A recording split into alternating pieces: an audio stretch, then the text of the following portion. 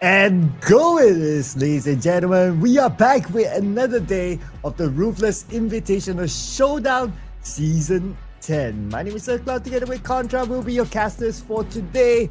And today will be a continuation of who will make the cut into the top 16. That's right, the race is on, and we're looking at a very tight race to the top where CLComDigi Alliance, they got double chicken dinners coming from yesterday, while we still have HORAA Esports to be following very closely, getting a lot of all these high elimination points per round, so it definitely will be very interesting on what unfolds for today.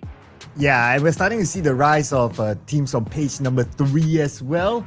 So the fight for survivability continues. Whatever it is, there's still more days to come, but you don't want to put yourself in such a high pressure situation in the last day. You want to get a comfortable get-go at least so that you secure your spot into the grand finals, whereby the goal is still to be in the top 16. That's right, with an entirety of the group who might actually face an elimination, so that is definitely a very scary afterthought. So out of all these names out there, we are still looking at certain big titans out there that have seen some sign of struggle, namely VOIN Esports, Alter Ego, which we did actually see them starting to surge moving into those later stages of what they have to offer. Day 3, I think it's definitely time for them to really put the pedal to the metal to get to where they need to be, so long as they qualify to the grand finals, just like you said. So if you guys are wondering what's really going down, don't worry, we'll fill you guys in with all the details as we will slowly unveil to you the leaderboards and so on. Yeah, and take note as well, there are some teams who perform well in day 1 starting to slide down as well. So I mean, it's natural, right? If a team goes down, then another team is able to come up. That's just how the race is into the top 16.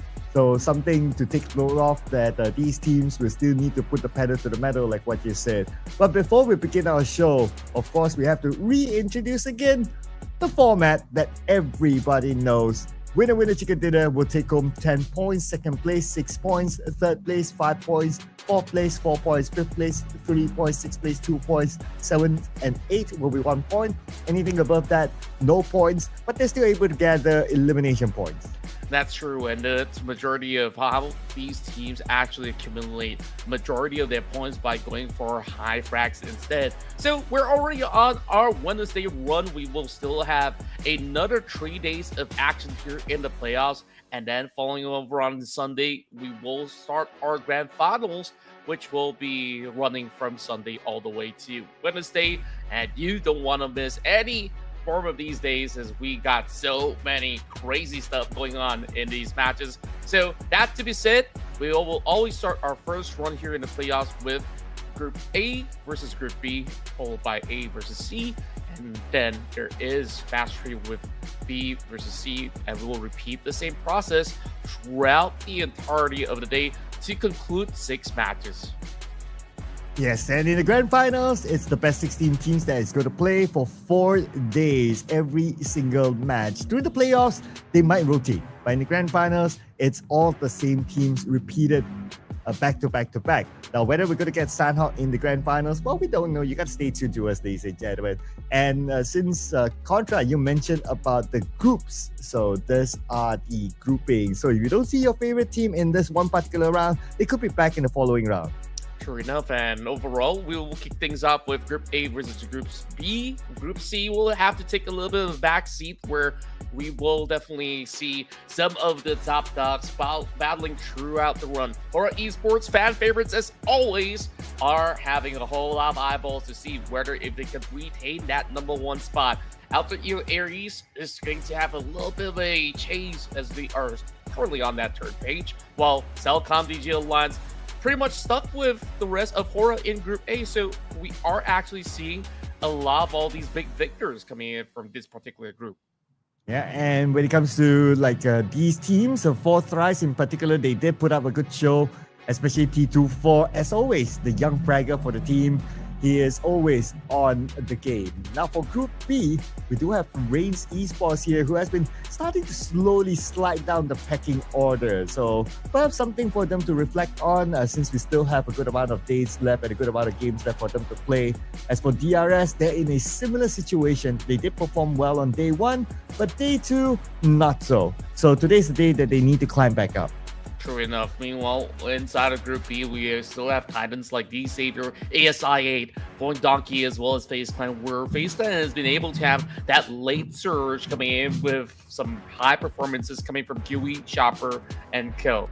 Now, I definitely want to see how much more can they actually offer now that we are taking a glimpse into Group C, which will be performing later on. MGN Vikings definitely have packed a lot of surprises, while Bigetron Esports are still making a little bit of a late climb, despite, having a lot of funny names that they always show us. But it is going to be their usual staple roster that will be playing throughout the run. Yeah, and for the rest of Group C, Vampire Esports doing so far so good. As for the other teams that you can see here on screen, Todak, they came up a little bit late yesterday. So hopefully they'll be able to keep their momentum here on today as well. Same goes for S10, also came up a little bit late, but there's still more games to go. So I wouldn't be too worried for your favorite teams there on the last page. Me too. I mean, overall, so many days of action. I guess that there are plenty of strats for them to still go in for trial and error, where we are looking at almost every half of the run. We will actually see some substitutions falling into place, where we actually get to see Muzi play a couple of games, and even for the side of S10, they're also making a little bit of a test somewhere in between. So that being said, you guys want to find out who exactly was the MVP throughout the run so far? It has to be none other than Sky from HORAA Esports. Yeah, banging in 22 eliminations so far by himself with 3,754 damage. And he has been the pinnacle, the key person for HORAA Esports. And besides him, of course, we got to give it to Sleepy as well. Yesterday, he had a very solid game in the Erangel matches. And besides Sky, Luke from CelcomDigi Alliance comes in at number 2, Lapar from RRQ at number 3, Razak number 4, and Kasim, aka Jimmy OP, at number 5. But this is still the road to MVP. So this chart could change by the end of the day. It definitely would if there's going to be any form of a pop-off performance, or perhaps if Sky actually adds even more to the tally, then he will remain to be on the podium, because you can definitely see that there is a slight gap in between where Luke, Lapar, as well as Kasim, they will need to actually put more on the board in order to topple Sky's performance thus far. But the damage numbers from Luke is actually drawing very closely to Sky. Yeah, just that they have a 4-point elimination gap. So we can see the potential here of Luke. I mean, he's always the main fragger for CelcomDigi Alliance, always doing well. And because of them doing well individually, they are kind of safe now in the top 16. I mean, they are in podium spot as of now.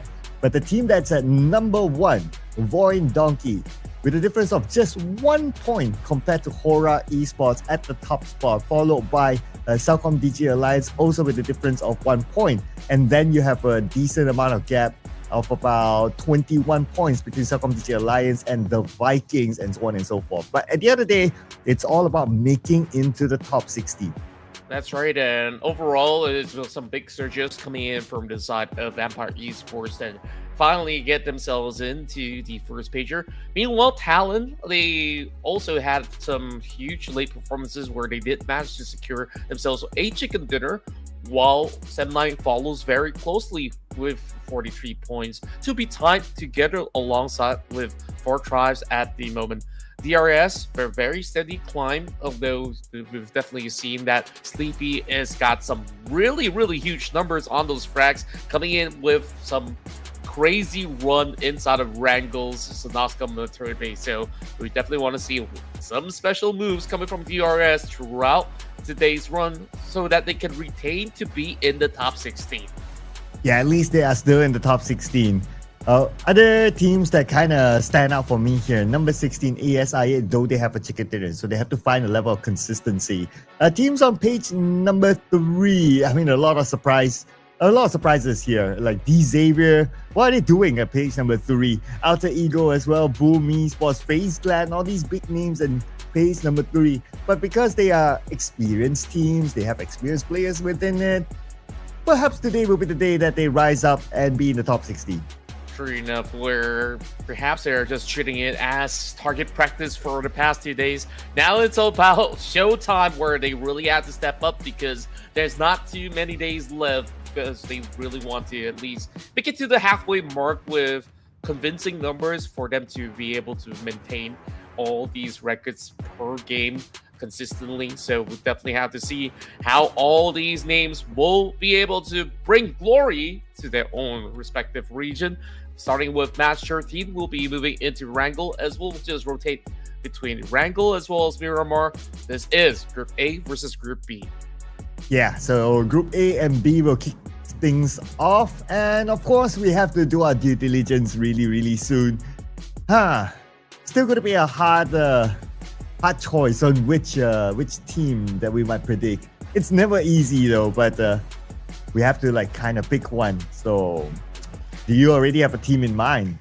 I do. I mean, there's so many of all these big names. It is always going to be difficult to actually get it right. But I'm looking at eArena. They have definitely shown good consistency of a performance. So I'm thinking that Erangel, they actually look pretty phenomenal. So I'm going to be putting some chips in the basket here for eArena.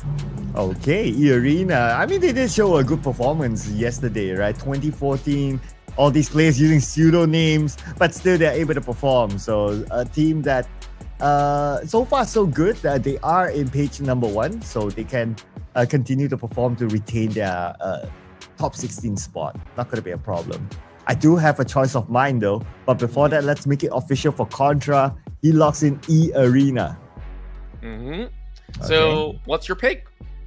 Okay, let's make it official. eArena for Contra. Anytime now. eArena. eArena. Well, eArena. What about you? I mean, we saw that there's so many of all these titans out there, although it has been a little bit of a sleeping run for the side of Alter Ego. Do you think that there's ever a chance moving down for what Day3 has to offer? Oh, I want to start off. Good this time. So let's bring in the team that is represented by the MVP now, HORAA Esports. Let's go. Okay, let's see if they could just snatch that number 1 spot. It wouldn't be too hard because they're only 1 point behind. So realistically, all they really have to do is just to get a couple of all these frags in order to get back to the top. So VOIN Donkey is going to be a production's prediction, as they're the ones who are sitting at that number 1 spot. Yeah, going straight for the top seed. I mean, VOIN Donkey, they have scored like at least 2 chicken dinners so far. So their chances are looking pretty good. So VOIN Donkey, definitely not. I mean, they are number 1 for a reason, right? So by picking them, you naturally stand a good chance for them to score a chicken dinner. But frankly speaking, I would also like to see like teams on page number 3 to be scoring those chicken dinners. So let's see. It's always nice to see like a big comeback by any of these teams on page 3. True enough. I mean, we're looking at Boom Esports, Alter Ego, who are pretty much will be in this kind of group setting as well. So we'll definitely keep a close eye on to what kind of progress they will be able to achieve. Perhaps, you know, if it's not going to be that chicken dinner, then a top 4 finish will definitely be sufficient for them. So you guys can also make your own prediction in the chat right down below as per usual. And make sure you guys have friendly banters instead of, you know, yapping at each other for way too hard. And if you guys haven't subscribed yet, well, please do so, because we will always bring you the best PUBG mobile action here in this channel. Yeah, I see a lot of fans of HORAA Esports, for Thrives, Alter Ego, now putting in their support for your favorite team. So it's great. Continue to put in your support for your favorite team inside the comments, because I'm pretty sure these players, during their break time, if they're not playing, they'll be looking at the stream. They always do that. And they'll be reading your comments along the way. So whatever that you put in, the encouragement that you give them in the comment section, it's always a good motivation for them to continue to perform well for your entertainment. That's right, and of course, keep it all rolling while we're waiting for our very first map. So, looking into the trends of what went on from yesterday's performances, I think like whoever gets the first chicken dinner usually does have very good momentum to be moving along throughout the run. So, I'm not sure if this is going to continue to be the trend for the side of CelcomDigi Alliance, because they are looking super hot, especially with the performance of GLUBLUG to be matching up to the tempo of what Sky has to offer. And then we also take a look at DRS. Sleepy, man, there was that first game where he's just taking down players left, right, center. And I think that he got himself like 8 to 9 eliminations in that round itself. So a lot of great spectacles, and hopefully we get more of those. Yeah, we did see a good showing as well from Jimmy OP. He won a 1v2 against eArena in one of the Erangel maps as well. It was a tough circle. Interesting circles, I must say. We even got like a meter-based circle that is not like a regular meter-based circle. That is one of those like it's stuck in the corner on the left side by the beach. You know, those kind of circles are always interesting to watch. And I do hope that we get to see more of those kind of circles at the end of the day. If it's not military-based, we haven't got that many northern-ish circles. So if it goes towards the, let's see, shooting range area, I will find that area kind of interesting as well. Yeah, it definitely will be something that's fun for us to witness, because a lot of all these circles, especially in Erangel, is kind of leaning towards the Southern-centric area for the most part, where there was one around the region of Milta-ish, and then there was, of course, the military base ending as well. So maybe we're going to be getting a bigger difference when it comes down to the scenery that the PUBG mobile gods will be bringing forward. So it's definitely a whole lot to think about right at this moment. I think like maybe when we think about, okay, what's really at stake is actually just the spots for the top 16. So anyone who's currently holding on to the top spot, you could definitely say that it's bragging rights, but the ones who are in the notion of struggle, the Savior, VOIN Esports, and a few notable names out there, I'm really wondering when exactly is going to be the time where they just unleash the entirety of their strat in order to maintain themselves, or they're just hoping, you know, I'm just going to treat this as a good practice, study some teams, and call it a day. I don't really have to worry about playoffs, but I don't think that is part of that game plan at all. Everybody participates. They definitely won a chunk of the pie heading to the finals. Yeah, and it's a off-season tournament essentially, right? So they want to take this as a serious practice as well, while trying up some of their new players in the lineup. Just like, for example, FaZe Clan. FaZe Clan, pretty big overhaul. They only have Macarius as their original player from the last season.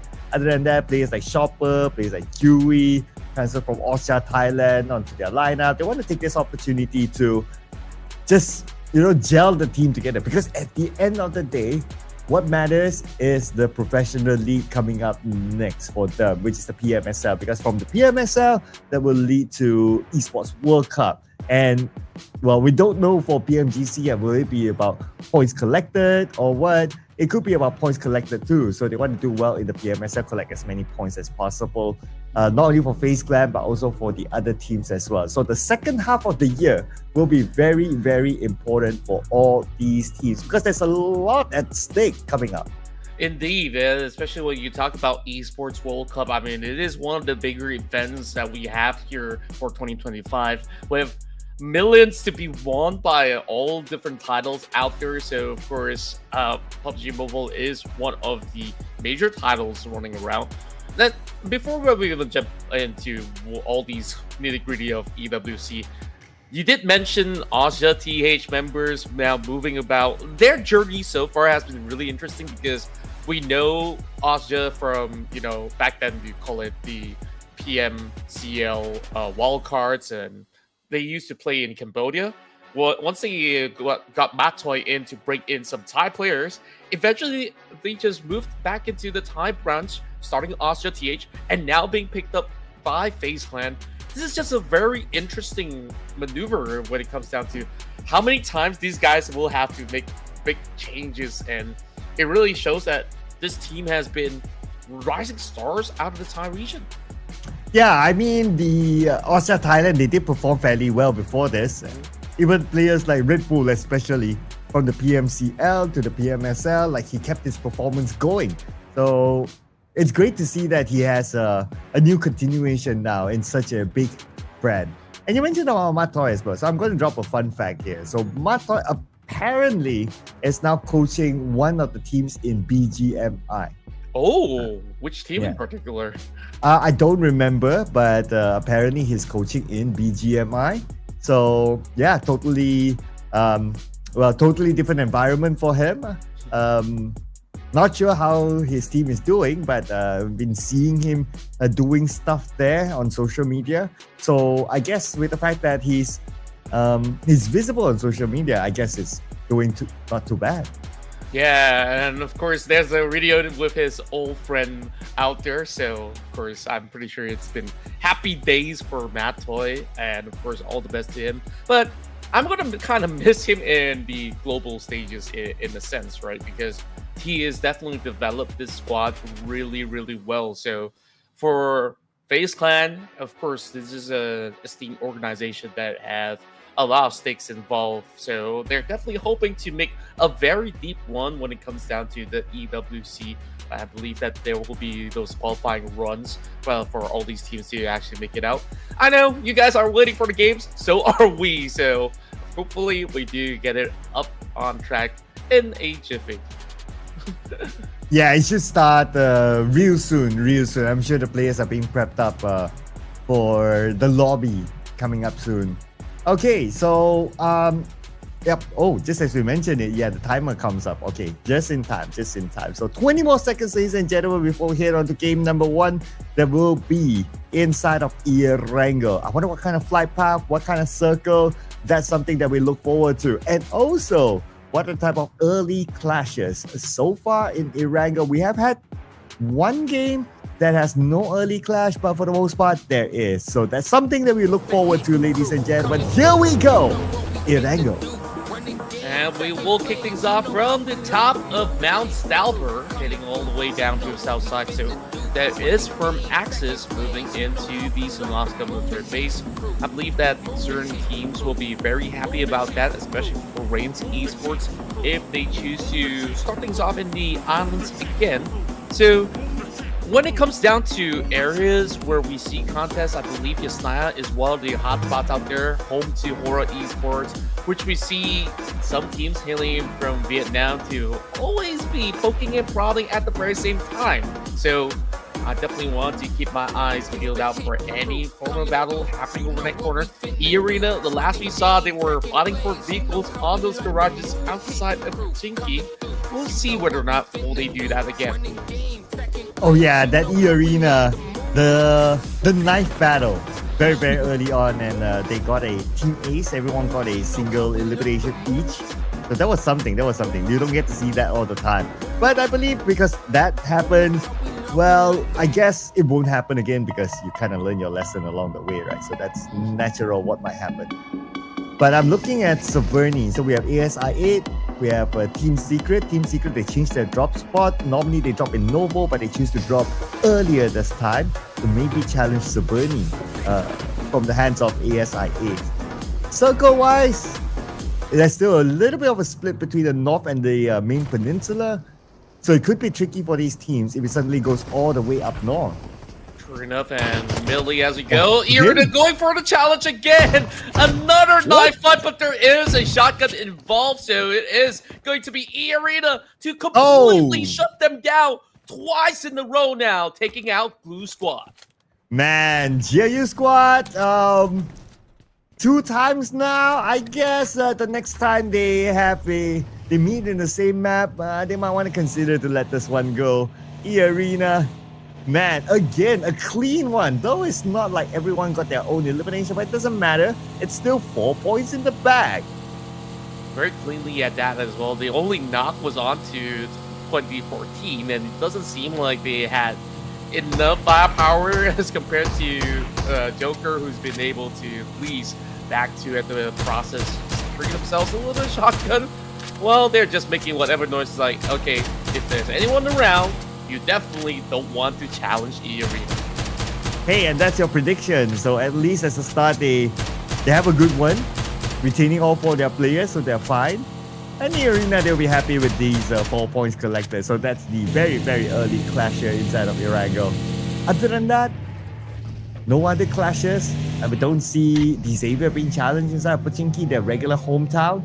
We've seen that before this, but I guess teams just, refuse to challenge Xavier, knowing that Xavier is very good with Pochinki. Yeah, I would certainly agree with that statement. Overall, Xavier, they are having a little bit of rocky ride because there was indeed certain maps where they were kind of challenged, where they lose a couple of members, although they do also win some in return. It kind of hurts and dents their progress heading into the later stages of the game, and therefore definitely they want to seek improvement moving for today's schedule.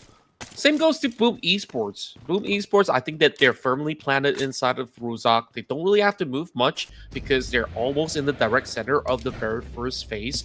If they're going to reposition, I think going to Ruins is definitely a very good shout, whereas CelcomDigi Alliance, they're going to be guarding that south side of the mainland. So hanging by the port, if there's going to be any movements coming in from the rest of the teams who starts off in Milta, they'll be able to catch them. Yeah, their regular spot in the area of farm. So that's where CelcomDigi Alliance will start off with. As for FaZe Clan, also around the area of Milta, northern side of Milta. So this is where they will start. So FaZe Clan, interesting lineup. Oh, behind that thought, FaZe Clan, they have Champions Esports here. Urkas waiting at the corner. Is he going to pull the trigger? He might anytime soon. They've got no idea that he's looking around. This could have actually been an easy catch, but I'm not too sure if Urkas is just hoping to find more targets involved, because that member of FaZe Clan, he's got no clue. He's just running around looting. Well, is he going to pass though? Okay. He's probably scouting if any other members of FaZe Clan are around the corner. Now he's kind of sure that Dewey is alone. So he might pull the trigger the next time he sees him. But Dewey's running the other side, so they probably might not meet each other. But on the minimap, there's actually two other players. I guess they're both from Champions Esports. And if they see Dewey, oh yeah, they are. And if they see Dewey, well, it's going to be a 2v1. They can actually pull the trigger, but Dewey is going further and further away from them. Yeah, I'm afraid that perhaps that opportunity might have actually passed, and now the member of FaZe Clan is going to be fully equipped. Dewey, the last time we saw him was that he's holding on to a Mini 14 as well as a shotgun, so good enough, but he's switched out the Mini 14 for at least an AR, so he will be able to fend off very, very quickly. The question now remains, now Urkas does actually spot Makaris running around the outskirts and immediately gets thirsted, so that wait, absolutely worth it for Kino. Now, what if Dewey will want to come for the rescue? He's being held hostage now, but no longer hostage. They will secure that point, and they see Dewey. Dewey goes down. Oh man, FaZe Clan now, only 2 players left, and they caught off guard. They had no idea that Champion Esports were here. Yeah, I'm not too sure if they've actually spotted some of all these parachutes coming into the early game, so this is definitely a very interesting nuance of and as well as sequence of events that actually takes place. Champions Esports off to a good start. FaZe Clan, they always got to check their things. Like, this isn't exactly the best way to start their run, as they're already dashing up the hillside just to get a little bit more of that safety net in the lumberyard. And now they have collected these 2 elimination points. They can kind of loot. So it's time for them to get into the circle. Moving across, I believe that FaZe Clan wouldn't want to challenge them. So Red Bull and Chopper, they'll be doing their own thing, passing by Shelter to get into the circle with only 2 players left. They might want to play this a little bit safer. Sure enough, I mean, for the moment, all they really have to do is just to play as a tag team duo with Red Bull as well as Chopper. But we've seen what they could potentially bring to the table. It's just that they will be lacking a little bit more of a backup when it comes down to some full-blown fights heading into the mid-pack. This is just stage 1. We've already lost about 6 players. Actually, maybe a little bit more. I mean, other than that, of course, Glue Squad was wiped away.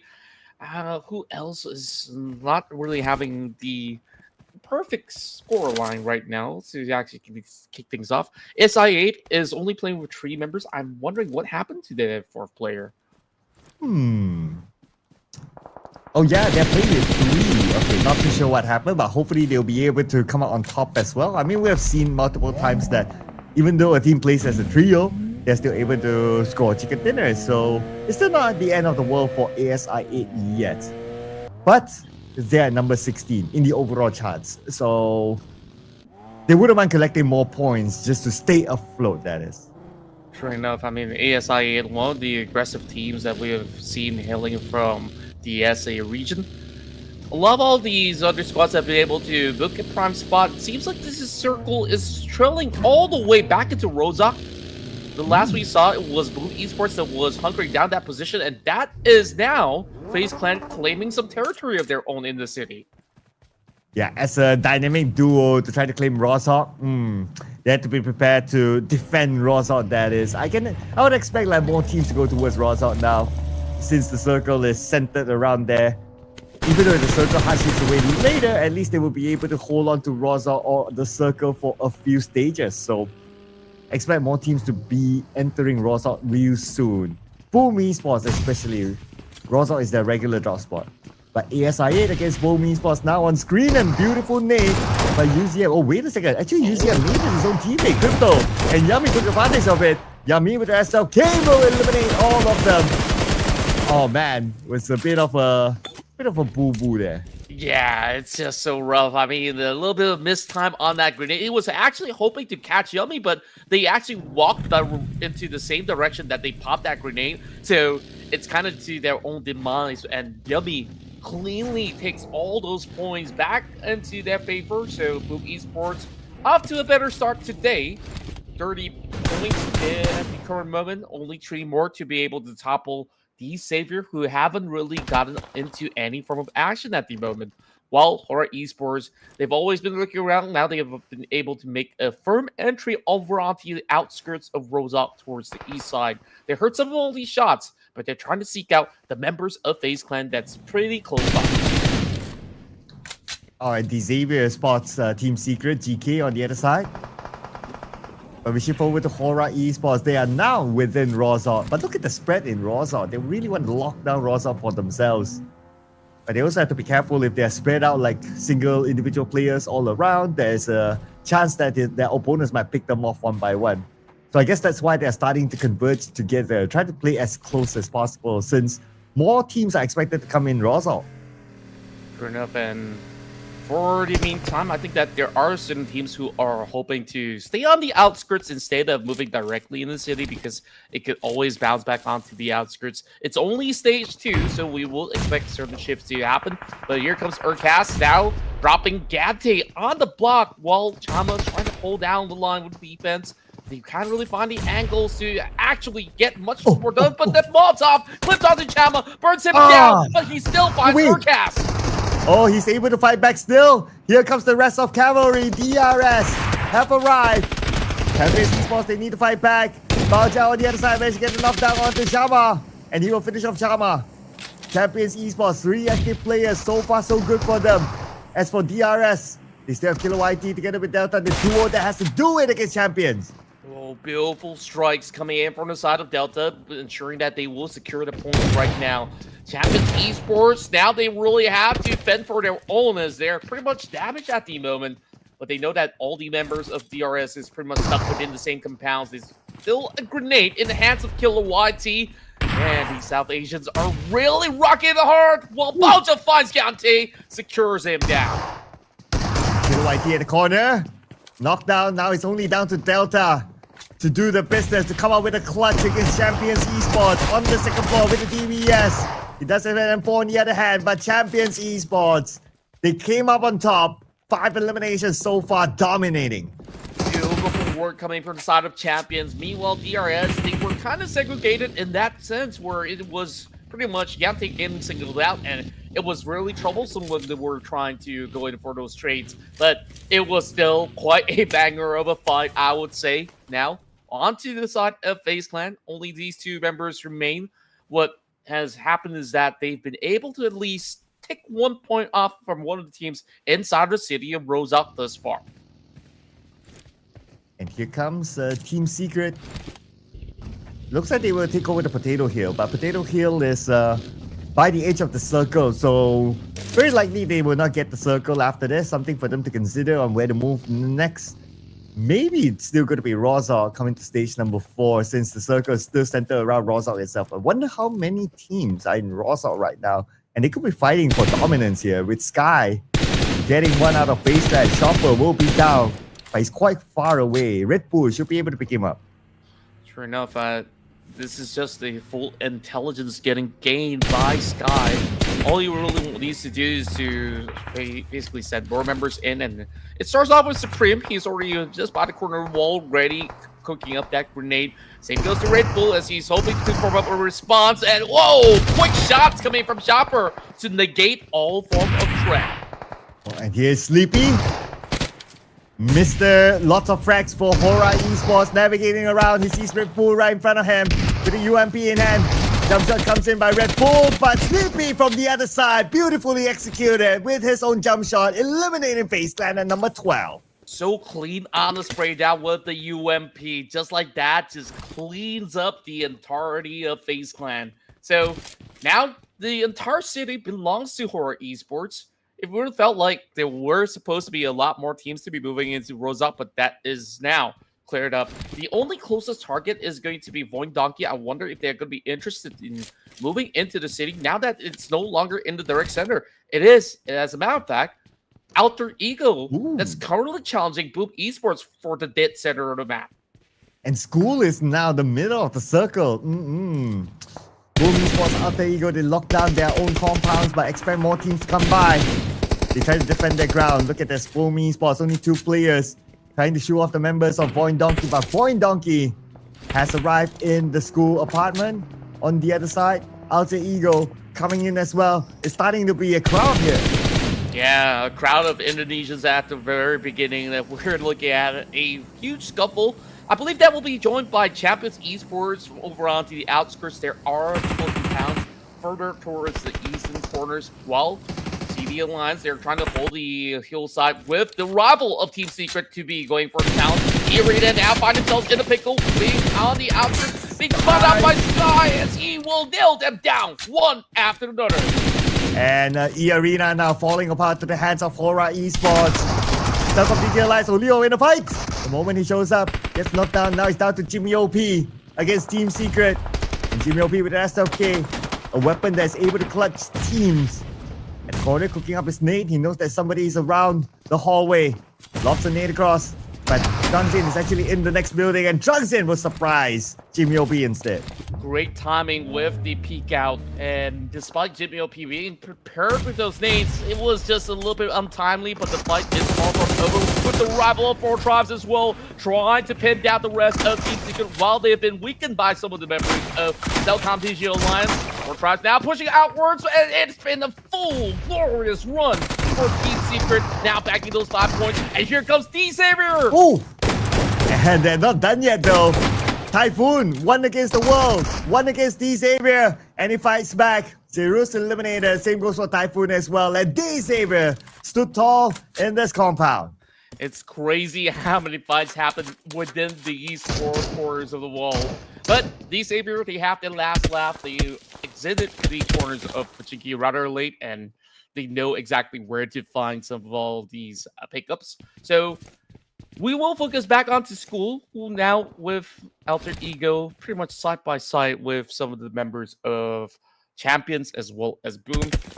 At least there's so many different rooms for them to take shelter in for the moment. So Badru, he has the entire compound by himself, but if he were to be knocked, it is going to be a tough way for the rest of Alter Ego to salvage his teammate right there. So we'll have to see what happens between these three teams, whereas the rest of the pack, they're still kept busy on the outskirts. Yeah, 3 teams still in the school apartment, and 1 team property at the school compound now. Lots of holding for both sides. And Supreme from HORAA Esports passing by. Everyone wants a piece of school now. Totally understandable.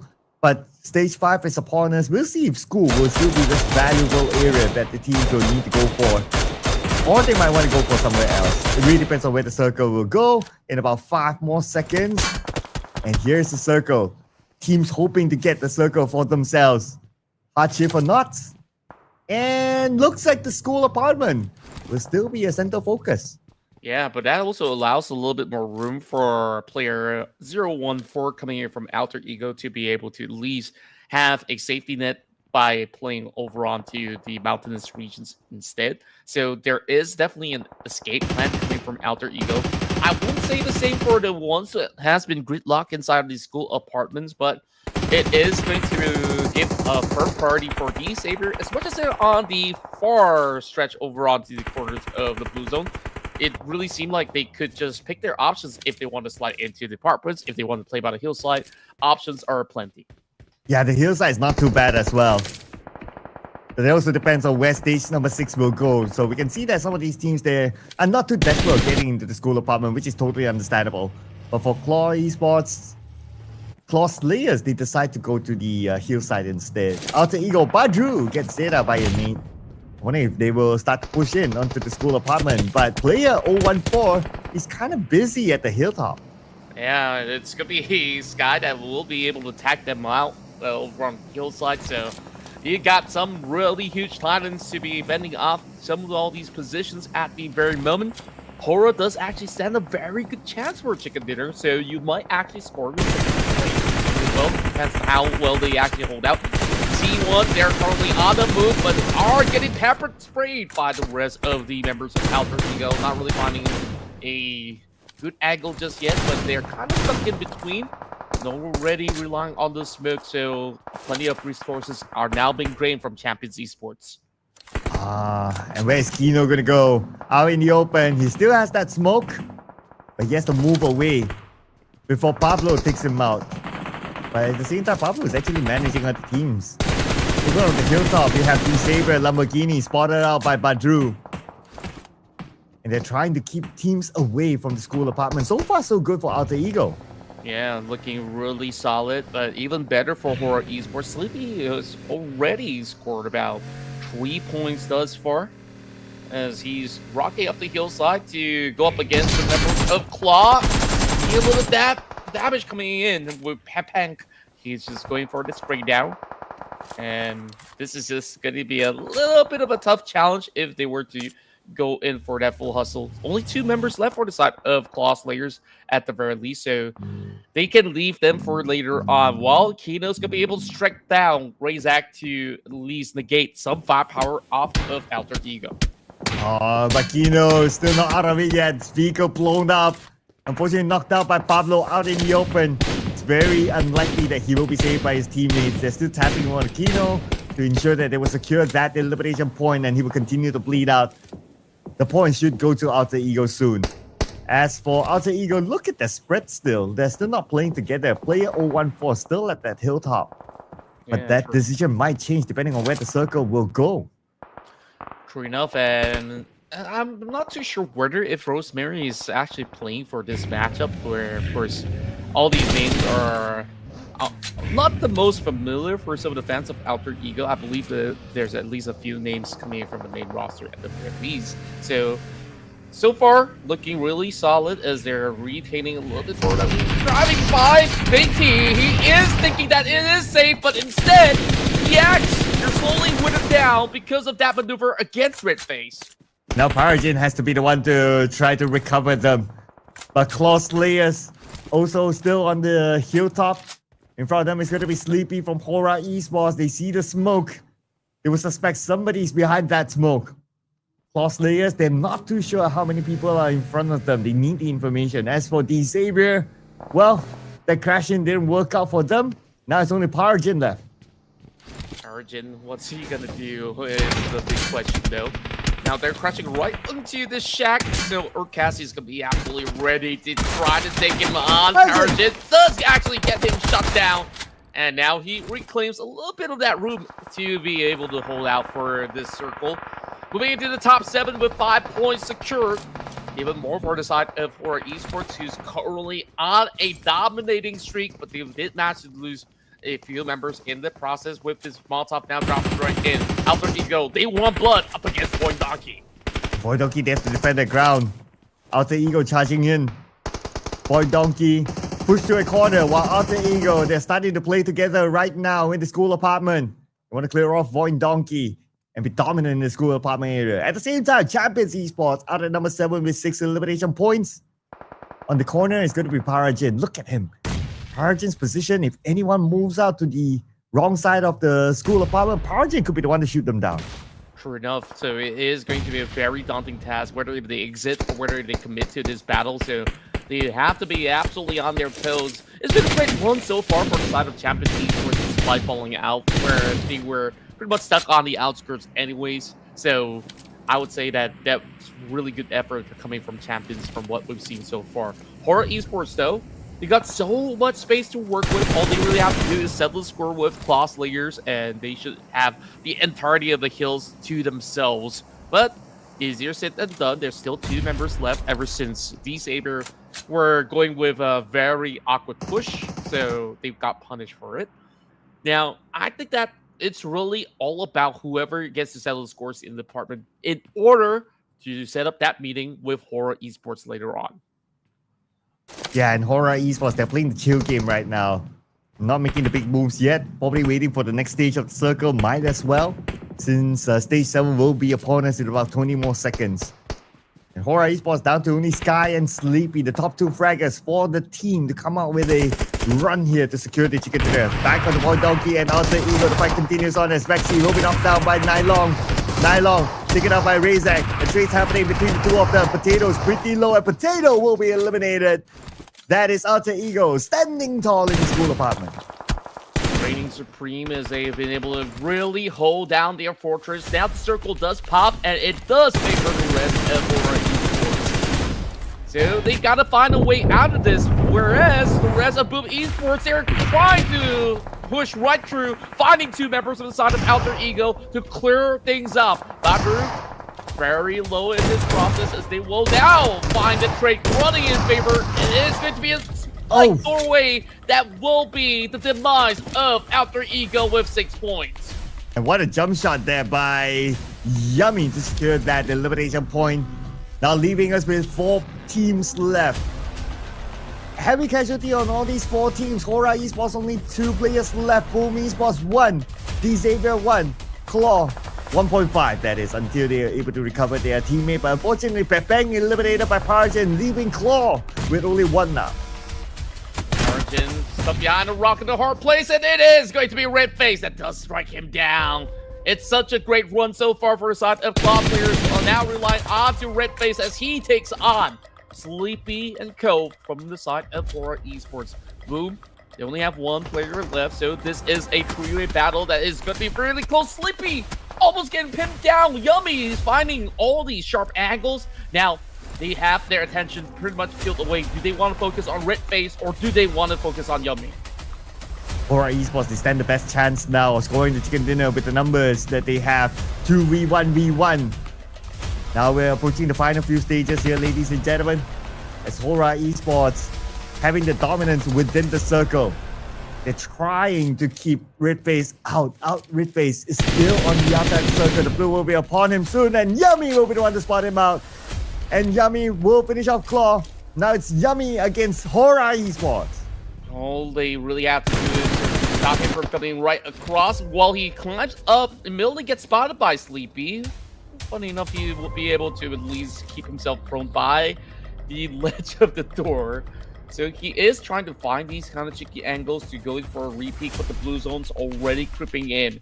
There's barely enough space. So HORAA Esports confident enough to actually close things out because they're losing a little bit of track over on Sky. But as I say that, Yummy have already been able to spot him out, slowly drifting over on a quarter. So great intel gathered by the side of Boom Esports. It's all about execution now. How exactly is he gonna make his way in? Yeah, nice angle here by Yummy. To see where, oh, they see him. They know exactly where Yummy is at. Taking two different angles right now is HORAA Esports. And they still have the circle on top of them. While Yummy might not have the circle. He's just right on the outside of it. And this is where we see the emotes come in. But hey, Yummy right now, what is he going to do? He's just gonna play for whatever is possible. If he's gonna be able to take even one knockout, it will be just about good enough for him to try to salvage this situation. Sleepy, he's just gonna dance it up until he steps out into the zone. At the very least, Yummy does have a lot of volley smoke, so we'll see how far can he try to push out from this angle, because once it subsides, it's pretty much over. But oh! He strikes out one! Now it's down to 1v1. Oh, Sleepy versus Yummy. Sleepy, he does have the high ground advantage. Geographically, it favors him. But with Yummy, we're talking about Yummy takes a lot of damage from this nade. Has to recover immediately. But Yummy managed to make it into the circle. Sleepy is cooking up his next nade. And will it land on the Yummy? He switches back to an M4. It's going to be an M4 fight between the two. Yummy takes a lot of damage. And at the end of the day, it's going to be Sleepy on top. HORAA Esports claims the first chicken dinner for today. What a fight to the finish line. Down to a 1 versus 1. It was relatively close with Yummy almost clutching that moment, but you can see the confidence brimming from the side of Sleepy, where he is just waiting by the corner tree. And Yummy knows if he actually stays behind that rock, he will be naded, which is why he had to push out up against Sleepy. And that's how HORAA Esports closes off our first game. And kudos to you, Sir Cloud. 1 big point for the Purple Hearts, and 1 big point to you too, my friend. Yay! Got my second prediction right. Thanks to HORAA Esports. Continuing their momentum from yesterday with Sky, with Sleepy in the running as the top MVP. Still putting up a good show in this round. And they bring together with them 8 elimination points. So that's 18 points for the Purple Hearts. That's right. It's really perfect on how they've been able to handle the situation. They didn't really have to force a fight in the early game. All they really needed was the control up the hillside, where once the circle shifts, they will be able to garner the full control on whoever advances upon them. So great work coming in from Sky and Co. It was Sleepy that has been able to secure them the big chicken dinner. Oh yeah, HORAA Esports with this chicken dinner as well. They're definitely going to be at number 1. VOIN Donkey, they lost the fight with Alter Ego somewhere in the middle of the game. So surely HORAA Esports will be at the top spot after this. Once we tabulate the scores, we will find out what the gap is going to be like. But HORAA Esports, they are still very, very consistent. And especially if you leave the final duo is Sky and Sleepy. These two players are the top fraggers for the team. You can expect it to come up with a good performance. True enough, and it's been some resurgence coming in from Claw Slayers as well as D-Savior to be able to make top 3 and top 4 respectively. And this is by far Boom's best performance throughout the circuit of the Invitational Showdown Season 10. So it's only gonna get better from here on, because we saw how sharp Boom Esports was, especially Yummy almost getting himself a chicken dinner for the team. So HORAA Esports, they're still in full control. They will be at the top spot, as HORAA Esports will now have a little bit more of a relief heading into these upcoming matches. Oh yeah, you're right. Boom Esports, this is their best performance so far, and they are one of the teams on page number 3 that needs to get into the top 16. So with this kind of performance, let's see later on, are they in the top 16 or not? Because 9 eliminations is not too bad for a second place finish too. And in comparison of a head-to-head, HORAA Esports, they were a little bit busier with the damage output 1933 as compared to Boom Esports 1307. And I guess that's because they were really, really active on the top of that school hill, just trying to pin down teams, trying to pin down players, and that's how they got the damage outputted. True enough, and you could also say that Boom Esports was very active inside of the apartments, where they have been able to annihilate not only VOIN Donkey, but there were other teams that were actually charging towards the direction, with even the Savior hoping to actually get into the mix of it. But it was actually Yummy that was the MVP. He's got 8 elimination points. Imagine if he'd been able to secure the final blow against Sleepy, that would have perfected his run. But it is definitely tantalizing on what he actually brings to the table. Yeah, still able to perform at the top of his game. Yummy here. But besides Yummy, of course, Sleepy comes up next together with Sky for HORAA Esports, final 2 players. And then we have Kino from Champions Esports. Okay, we don't get to see him coming up on our charts here that often, but it's great that he's able to come out as one of the top performers. He just shows the level of competition that Champions Esports and maybe even Kino is able to put out here in this tournament.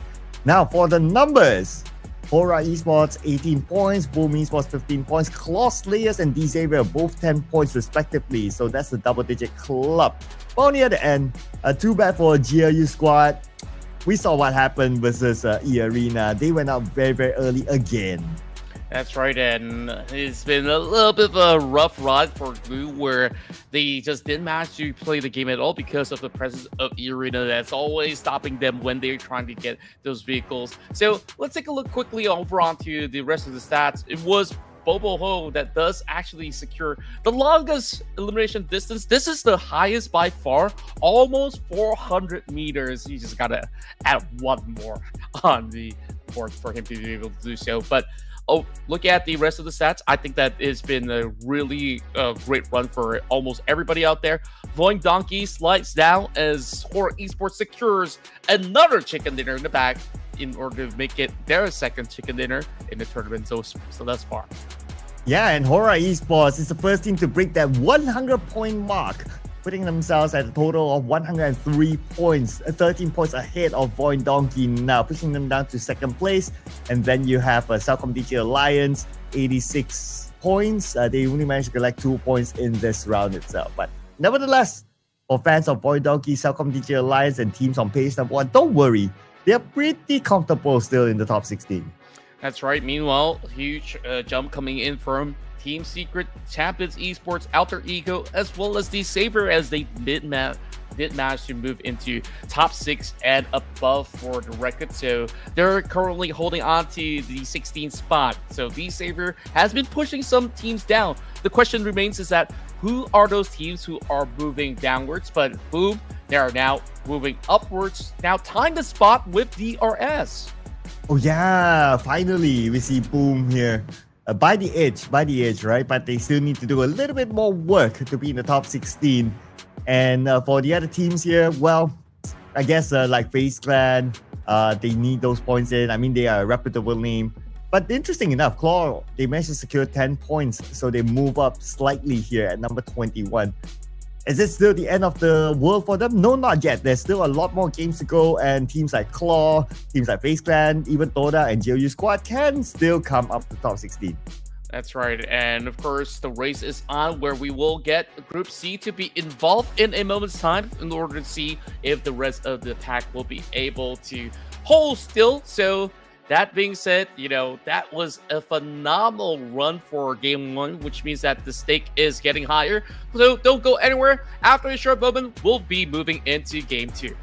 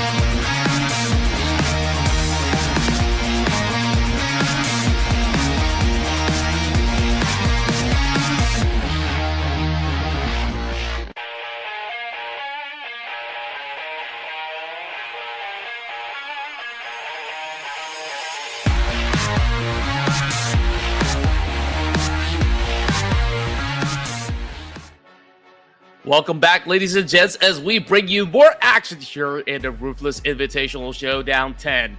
It is Sir Clout together alongside with me, Contra, as we will now celebrate HORAA Esports chicken dinner from that past round. Can they do it again? We'll have to see moving into match 14 as we dive into Miramar. Yes, and they will be playing the next match here. So Group A will be playing, and Group C will be making their debut here in today, that is. So, gonna get back to our due diligence, Contra. It's not gonna be easy from here onwards.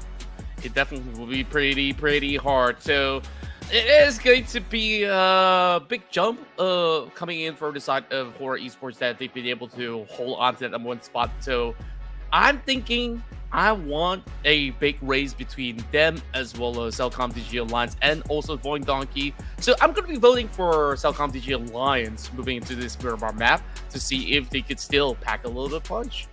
Okay, since you mentioned VOIN Donkey, I guess I'll go for VOIN Donkey as my pick. Let's go, VOIN Donkey. Okay, Prod, what's it gonna be this time as we're just sifting it through pretty quickly? So you got some time. Oh, is it Vampire? Is it HORAA again? Yep, it will be HORAA Esports again. So, and we got a lot of work to do, Prod. I mean, we're still sitting at 0. Meanwhile, Sir Cloud, I think you're always getting a lot of great predictions to start off your day. Well, what can I say, right? What can I say? It is what it is. Not meaning, well, what can I say? What can I say? You just get it right. Yeah, I mean, of course, we have a lot of faith in HORAA Esports' performance. So that being said, I think that they are definitely on a very good notion, right? Like, so long as they can sustain this level of performance moving into the grand finals, then they should be able to at least retain a title of their own. So I definitely want to see if, you know, the rest of these teams are going to be bouncing upwards, especially now with REINCE feeling a little bit of that pressure moving into, you know, the lower end of the spectrum. So I'm wondering if they will also be able to hold in some points moving into the rounds of Miramar. Yeah, REINCE need to put in a performance. If not, then I worry they will slide down to the last page because they seem to be heading that direction. Anyway, games to come, including this match here inside of Miramar. I wonder whether we'll see an early fight here in Miramar itself. Without further ado, ladies and gentlemen, the flight path will begin. Let's get on to Miramar.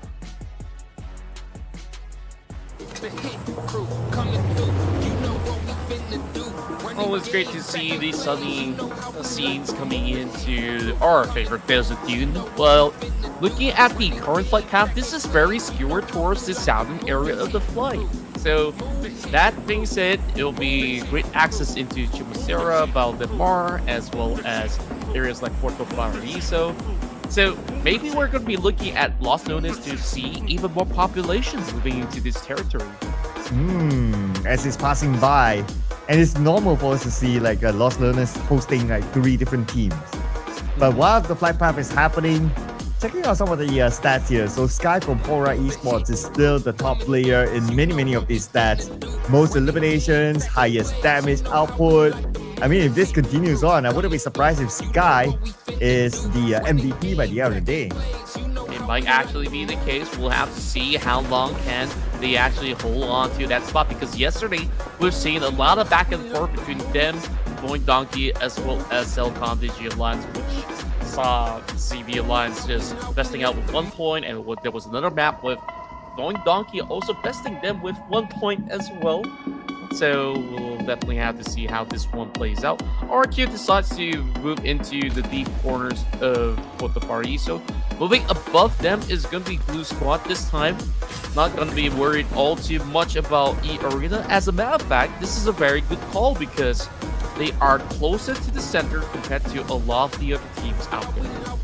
When look at Power Grid, it's not the first time that we see multiple teams inside of Power Grid. We have BTR there, we have Tribe Aeromacy, and eArena as well. 3 different teams in Power Grid when the circle is not there. So we can expect a early skirmish around that area. Perhaps our kind observers will zoom into that place later on. But inside of Lost Learners, we have the Vikings here. You're going to share the spot with CelcomDigi Alliance, which is their regular drop spot inside of Lost Learners. But I wouldn't be surprised if we see the first encounter or the first fight in Power Grid still. Yeah, overall, having Break to be a part of this squad actually supplements them a whole lot, where it feels like a Team Secret 2.0 in a sense, with even VOIN T to be on board, having a wealth of experience. But look at the rest of CelcomDigi Alliance, I felt like this is a roster that has barely had any form of changes coming in from the Malaysian team in very good strides. I mean, so long as it works out, so long as you're winning titles and championships in your region, you don't really have to be too concerned of making too much dynamic shifts overall. But speaking of which, HORAA Esports start things off by pinning out the other Malaysian team that is Set9. So Yulo on the ground while there is VOIN trying to form a little bit of backing, with Sleepy holding the M249 so early to the match. And he's taking Yuhai as a hostage now. So just waiting for VOIN to come down. And VOIN, he wants to save his teammate, but no clear opening for him. So unfortunately, Yuhai will need his end here in this round. And this is the debut round for Set9 for him to go out this early. He hasn't even had a feel of the game. Hasn't even been able to warm up throughout the entire day. And now he'll be taking a break. Yeah, I guess it was just because they were just hoping to secure that vehicle over on the quarter streets, which kind of led him to be within the crosshairs of HORAA Esports. So now Set9 will have to play as 3 members. Trexie's going to be on board for today, so Mika's taking a little bit of that backseat. Xbox and the rest of Glue Squad. Well, we really want to see them actually pulling up a strong run here, especially talking about that early game advantage of getting the circumference of the circle, and they're the closest to the center. So by right, if they play this well by the edge of Impala, they should have at least a decent close to top 5 kind of performance. We'll have to see how many teams actually march towards their area of the city later on. Yeah, but I wonder what's happening at Power Grid. The last we saw, like, there's at least like 2 different teams overlapping each other. But it seems like they have a truce. So the Power Grid fight did not happen, at least between BTR and also Tribe Aeromacy.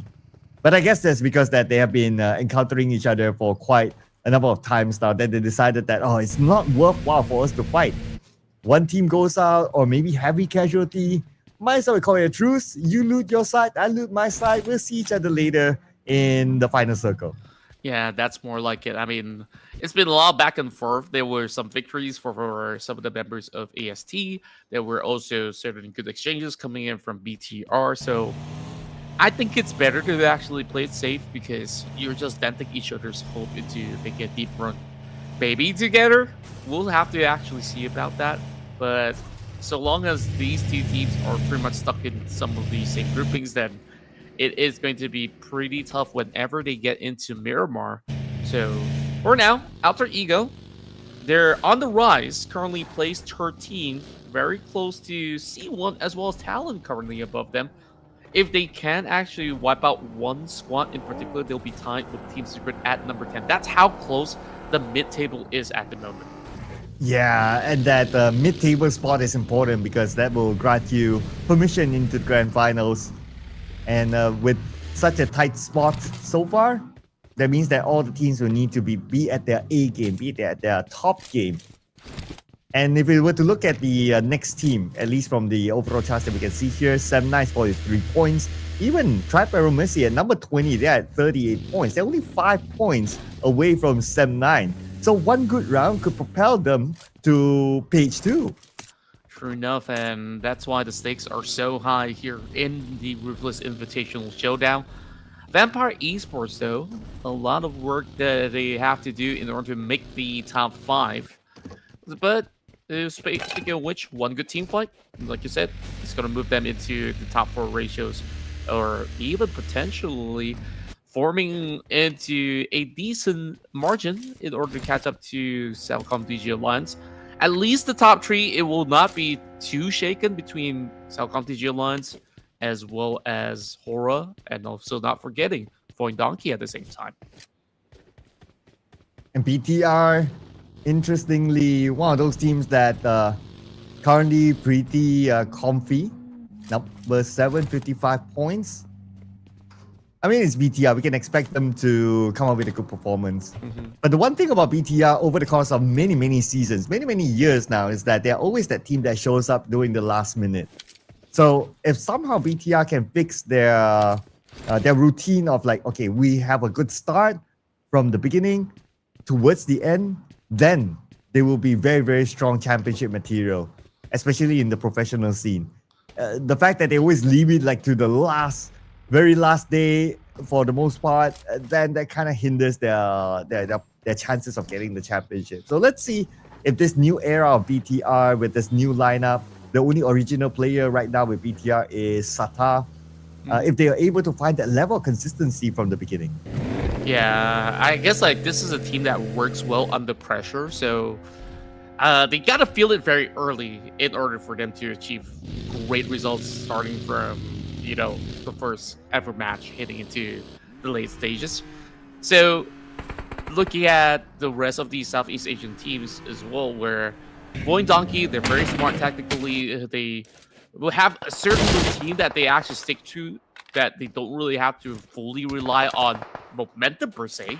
So, which is why it's been an interesting team to watch. But this circle's pulling all the way deeper than the Impala region. It will actually circulate more towards the corners of Los Leones as well as Puerto Paraíso. So it is a tight space. These teams will have to quickly make their journey in. But Todak, they're going up against Team Secret, who's currently moving around these corners of the warehouse. So this is going to be a big setup. Brian's got an M249, so it's not going to be an easy run into the rest of the members of Todak. At the same time, the elimination feed continues to roll with Tony K getting one for himself.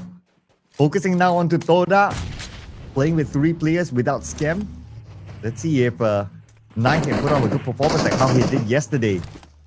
Now going up against Team Secret, the team that has a lot of experience playing on the professional scene, especially with players like Trangzin, with GK.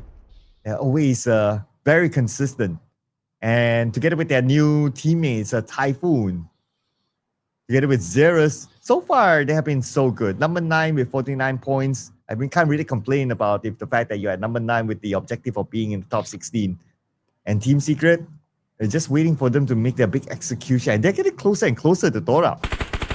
Yeah, they're just hoping to actually breach through some of the angles. Great smokes to be able to cover the tracks, but the sprays coming from 9 has been able to attack the hits of Zero, so they are definitely looking a little bit more worried. I'm not too sure if it's actually worthwhile for them to really go in for this commitment, because they could opt to move deeper into the zone if they want to, but they decide to hold the rest of Todak hostage, understanding the fact that, hey, so long as we're here, this team doesn't get to rotate, so perhaps it's worth their while to actually commit to this fight. Brian, front line of defense, got that M249 now, flooded by those members of Team Secret, coming right over onto the corner where Xerus is going to find the angles, and just like that, drops Brian, so the M249 will not be put into any use. 1-for-1 right now, Tran goes down, but it will still be pretty much a decent trade. Jiki now hunting him down. There's only a couple of all these rooms for them to play about, and Todak, they're pretty much scattered all across. And here comes GK! GK knocked down, but the follow-up came in just right in time.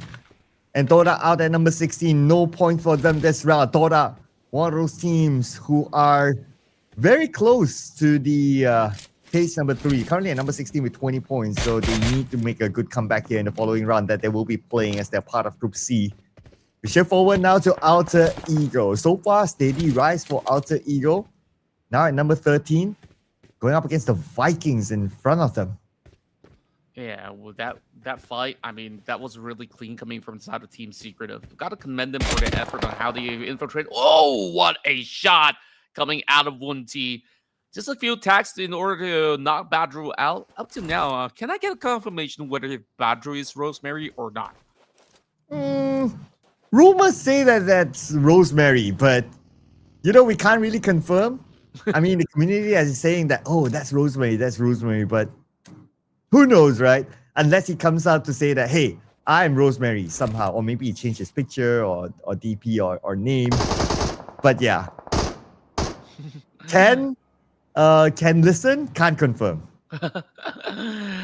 Neither confirm nor deny. I guess like we'll just make some assumptions, but Alter Ego, they're in a really good spot. They do have the circumference of the upcoming circle, where other teams they're currently struggling by the blue.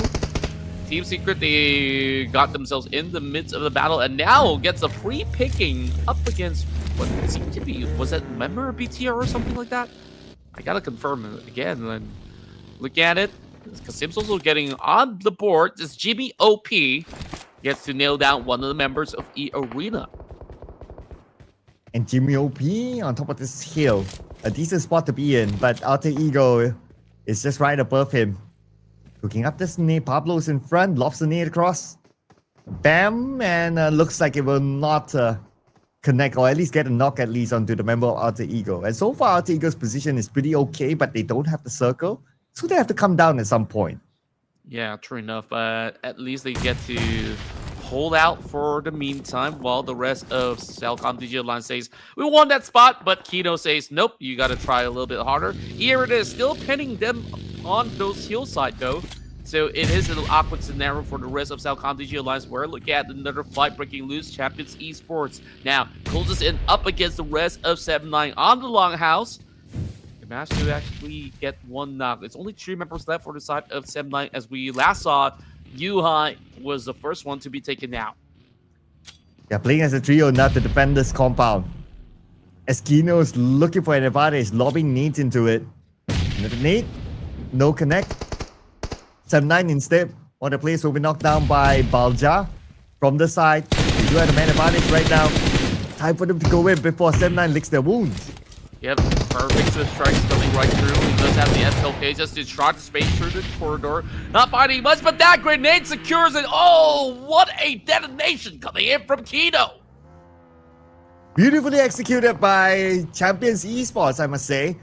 From the outside, just lobbing nades in and they landed their nades. But now we will put our focus on the CelcomDigi Alliance and Alter Ego playing by the hillside without the circle. Here comes the blue to put pressure onto Oleo and Jimmy OP, probably even Leon's as well. They have to move forward, but Alter Ego, they're going to play the gatekeeping role. Yeah, I think Blue's going to dry out over onto the blue zone. And there's no way that they can actually go in for the rescue. Are they going to go in for the attempt? Big nade does actually connect. So that's one member down for the side of Alter Ego. They will go in for the full collateral, as it seems. Leon's now leading the fray. Attic Luke, oh, he goes down. Not enough time to go in for the rescue while Oleo tries to fend them up. 3 against 3.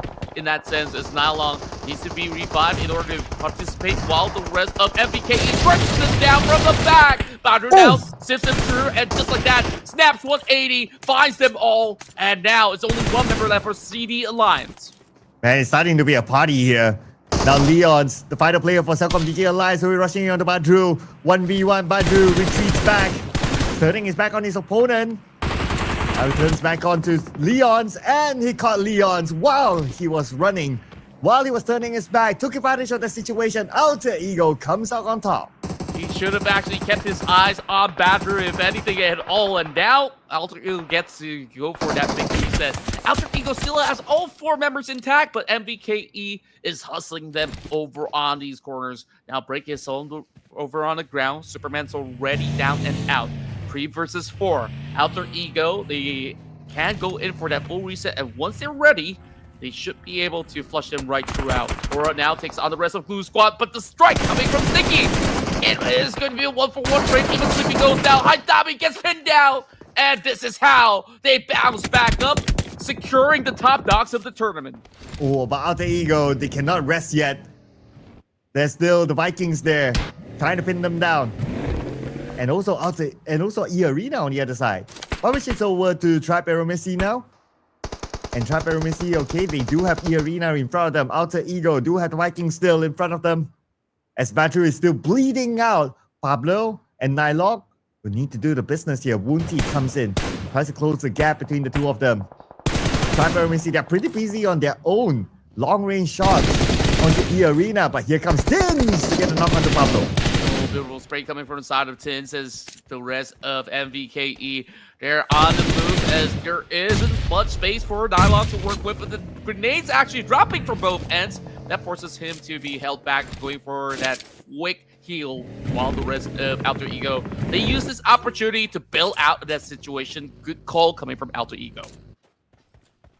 And for Vampire, well, they seem to have an easy entry into the circle. I don't see any other team challenging them from the northern side. But along their journey, they managed to collect 3 elimination points. Not bad for Vampire Esports. As for eArena, they have company still in the name of Aeromacy. But Aeromacy, they're also managing Talon below them. Venom on top. Let's see, Venom will pull the trigger at some point. Venom just having a little bit more of that high ground advantage, but Talon, they have 3 members on board. So it isn't going to be all too straightforward for Venom to just charge right through. Well, YBF slowly climbs upwards, knowing that he's somewhere up there. The zone's going to be closing right through, so we'll get a big update. C1 is in the prime spot, so no matter how the circle shifts, I think that they're going to be in a decent position. But if it goes up towards the hillside, it's definitely going to be a pretty interesting fight between Vampires, potentially up against MVKE and RRQ. Now here comes the nade by Mela, giving them the signal that they're there. But Aeromacy now executing their plan against Talon. And YBF currently down, and Triple Z on the other side, right in front of Trix. Trix? Oh, okay, in the vehicle? Oh, okay. Alright. Just wants to get a good view while getting the protection from the vehicle. Very cheeky move by Trix. Yeah, but there's just only so much room that he can actually play with the rest of Talon now swarming right through. Estelle down to Theo. Can he actually find these angles right? Just over a corner wall there, just turning right around the roses with Break. Also arriving to the scene, but they really get turned by the rest of the members of Talon Esports. Blow for blow, only down to Trix, and he will be pincered down. Venom 1 HP left, trying to survive to the best of his capabilities as he will try to bring this down to this 1v1 fight. He managed to loot a first hit just in time. But oh, from behind! eArena had to show up while he was healing. That's so sad.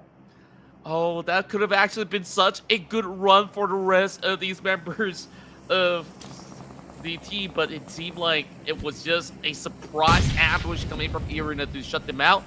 Talon has them to thank for, but I don't think they've got quite enough room to lick their wounds just yet, with 2 members pretty much hunkered down. We're on the same spot. That grenade did clip onto both of them. So, pretty tough luck for the side of AST and eArena. They're just ready for this ambush.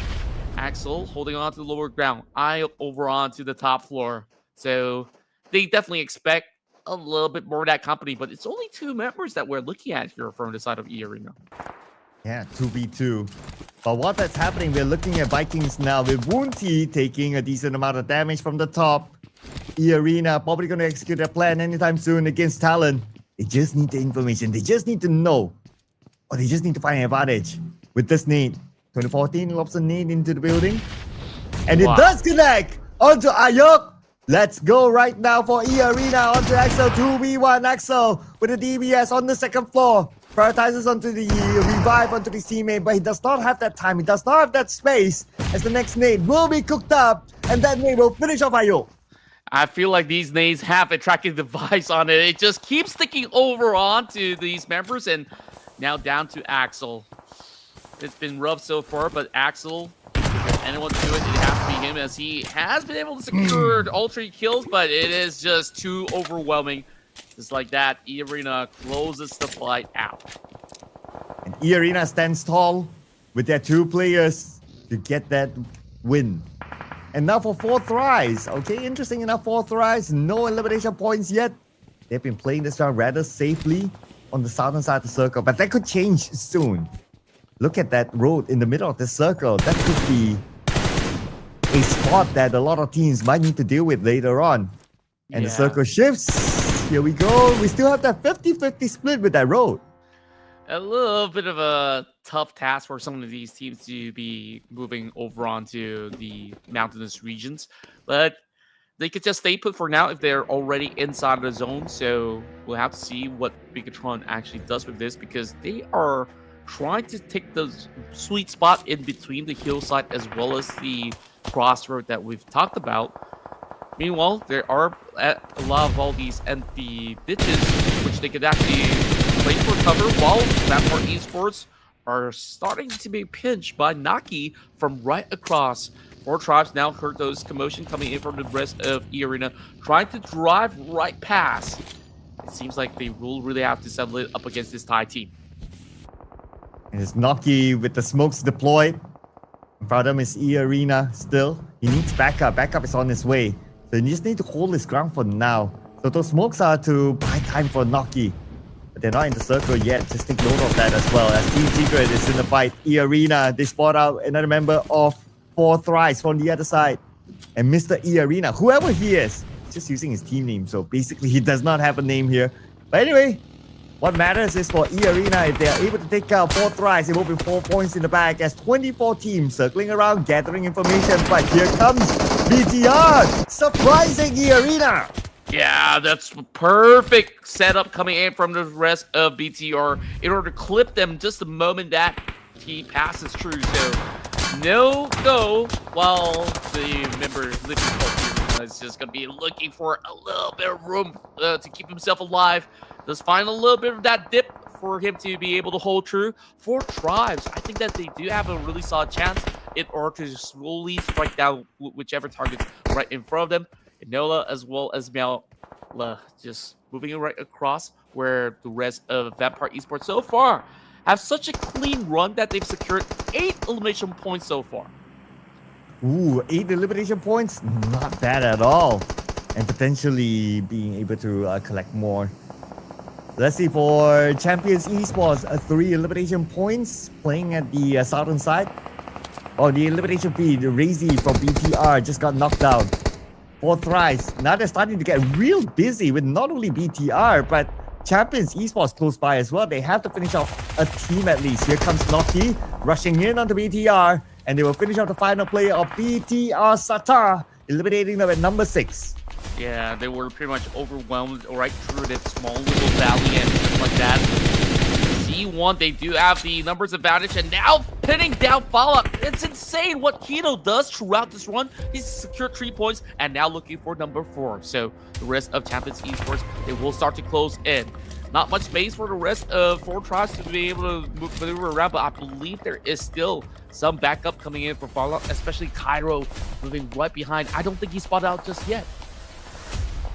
Yeah, he's playing the safe approach now. Probably waiting for the next circle anyway. Might as well. Okay, but he seems to be going for it. Looking up this nade. Circle does not favor him. So now he knows that he must win this fight against Champions Esports. Kino in front of him. Nade exploded. Second nade. Will not connect on the Kino, but he gives a clue of where Cairo is at. So now Kino is going to put focus on his left side. True enough, while Kino is hoping to prime a nade over onto the trees, and with the reposition, I think that Kino will have to hold back for the slightest measure. eArena, the only team currently with the lowest squad strength right now, will have to play it very safely, and Enola is just looking right across. This is Schweppes that we're looking at, as I believe he's already seen some advances coming in from the side of eArena, which is why he's keeping his eyes pretty much close towards that area of the ground. Well, the rest of Vampire Esports are also spotting some of the members of Team Secret moving over onto the south side. So they're not left with much of these options. So if they really have to move, they got to take out the member of the arena first and foremost. Ooh, eArena now at the road. Not all of them are in the circle yet, and look at eArena, taking the damage. At the same time, the Molly came in, but actually the one that landed the final blow is Noki from the side with his M4. And 4 Thrives will claim that elimination point for themselves, leaving us with 4 teams left. Yeah, that was just beautiful work out there. There goes the prediction as well. At least it was a top 5. Well, Fallout now flushes out position coming out from Kino. The rest of Vampires are actually striking upon the members of Team 4 Tribes at the very same time. Both of them actually going for those trades, but it is Malo from Vampire Esports that have been able to pin majority of these targets coming from 4 Tribes. And 4 Thrives, are they able to pick up their teammates, Falak as well as Cairo? If they're able to, they'll be back as a 4, the team with the most players.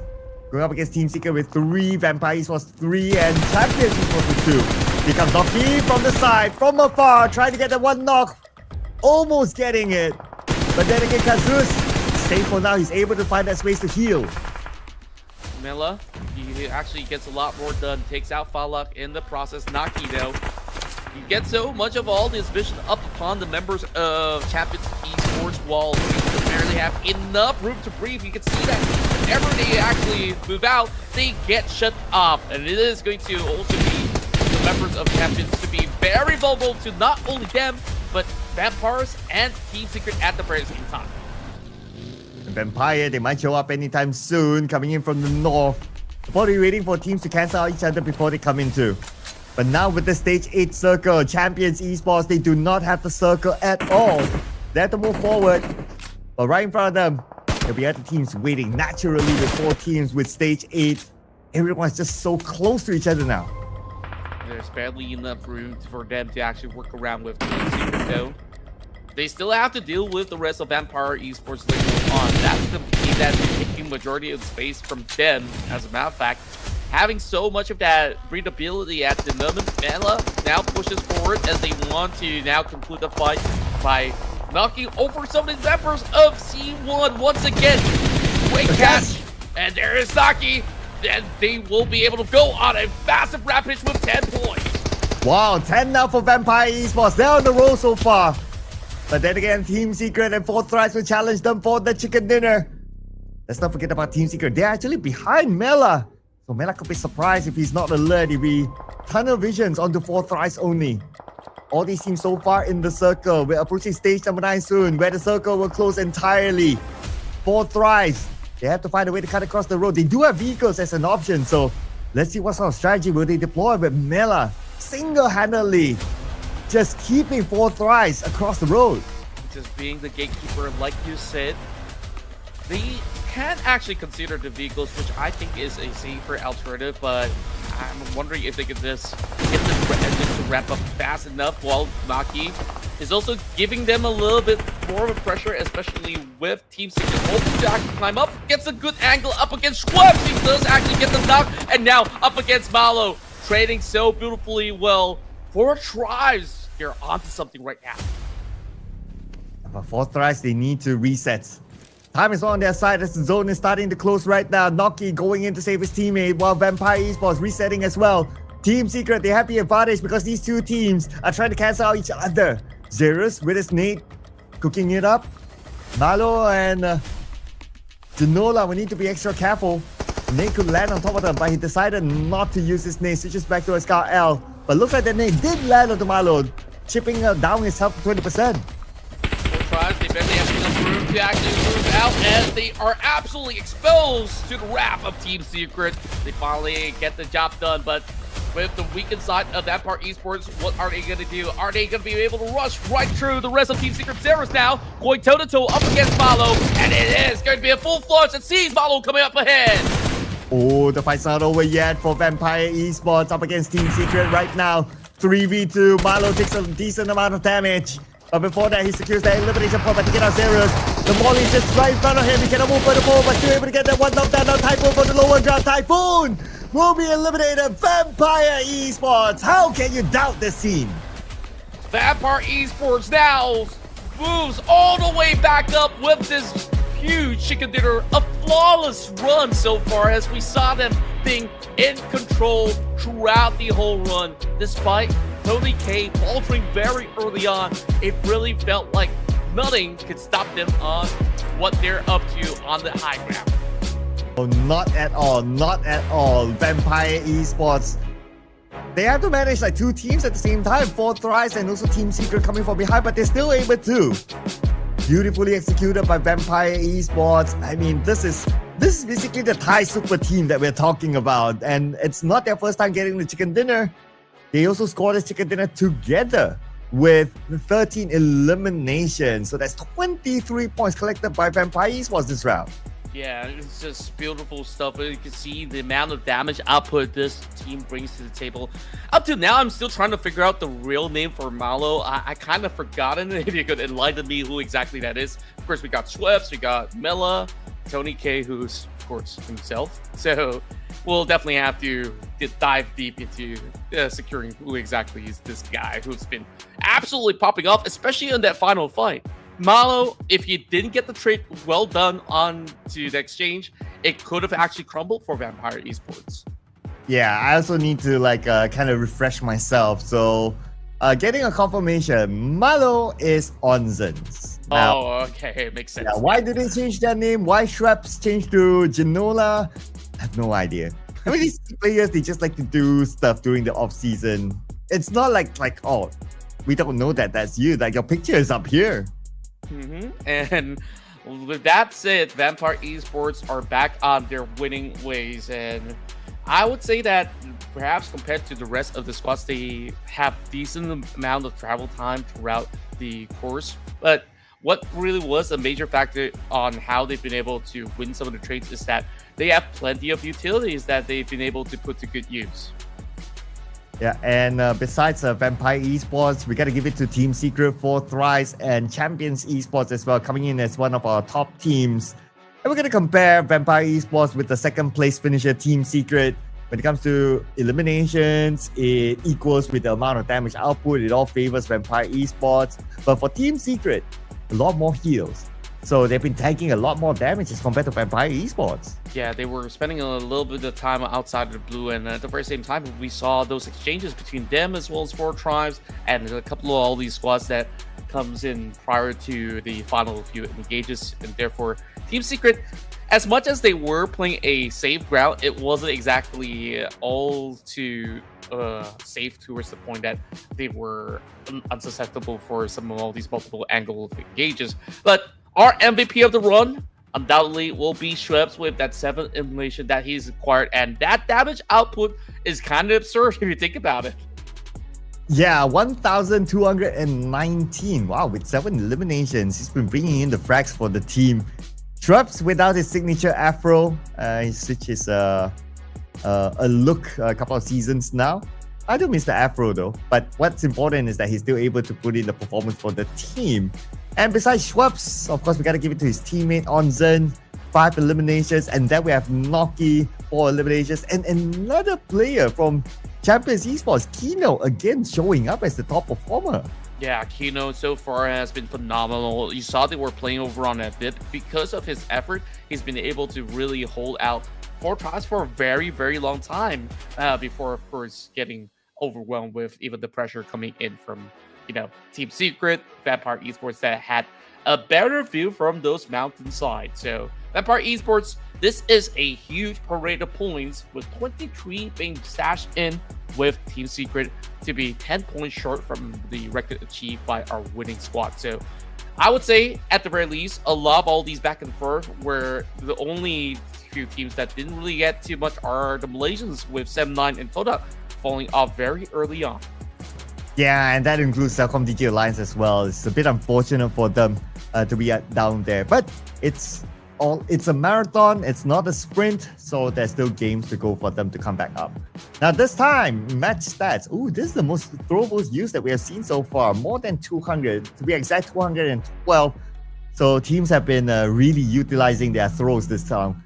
And also 3 airdrops looted. You know what, with this kind of numbers, it just tells me that the teams are taking this round very, very seriously, just to use everything that's around them. Yeah, these are the kind of static numbers that we actually see in all these big tournaments. So I'm glad to actually witness all these squads actually putting even more effort as we go round after round. So moving back to Erangel definitely will be pretty interesting as to how the tempo would actually rise. So that said, we got to get the updates onto the board where Vampire Esports will now close in the distance to be in the top 4, chasing up against CD Alliance, who didn't manage to score that many points this round. Yeah, but they're still in top 3, so that's fine. HORAA Esports only managed to get 2 points this round, but they're still the only team to score more than 100 points, so that's still pretty sweet for them. Vampire Esports boosting themselves up to number 4 now. They are having they only have a small gap between themselves and CelcomDigi Alliance of about 4 points, so they're very close to moving up to the 3rd spot after this. On page number 2, these teams are still safe for now, but they still need to put in a performance as 7-9 Number 15, no points collected, 43 points. I'm pretty sure it's close with whoever who is at number 17. Yeah, if you look at the current score chart, it is just going to be small margins involved. So good effort coming from the side of C1. They are now pushing closer into the top 10 eventually. Now, that other page that we talked about, I want to see whose name are we actually missing, because looking at the current standpoint, they desperately need to look for those big wins out there. And like you said, the margins are not too huge up to that 20th spot. AST now climbs up to be able to match up to DRS as well as VOIN Esports, while more effort needs to be displayed from Claw, FaZe Clan, Blue Squad, as well as Todak. And we had to give the benefit of the doubt to teams like DRS and VOIN because they did not play the previous round. So but they will be playing the next round, and they could potentially go up to page number 2 at least, ladies and gentlemen. So that's something that we'll be looking forward to in the upcoming round as well. Of course, the race still continues, and like what we expected during the early, before we start off the show, is that we mentioned that teams on page number 3 are starting to perform. So we'd like to see more of these teams perform and come up with a Cinderella story to slide their way into the top 16. That's right. With that being said, we'll go on a short break. When we come back, we'll move into match 3.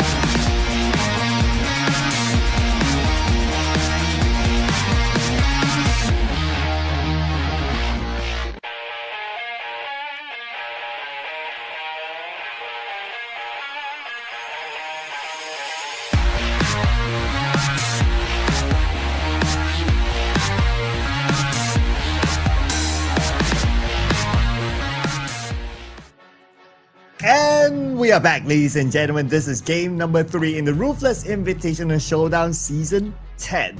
My name is CelcomDigi. Together with Contra, will be your casters for today. And we're starting to see the rise of teams from Phase 2.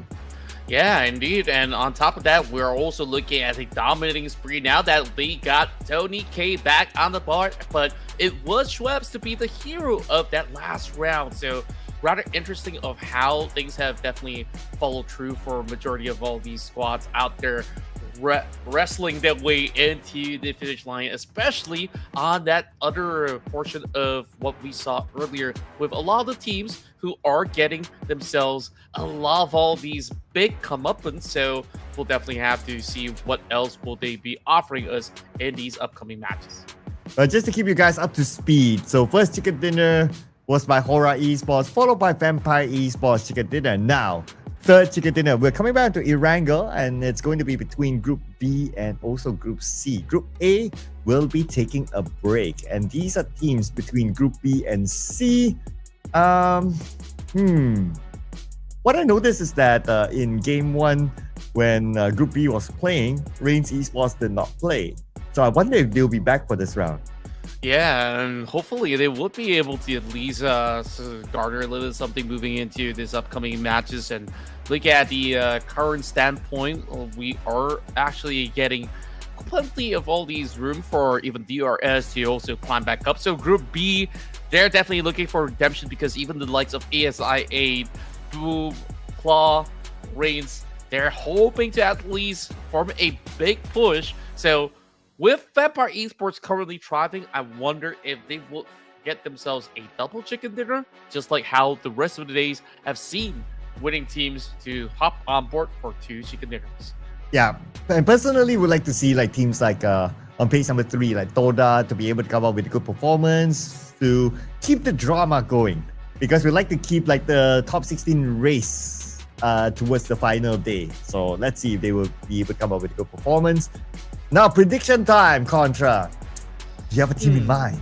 Well, I did talk about a possibility of, a back-to-back win. So, therefore, I'm going for a prediction onto Vampire Esports. Okay, all right, Vampire. Okay, I need to think a bit here. Ooh, it's never easy, right? Okay, so you're locked in with Vampire. I want to see Sem9. Let's go. Okay. Let's bring on Sem9. I'm sure Yuhai, he wouldn't be happy with the fact that he got eliminated early. Like, he didn't get a feel of the game yet when it was his debut game here today. So perhaps this might be his comeback round. And production's locking in RRQ. Oh, I actually really do like the RRQ pick. Usually I would pick RRQ when it comes down to Miramar run, and that's because that is one of their strongest suit. But I would also say that there are a lot of all these high points that we've seen coming in from even these players coming into Erangel. So great pick overall. Mainly we're looking at a lot of all these SEA predictions. I'm pretty sure you guys in the chat has a whole lot of love for South Asia as well. So of course, drop in your votes, and hopefully we might even have, maybe in the future, open the bracket like, okay, crowd favorite predictions as well. Who are they rooting for? Is it going to be permanently HORAA Esports if that's the case, because they're not even in this round? So, well, I guess you guys got other options like ASI8. Yeah, I mean, there's a lot of support for Thrives as well, so it'll be interesting to see if one day we'll be able to put that up. But I know it's not going to be easy for production. We're giving them too much pressure to put in that sort of a prediction for the audience. But there will be some seasons whereby you guys can vote for your favorite team, allowing them to be in a grand final, depending on the format of that season. So keep an eye on that as well. More information, don't forget to follow the social medias of Ruthless Esports, whether it's on Instagram, whether it's on Facebook, so that you will also know what are the upcoming tournaments hosted by them.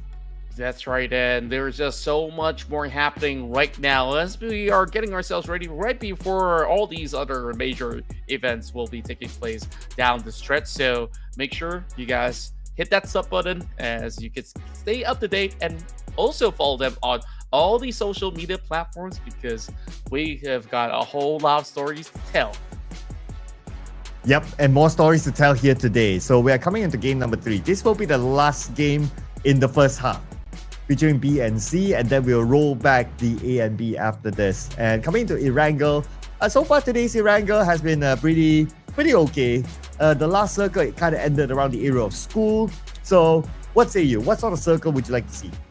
I'm thinking Gatka. We haven't seen Gatka or even somewhere along the lines for quite some time. So that probably will still be a little bit of a tough challenge for a lot of all these teams to be navigating around that zone, especially when you saw a lot of all these teams were actually dropping all across the map. So that being said, I think that would definitely be something to be for a very interesting ordeal moving into our upcoming rounds. Yeah, if it's Gatka, I'd like to see a Gatka mountain finish. That would be pretty nice as well. We haven't got that yet so far in this season's tournament. So if it's a Gatka mountain finish, the race to get the top of the mountain will be there. And it's even better if like the Gatka mountain circle like starts from early on. Yeah, indeed. And speaking of which, we'll have to find out in a quick moment as we dive into our third map of the day. Starting things off here in match 3 Erangel. And this is Erangel, ladies and gentlemen. Let's see if we'll get the Gatka mountain. Because right now, based on the flight path, okay, we might or might not be passing by Gatka. Let's see. But of course, the flight path is not relevant, not necessarily relevant to the circle. It can be totally different. It can be totally off, and that's fine, right? And if it's totally off, then well, it's just a bit more challenging for all these teams. Anyway, it's going to be a kind flight path. It cuts in the middle across the map, so all these teams will be able to get to their regular drawn spot. It shouldn't be a problem. Yeah, overall, pretty standard kind of flight where you get major access into majority of all the regions. Well, we want to see if there's still going to be that early hustle.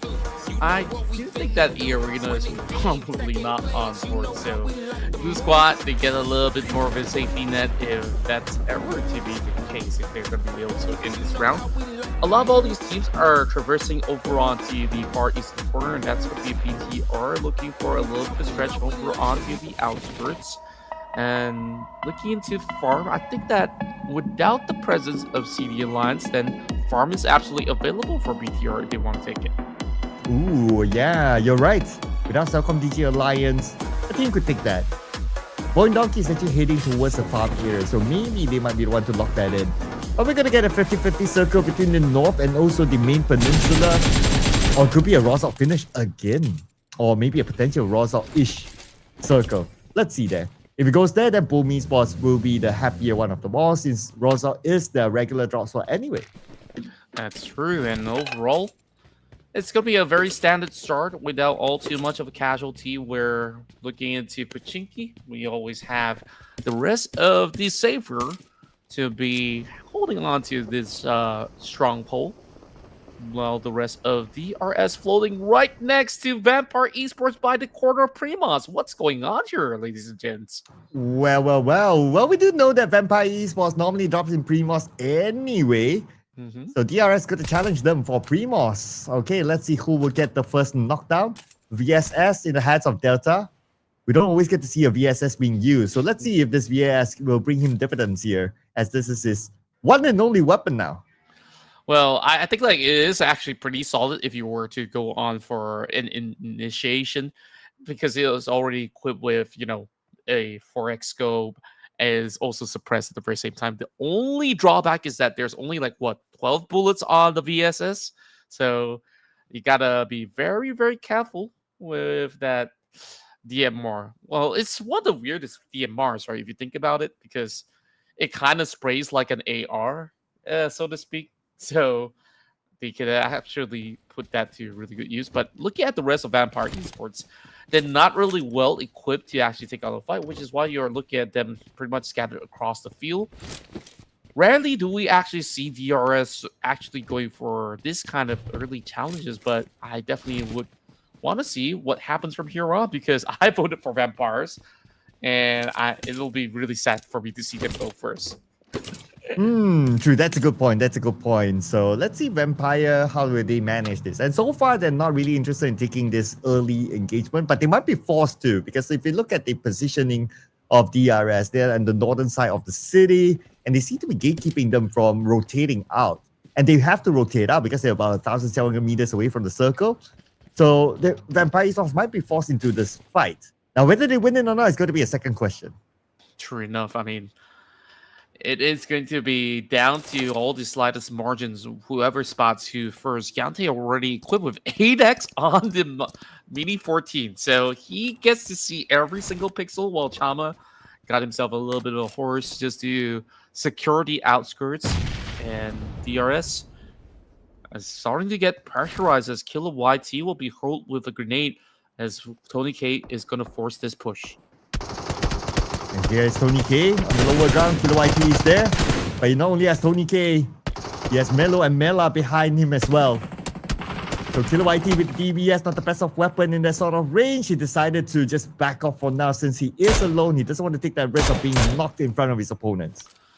Yeah, and over on the side of Gante, as much as he's got the 8x scope, isn't exactly all too easy to actually catch all these moving targets at the very same time. Vampire Esports actually putting just about enough pressure, but do they spot Chama over onto the valleys, though? I mean, he's over onto the hillside. Hasn't really made his presence felt just about yet, but once he does, then it would further suppress the rest of Vampire Esports. Both sides at the 50-50 now. I have a feeling that Vampire Esports is not interested to take this fight, but DRS, they're not letting them go. They even position one player on the hilltop. So for Vampire, they don't really have a choice. If they are able to get that one player on top of the hill, then maybe they can find an exit. But then again, it's still pretty tight for Vampire. Looks like this fight is inevitable. Yeah, it's a gridlock situation. No vehicles thus far. It's Melad actually securing one after a while. As he goes in chasing 8 hordes as Chama. The position has been compromised now. DRS is also pretty much stuck within the city, if so to speak. Unless, of course, Chama just decides to bail out, leave his teammates inside the city, then it's going to be a different story. But he will be repositioning over onto another side of the lower ground of the hill.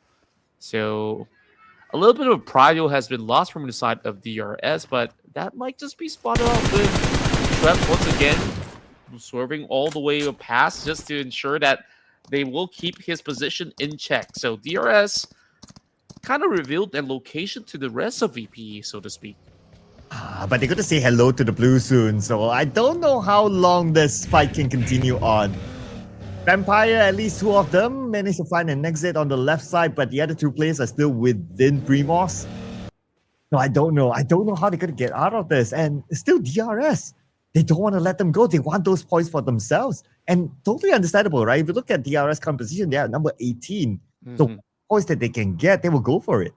Yeah, so what happens here is that looking at Mela, he did manage to pick up another vehicle so that they can actually bail out Tony K as well as Malo. So just like what you said, they are uninterested in just going for that full fight. So with that pickup, they are still leaving Malo behind. So it is definitely a very interesting option. He doesn't really have mats though. So they gotta once again pick him up. They're doing it one after another. So I guess DRS, they will also try to retreat as they found themselves a hug for craft in return. So very respectful run coming from both teams. And here's the blue, 100% on top of them. DRS, they're still circling around. They want to find the remaining members of Vampire. But Vampire, they managed to escape. Okay. Yeah, they managed to escape. They're on the clear now. They somehow found a way out. So DRS is their time to move it. I'm not sure if they know that Vampire has exited this area though. Yeah, most likely they would know, so to speak. But for them to really fully commit, I guess like now is the time for them to try to look for whatever other first aids that was unlooted by Vampire Esports. Vampire, I think their next pit stop is going to be around the hospital grounds, which we've seen them play around that area for plenty of times. So going over on the side of Todak, I think they've met up with some of the members of RRQ just by the corner of shooting range. What will be pretty interesting is to see how these teams actually commit over onto these grounds. But we're once again seeing another circle around Pubg as well as school. Yeah, this circle looks familiar, right? It looks like the first round that we have seen today. So far, no eliminations. Oh, there's one elimination, and Vikings, one of the players got eliminated. 7-9 seems to be in a bit of a scuffle here. 2 players currently knocked, but they fight back though. And it's going to be REINCE Esports. Okay, they're back in the game, ladies and gentlemen. And with their debut today, they finish off 7-9. Yeah, that was a really strong start. Taking out the entirety of 7-9, where I'm not really too sure of what's really going on with the Malaysian squad, where we've seen them bow out very, very early throughout these past couple of days. And knowing them, usually they are a very feisty bunch, but going up against REINCE, it is definitely going to be a tough feat, as they're definitely known as some of the best in the world at this point of time. REINCE Esports, we can see that they're still tanking out the zone, falling very low. I don't think they really have much of these med packs with them, so that is definitely a cause for concern for the Thai squad overall. Yeah, they didn't really have the chance to truly loot inside of Primos, right? So, yeah. But I'm sure they have a backup plan. They rotated towards the left side, and last we checked, there were not many teams there, just because of how the circle shifted. So they could be able to find a good amount of loot while they plan for themselves to get into the circle, which we are at stage 2, and stage 3 will be coming soon. That means they need to come in rather soon, sooner than later. But I wonder where they are now across the map, how far they are. But it's Vampire Esports. I mean, this is a team that is super duper experienced. They know their timing for sure. Yeah, and especially if they're going to be coming in from the west side, I don't think it's highly populated as compared to the current central zone. So they should have some form of leeway. You can say the same about the rest of REINCE as well after winning out their fight. They're fully restocked. And speaking of which, here comes a challenge right through. It is going to be Grace quickly taken off the list by Pecco as well. So clean stuff coming from RQ, securing the grounds over on the corner of Rose Out, but there's still much more to do up against Boom Esports because they've always been around Rose Out. Yeah, and Boom Esports, this is their home ground essentially. So they know this place like the back of their hand. It's just a matter of whether teams will want to challenge Boom Esports. But they seem to be leaving there. They're interested in school instead. And heading to school, Talon has secured their position within school itself. While we will observe the next phase of the circle, Boom Esports, they notice that Talon is there. Not interested in the school compound no more. They shifted themselves to the school apartment instead. Yeah, there's a lot of all these spacing still available, at least around that school area, which Talon goes on a 2-2 split. VOIN Donkey playing the outskirts of Pubg as they are taking the intersection from the crossroad into school. BTRs could be their friendly neighbor for the time being, so no heavy engagement. We're definitely seeing a much more serious tone played out by majority of all these teams who are currently in the field. So look at the situation. Tony K this time driving deeper into the regions, while REINCE Esports now picks up another kill. A little bit of a straggling unit coming through, with the rest of Vampire Esports is climbing up the hillside as they've already yoinked one out of the list. Wow, REINCE coming in with a bang. Now already 5 eliminations, dominating. On the elimination feed, we have RRQ and Boom Esports. Lapa pretty low, but they managed to finish off Boom Esports without a single casualty on their side. Clean. 4 points for RRQ. Yeah, the Pecco once again really banking up a lot of all these great initiations with the support coming from the side of Salomon, while Pepang getting a little bit more of that region secured for the Potato Hills. Look at the hillside. I believe DRS is pretty close by as we speak of it. Delta having himself that hovercraft as they take the high ground instead. Needs to signify a little bit of warning. He seems to be holding back for this last bit because they don't really have the full intel just yet. Like the colors of both of these logos to be very similar in both red, white, as well as blue. But of course, that aside, DRS, I want to see what do they do with this position. Yeah, I know, right? Like if you just have a glance, you'll be like, oh, that's the same logo. But okay. Yeah, you have a good look, and then yeah, it's obviously different. But Claw, interesting enough, so they shifted their base from South Asia now to Indonesia, picking up Boboho's team. And Boboho's team is like this comeback team of very, very experienced players. We'll talk about that in a little bit more as DRS. They will start off their round by taking out Tony K from Vampire Esports. I like that they are actually meeting up once again, and this time DRS got the better end of the trade. Just by rotation itself, Vampire Esports have already lost 2 of their players, so maybe I should stop predictions, right? Because every single time I vote for somebody, it doesn't seem like it's offering them all too much good luck. But as we speak of it right now, ASI8 draws himself into a fight up against Talon with Lion K over onto the other corner. Needs to be locked from the side of Casanova, but seems like bodies are hitting the ground right at this moment with the rest of ASI closing it right through, but there's just layers of smoke for them to be deterred from this push. Look at what this situation, Casanova is closing in, and oh, what a crash! Crypto kills him down. ASI winning this fight on this hilltop, and now they have secured this hilltop for themselves. Great work there by ASI, not losing a single player. And with this hilltop, this is a very good spot to overlook the school apartment. Without the circle school apartment, whoever who is in there will be forced to come out. And that's where ASI will have the advantage of securing elimination points. Great control overall. Claw now sees a little bit more of that resistance while they're also getting attacked. Oh, Bobo! He's got to reposition very quickly. He does have slight covers coming from tree side. Very defensive stance coming in while they're unable to even put a crack on the rest of DRS. Well, we're fighting a El Clasico between RRQ versus BTR. The Indonesian Titans going back and forth, but it is a relatively safe distance between them as they play through some of all these compounds. Yeah, and so many teams on this potato here, we gotta think about it. Claw and DRS, and also Todak here. Let's see, are they going to continue the fight or are they going to leave this one? Still DRS, they're circling around. They're trying to find the members of Todak or try to gather information at least on where exactly they're at. But we shift forward to FaZe Clan now. FaZe Clan against ASI8 with Macarius picking up this nade right in front of him. It's going to be a member of ASI8. He potentially need him down. But he switches to a DBS, and the DBS will gain him that point.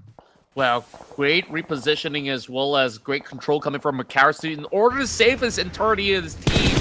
And just like that, ASI8 kind of crumbled, leaving themselves vulnerable while the rest of Claw, once again, getting pinned by the rest of Chama. This fight is far from over with KiloYT driving in with the hovercraft, running him down with a ton of damage, being rampaging right across. Make that 2 hovercrafts as they don't really need to actually bring the bullets into the fight. And he's going for another rampage, knocking down Boboho.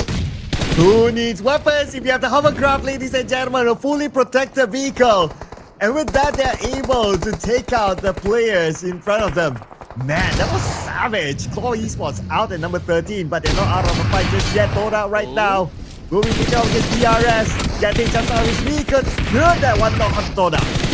Yeah, it's running a little slow, which is why KiloYT also has to jump out, only down to a member left on both sides. KiloYT, he's going to be able to once again hop on the hovercraft, secure some beautiful points, repositioning, and once more, they got to dodge all these rampage. And KiloYT, he hops out, but quickly being secured with those shots coming in from the S12K. Oh, the countermeasure came in for Todak. Took advantage of their situation where they were still like resetting themselves after their elimination of Claw Slayers. Well, that's that. And now FaZe Clan, we're back onto the potato hill. Here comes FaZe Clan against Todak. Todak, they managed to reset, but FaZe Clan, full squad against Todak. Yeah, that was just so fun to watch. That position by the potato hill is still having some fights now that FaZe Clan is just charging upwards. So no time for reset, but it was definitely super fun to watch DRS in action. They pick up 7 points before bowing out. While we still have this fight erupting between V-Saber now pushing right towards BTR on the other side, has been able to contribute into the fight, while Selmon with a beautiful grenade to be able to knock multiple members of the savior. So down to 2 members. Selmon still holding inside the warehouse, while Nate T tries to flush out Berdinia over onto the other side. Oh, the 3 teams around the same area. Paragen's crawling towards Nate. He should be able to be revived since the smoke is still active. Okay, and he will reach Nate. Okay, the revive will kick in for sure. Now RRQ, they're not taking the proactive approach. They're not willing to leave their warehouse yet. Sends a nade across, but nobody's home. It is going to be a long tussle. V-Savior now playing a very defensive stance, but I think RRQ has got a hunch of where they're currently hiding out. So those nades make climb across. Doc secures another one for the side of REINCE Esports, while the rest of the members of RRQ has got nowhere else to go, right? You got BTR on the other side of the compounds. Well, you just got to settle scores with DX first, but you don't really have the vision on top, so Pekka's got a lot to do. Yeah, pretty surrounded now. 4 different teams in the same area. By the way, these area, they're just focused on the RRQ for now. And RRQ, Solomon with the nade across, will not connect on the Nate. Paragen cooking up his nade as well. Sends it across on the Solomon, knocking him down. This is go time now for D-Xavier. They know that they demand advantage. Nepeko is pretty low. 10% of health left. He's trying to heal up. The smoke is buying in time. But from the other side, Nepeko knocked down. And looks like D-Xavier, they will take over this warehouse. Wow, beautiful execution. Timely strikes. And now it's only down to Berdinia in order to survive for RRQ. Positioning, only BTR knows for the matter of time, but BTR, you're happy where they have being positioned, which is where they managed to spot out more members inside of REINCE Esports. They don't even get to see because they're all covered in smoke, but that was some magnificent shot into the car. And now Satar needs to try to show off 9. 9 managed to breach himself into that compound area just in front of Satar. As for Zeta, long range pressure onto REINCE Esports on the other side as well. So many teams still around this warehouse area, including BTR. It's just a lot of all these space to be claimed. BTR playing a very defensive stance. Very well disciplined as they are just hunkering down with all these 4 members. But take a look at 9. He's slowly lurking upon them as well. Wonder if he's going to be able to impact much, because the last we saw Todak, they were kind of forced into this position because they were kind of hustled over on the hillside. So they're just holding on defensively, while Zeal is going to have the rest of VOIN Donkey go for the jump, but it's Zio getting punished instead. Oh, he had the high guard advantage, but could not make the best out of it because the other members of VOIN Donkey has arrived. And now it's going to be Reference, the final player for REINCE Esports. Is he able to pull off a clutch here against VOIN Donkey? But VOIN Donkey says no with the nade into Reference, eliminating REINCE Esports. Such a clean execution from the rest of VOIN Donkey. And that position, I was kind of worried for VOIN Donkey, but because of a little bit of a slip-up coming from the side of Zio, it kind of opens up a lot more space. And also considering the fact that REINCE Esports, that position to hold out isn't exactly the safest, because you're vulnerable to BTR, you're also vulnerable to VOIN Donkey at the same time. They were forced for a fight. Berdinia, he finds one in return. Getting flipped over onto Paragen, secures it very swiftly. Now, down to Nate T, 1v1. Here comes the SLK. Let's see who will win this one. It's going to be SLK versus SLK. As Berdinia tries to get Nate. Nate dancing around. None of those shots connected. And finally, it is Nate. With the patience, he managed to secure that win against RRQ. Clean stuff, and RRQ that leads back 6 points. So, well, I would say that it is a decent effort coming in from RRQ moving into this matchup here inside of Erangel. FaZe Clan finally shows themselves. They did manage to out-trade many of the teams over on the Potato Hill, and now move their way back onto the warehouse sector, where this current circle is favoring BTR. So they got a lot of work to do in order to secure some of all these vantage points. AST now takes over the warehouse, so Nate T's kind of having a problem of his own.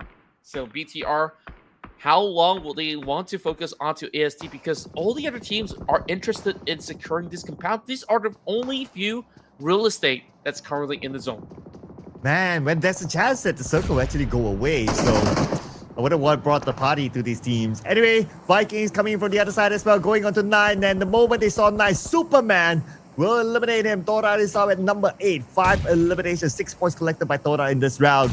Now it's going to be Nati against Tribe Aeromacy against the world with Zayo. Either low, knocked down by Nati with the rest of K. Yeah, very clean take. Well, they are still trying to get a little bit more room. Nati, he knows that he has defended all by himself. So he's just circling around from the top floor as well as the ground floor. He expects Nace to be hurled over on his corner, but he's got ideas of his own as he tries to also prime one towards the side of Venom. Now they're charging right in. 3 versus 1. Barely holding on as Venom makes quick work out of that situation. That is the end of the Xavier. Number 7 with 4 elimination points. BTR, they have company of their own with VOIN Donkey crashing in. And again, what brings everyone to this compound? It's just that the circle will win, but that doesn't matter right now. What matters is that BTR will need to defend their ground against VOIN Donkey, and BTR lost 3 players so far. Now it's down to only Satar. Yeah, it was not really the best of defensive hold coming from the rest of BTR. They weren't expecting VOIN Donkey to be so aggressive on his charge, already on that dominating streak. Only a few members still trying to lick their wounds at this moment. BTR not even going for the revive with the pressure coming in from the side of the Vikings. Striking over onto these corners. Everybody wants to compound like you said, and it seems like Bunty is just ready to shut out Satar. That is the rest of BTR out of the match. Well, looks like a good call because the circle is still at this compound. Here comes FaZe Clan onto Vikings. FaZe Clan has a 4 Vikings. They not only have FaZe Clan, but they also have VOIN Donkey on the other side as well. Now Vikings, they are sandwiched between 2 different teams, and also Tribe Aeromacy across the road. Knocking Wunti down, leaving only Superman alone, and Superman found his kryptonite, eliminated at number 5. Yeah, love the way that you put it right now. FaZe Clan has the biggest squad strength. They arrived in the nick of time to really weaken the side of MVKE. And now, we might just be able to also put up a challenge up against EST over onto the 4 corners. Red Bull now striking down Axel. That is going to be Talon. No points gained, but they at least secured themselves a couple of points coming from the placements. VOIN Donkey still holds a threat. So down to Makaris. Can he spot out Potato on that corner wall? Ooh. Potato's on the outer side. So Macarius is able to position himself by the edge. He's super Potato. Now, it could be anytime soon that he pulls the trigger. And yes, he will. Potato will be knocked down. Finished off by Macarius immediately. Now leaving VOIN Donkey with only 2 players left. While Tribe Aeromacy, they're just monitoring the situation on the other side of the road. If they see an opportunity, they will shoot. If not, they'll just let them cancel each other, let them fight, and come in later. FaZe Clan is absolutely on a roll. 10 points already being secured by majority of their members. Gilly this time takes a little bit more of a backseat, being a little bit more supportive for the team. So they definitely get to dictate who actually gets to have free reigns between this fork road, because they're pretty much split 2 by 2 to watch over both AST as well as VOIN Donkey. You can see the rest of Tribe Aeromacy, they just want to ensure that they actually get a little bit more of a party. All about that zone shift right now within the 5 seconds. Who exactly does it favor? Yeah, we still have stage 8. And looks like it favors the compound where FaZe Clan and VOIN Donkey is at. Tribe Aeromacy will need to move forward. As long as FaZe Clan and VOIN Donkey, they don't start to shoot at each other, both of them focus on the Tribe Aeromacy, then they would have an advantage against them, and it would be difficult for Tribe Aeromacy, obviously. So now the call is for Tribe Aeromacy. When will they want to make that move? I hope that they do have just about enough smokes to be able to form a little bit more of a bridge for them to cut them across. But they got VOIN Donkey as well as the rest of FaZe Clan to be able to stare them down. So tough task. Strix on the other corner will have to maybe breach right through in order to start a little bit more of a challenge up against the rest of the members of VOIN Donkey. Speaking of which, they have already formed a layer of fog just in order to cut right through. And just like that, they are trying to loop breach right in. But Zeta, he gets the god angles. He'll be instead shut down by Red Bull. 3-way war now, ladies and gentlemen, with FaZe Clan having the upper hand so far. 10 elimination points for FaZe Clan. As Tribe Aeromacy, they will rush through. But Venom is pretty low. He does have the first aid for himself to kill up. Razak taken out. So it's now down to 2 teams. FaZe Clan with the numbers advantage. They rush in. Macarius gets a knock on the Venom. crazy fights as we see FaZe Clan triumph with a massive haul of points. Just by having the superior position, they fought tooth and nail throughout the Potato Hills, and now the Faithful is rewarded with a big win here in match 15. And this is the type of comeback that we want to see. Teams from page number 3 rising up to the occasion. The first chicken dinner for FaZe Clan. This will very likely put them in page number 2. FaZe Clan, a lot of fans are hoping for them to put in a good performance, and they did not fail this time. They scored this chicken dinner, and right now they just need to maintain their performance. Yeah, this is pretty surprising to me on how well they just popped up. We saw how many of all these big teams fighting over on the hillside. There was Todak, there was DRS, and you name it. They were all pretty much battered and bruised, but not FaZe Clan, where they've been able to climb from that point onwards. And they get that free access to just search right across with VOIN Donkey, pretty much occupying the space where BTR was at initially. So moving rather late into that sector was definitely the big call for them to have such a successful run moving into this particular match. So to speak, Macaris though leading the fray very strongly together alongside with Red Bull, who's always been super proactive. So that is a total of 14 eliminations. So in total, that's 24 points for FaZe Clan. Wait, look at this damage by Macarius, the original member of FaZe Clan 2.0, 1,038 damage output ahead of Red Bull himself. But this is a stacked lineup if we kind of look at it on paper. I mean, 3 players from Austria, Thailand before this who did very well in the PMSL. So I'm sure a lot of fans will be looking forward to seeing their performance in the professional league later on. And with this chicken dinner, it should boost them up to 2nd place at least. But how far are they from the drop? That will be the question. Yeah, I'm really starting to become a fan of this iteration of FaZe Clan. This is definitely a household name coming in from Thailand, though of course they might have actually fallen off the radar for a little bit, but with performance like this, I think that they are going back to their former glorious way. So I'm definitely excited to see what else will they actually bring once those official circuit comes taking shape. So that to be, of course, with this down the stretch where we've got VOIN Donkey, AST, as well as MVKE that have been able to secure themselves some really important points. So, like you said, the teams coming from the 3rd page, they're starting to see the importance of what today actually brings to the table. And for Vikings, despite them having the lowest squad time of among the other teams of 18 minutes 42 seconds, but they're still able to come up as one of the teams to watch. There should be a decent amount of point haul for them, where we'll tabulate later on. But we're going to compare FaZe Clan and also Thrives Aeromacy, the last 2 teams in the game earlier on. I mean, FaZe Clan, they scored 14 eliminations as compared to Thrives Aeromacy, 3 eliminations. So naturally, the damage output would favor them. That's right. And overall, FaZe Clan has just had great priority as well as great vision control overall onto the course of the battle. AST, the ambush moving into the warehouse up against members of this area was a really great call. But even despite that, you know, they were kind of late to the scene where they didn't manage to get as much points in the eliminations as they kind of desired, because BTR was kind of holding them back.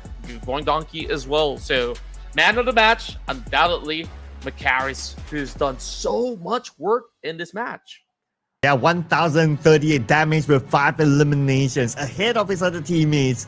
Well, he shares the same amount of eliminations as Red Bull, but the damage output is higher for Macaris, while the original members of FaZe Clan 2.0. So showing why he still deserves a spot within FaZe Clan, and also playing well together with his other new teammates that were transferred from Austria, Thailand. Now, besides him, Red Bull is up here as well, always very consistent with 5 elimination points. And then we have 9 from Todak, who has been showing up from time to time as well in our stats here with 4 eliminations. And then we have Salomon, who is the current coach of RRQ with 3 eliminations. So I don't know if it's actually him playing or, you know, some other player just using his name and picture. Well, I believe that we've seen this player before coming into tournaments. It's just that his name kind of slides off of the top of my mind. But on top of that, if you're telling me the coach is playing this well, man, sign him up. Sign him up for all the major tournaments because he's doing so well for RRQ. Yeah, he's showing that, hey, if I can do it, you guys can, all right? It's like leading by example, they say. But the one leading by example now is FaZe Clan, 24 points, way ahead of VOIN Donkey with 11 points. Wow, that's a big haul there. And then on the other end, too bad for Vampire Esports, Claw Slayers, Boom Esports, and 7-9. Not able to collect any points at all this round. But the overall is where it matters. We'll check that out in a little bit. But this is the highest throwables used that we have seen. Wow. I thought that 200 plus was the highest, but 292, close to 300. Wow. It is pretty crazy. I think it's all due to those compound fights where they're just lobbing nades after nades and also having all these smoke trails to be created. So makes a lot of sense where we see a dip of, longest distance, but that's actually coming from 9. So he not only survived the longest for Todak, he brought in the most simulation points, and at the same time, he can strike the long distance. So a very promising member of Todak as we want to see how far can they actually take it through the upcoming PMSL. So that said, that kind of concludes what we have here with a lot of massive brawls, starting things off with pretty interesting nuances, especially that invade coming from DRS, moving into Primos up against VP, kind of hindered their progress. So for esports, as much as they weren't in this match, they're still sitting still at #1 spot.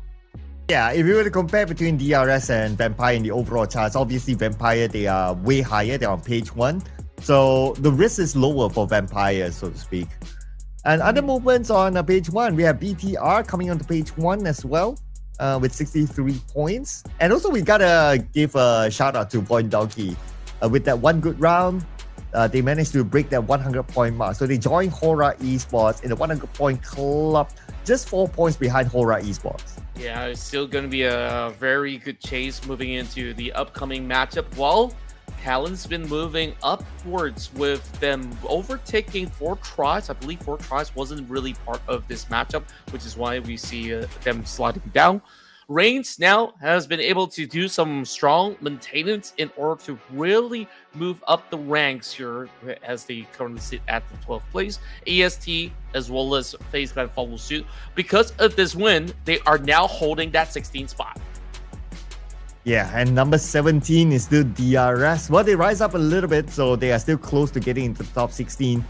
Again, a lot of these names down here that might seem unusual to us, especially ASI8 who scored 8 chicken dinner, but they've been sliding down. So now they're at number 21 with 40 points. But overall, the points are still close, and it is down to the points essentially on whether they're able to get into the top 16 or not. So there's still a lot more games to go that they can recover themselves to be in 16 at least. That's right. And of course, we will give them a little bit of time to reset for now because the competition is just getting even more feisty. So that's it. A few minutes and we'll be right back.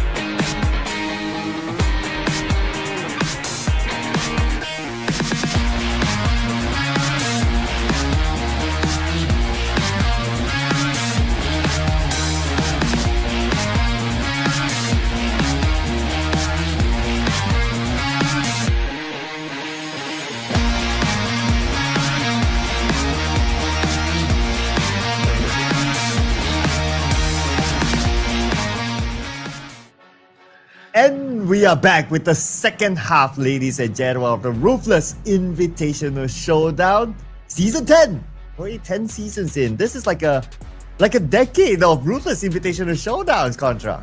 Well, you know, in esports hours, I guess it could be considered a decade where, you know, every few months we will have all these huge competition coming true, and only the best teams in PUBG Mobile Esports will be featured here. So make sure you guys hit that sub button, because we got so much of all these amazing action happening throughout this week and the next. So far, you guys are watching the playoffs, and wow, the race to the finish line for the top 16 is very much on its course, where we're going to be moving into Miramar for match 16. Yeah, especially with FaZe Clan, who just got the chicken dinner, now putting them in a okay spot within the top 16, but the race is not over yet. This is a marathon, ladies and gentlemen. We still have a lot more days to go and a lot more games. And coming on to the second half, we're going to re-roll again the grouping, starting off back again with Group A versus Group B inside of Miramar. And with REINCE Esports, we confirmed that they are playing, at least in the previous round. So I don't know if you want to put REINCE as your prediction. Well, I'll consider. I think that definitely they do have a solid chance, but I'm definitely thinking that with the rise of the prominence of Thai teams out here, things are really looking a lot harder for us to really go for predictions, even despite, you know, HORAA having such a good run. I really wonder, can they actually withstand the heat of what Miramar has to offer? I'll let you go with your predictions first and foremost, since I've always voted first. So I'll see what there is left for me to pick. Well, CelcomDigi Alliance had an explosive performance yesterday, and today they're kind of quiet. So maybe they're just waiting for that one break game, and then they will come back. So let's put in CelcomDigi Alliance. Let's go. Okay, I really do like that prediction. I'm thinking maybe a little bit more of a leniency from my end to be voting onto Alter Ego, because last we saw them play around that Los Leones region, they have very firm control. Of course, on top of it all, it was Vampire Esports that did manage to secure the chicken dinner.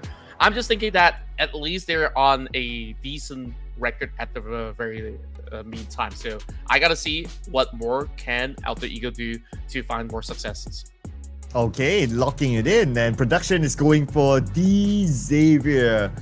You know what, D Xavier, sometimes it's like an off and on performance for them. If they do well, they do really well. But if they don't do what, they don't do well. So I don't know what sort of D Xavier is going to show up next. Yeah, I think like the tough decision that they really have to make is on these early rotations, because from their drop spot onwards, there's always certain teams that's been challenging them. There are times that they move into El Pozo and they have certain visitors. So hopefully if they do get like a smooth cruise, then they should be at least having a better standing, so to speak. But once DX shows up huge, and you know they always activate late into the tournament, I guess that it's about time that they actually pop off in Miramar. Okay, let's see if they do, because they will normally drop in. Okay, well, it depends on the flight path as well, right? Like how far the flight path is, because of how big this map is. But what I would like to see, of course, is always the circle. We'll be having nice circles here throughout the day, whether it's the Erangel maps or either it's the Miramar maps. So let's see. Let's get a all the way down south sort of circle for this time. Yeah, and I think like a lot of these teams are already getting a lot more adjusted over onto those kind of region. If there's going to be a southern circle, you remember maybe around that Ladriel section between Chumacera, there's a lot of hillside to play out. I kind of wish it to be around that area, so we actually get to see a lot more high ground, low ground kind of fights being taken place across the field. So looking at the current standings, I think that REINCE have definitely shown us some good signs of life coming into that round of Erangel. Then we'll definitely want to see if they can find their rhythm moving forward into match 16. Miramar coming up next.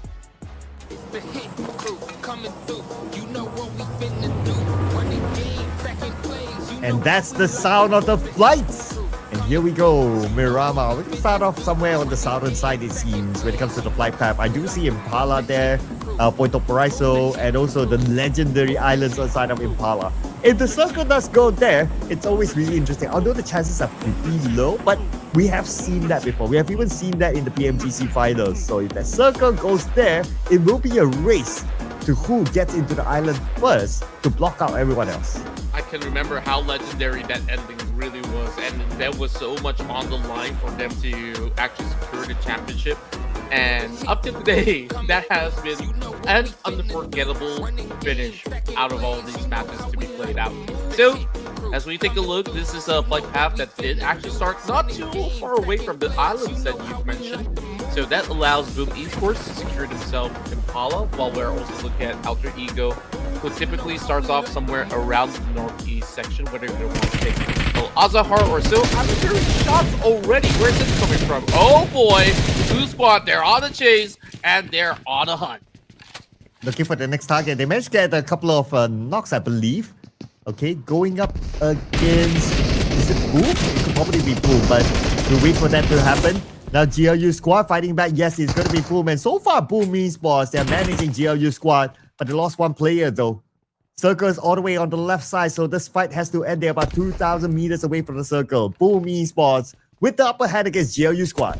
Yeah, it really felt like Glue Squad doesn't seem like they have a place to call. They keep hot dropping teams after teams. This time up against Boom Esports, they lost Pubg. Guy barely get to play the game. I believe this is actually the debut of Boom Esports Pubg for today, and he just quickly gets deterred because of the presence of Glue Squad. Yeah, that's a good point. I think so as well. They seem to be rotating players around. The fact that he is taken out first, then, well.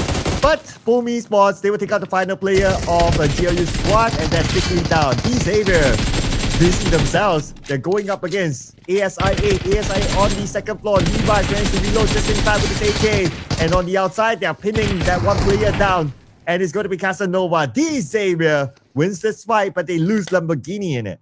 Yeah, that was a clean sweep, but they are definitely putting their bodies on the line. So King Lambo, I believe that he's also being brought in for this game, and just like the fate of Boom Esports, you gotta shake off a little bit of that rust. I would say that Lambo's pretty rusty. It's just that the circumstances kind of put them into such a tough spot. So 2 hot drops.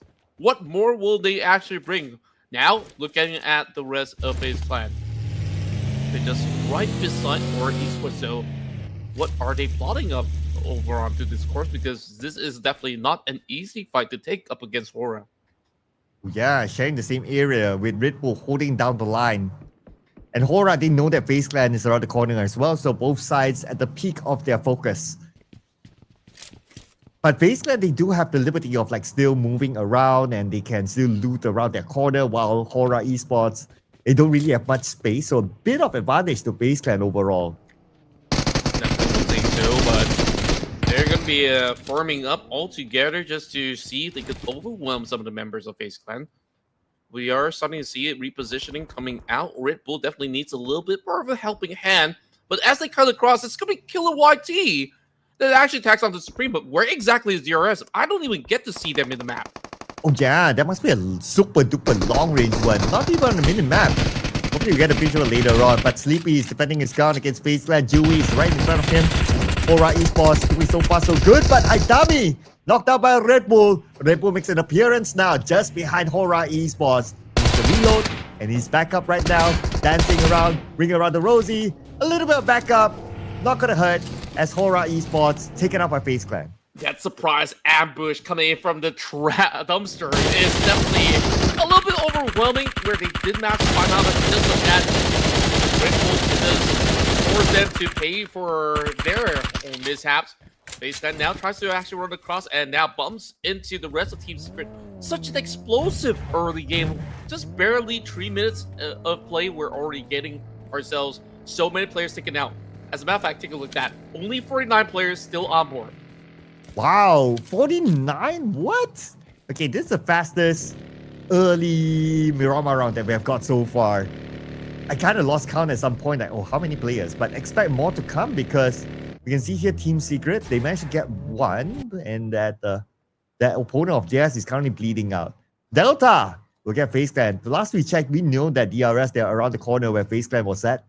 So the fight might continue on. Inside Los Leones, Xavier, CelcomDigi Alliance locked in with each other. Always see these two really going up against each other for a very long time now, as we've talked about Leones being such a vast city where you could just field up to 3 teams. But all in all, we don't always get to see full commitment whatsoever. But there is a commitment coming from the side of eArena now, going up against 4 Thrives. Pinning one out, still more to go. And look at the multiple layer coming from the construction. Paragon on the top. I think that he's going to be absolutely surrounded by the members of CD Alliance. But if he could just work this out, I don't know. Perhaps the Xavier Bikes have their members to form up against the rest of Alliance. But bad news for the teams inside Los Leones is not in the circle. Now, eArena and 4 Thrives. Here we go in St. Martin. They're trying to duke out for dominance inside of this area. As Noki passes by, the moment Noki passed on to 2014, takes him out immediately. eArena, now with only 2 players left, make that none, as 4 Thrives will win the fight against eArena. Wow, just like that, swept them through. And I'm just surprised at how 4 Thrives has been able to navigate in that fight and just basically pin them onto these places where eArena is hoping to just come in for a flank. But that was swiftly read like a book. To the YT, still pinning out members to the side of Team Secret. As we've seen, some of the other players coming in from HORAA to be pinned from that exact location where Killer YT has been playing. So these are really difficult angles for Team Secret to actually form a trade back at the rest of DRS. As long as they're able to lock in their position, that's still okay for Team Secret. But they're not in the circle as well. They need to move in 730 meters away from the circle. So I believe that they won't hold this spot for any more longer. They're starting to make that move anyway. It's just a matter of who will they meet in front. But now, if we were to look at this, Contra, Stage 1, 4 teams already eliminated. There should be a good amount of space for them to rotate in. Plenty of space, if you ask me. They're still, I mean, it's still Stage 1, right? So opportunities endless. So that's the reason why we're looking at so many commitments where they're not even in the zone yet. The last we checked, that zone's going over onto the corners of El Pozo, and you're looking at fights erupting over onto north, east, south, west. West doesn't seem like there's much action to be involved, so we'll probably get a little bit more of that safety net for teams to now rotate.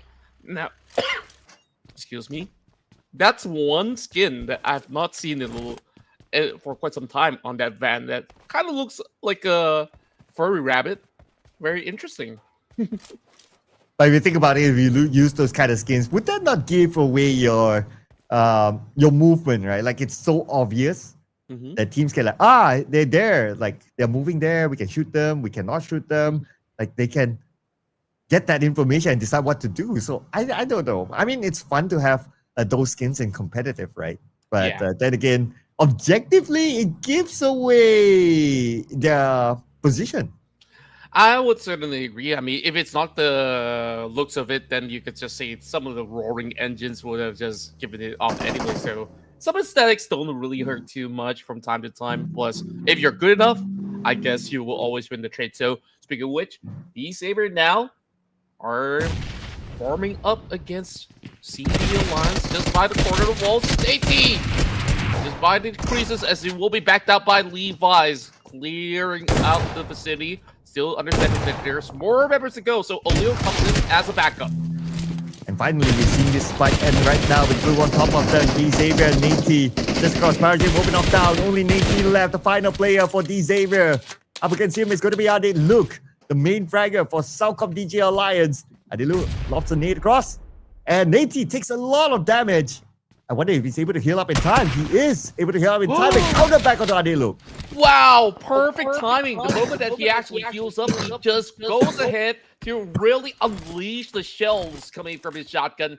Now, Jimmy OP versus Nate T. I believe he should be able to get that revive up against Paragon as he comes back up. But Kasim's so far away, so Jimmy OP, it's going to be a little bit of a stretch, but we've seen some big clutches coming from this man before, from yesterday's 1 versus 2. Can he now pull up against the rest of the X? And he's going for it. Okay, he does have 28 bandages and 2 first aids, so he can still tank out stage 2 and maybe stage 3. But then again, let's not forget the circle is kind of far, 2.8 thousand meters away. So I don't know if he wants to continue this on or maybe just bail this one.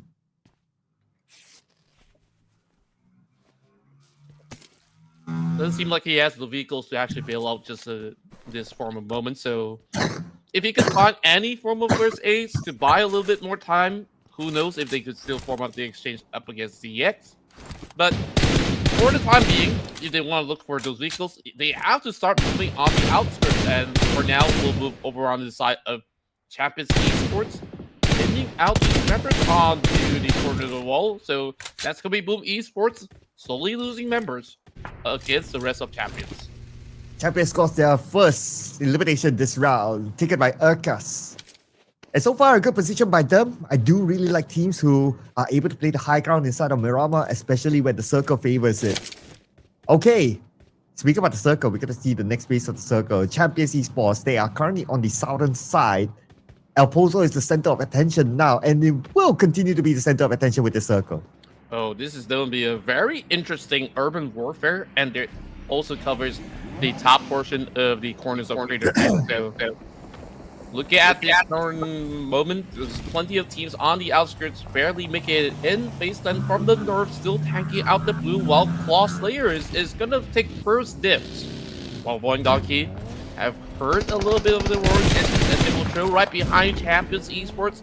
VOIN Donkey now setting up a little bit of that trail, led by their current leader at the moment, Zeta. Yeah, they will have an easy entry into the circle. Maybe even going straight. Oh, but hang on.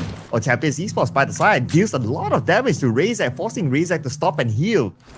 Okay, Razak, can he actually get out of this sticky situation while Balta keeps an eye on him? Okay, Razak heals up, but he decided to not use his vehicle anymore. Maybe the vehicle is punctured.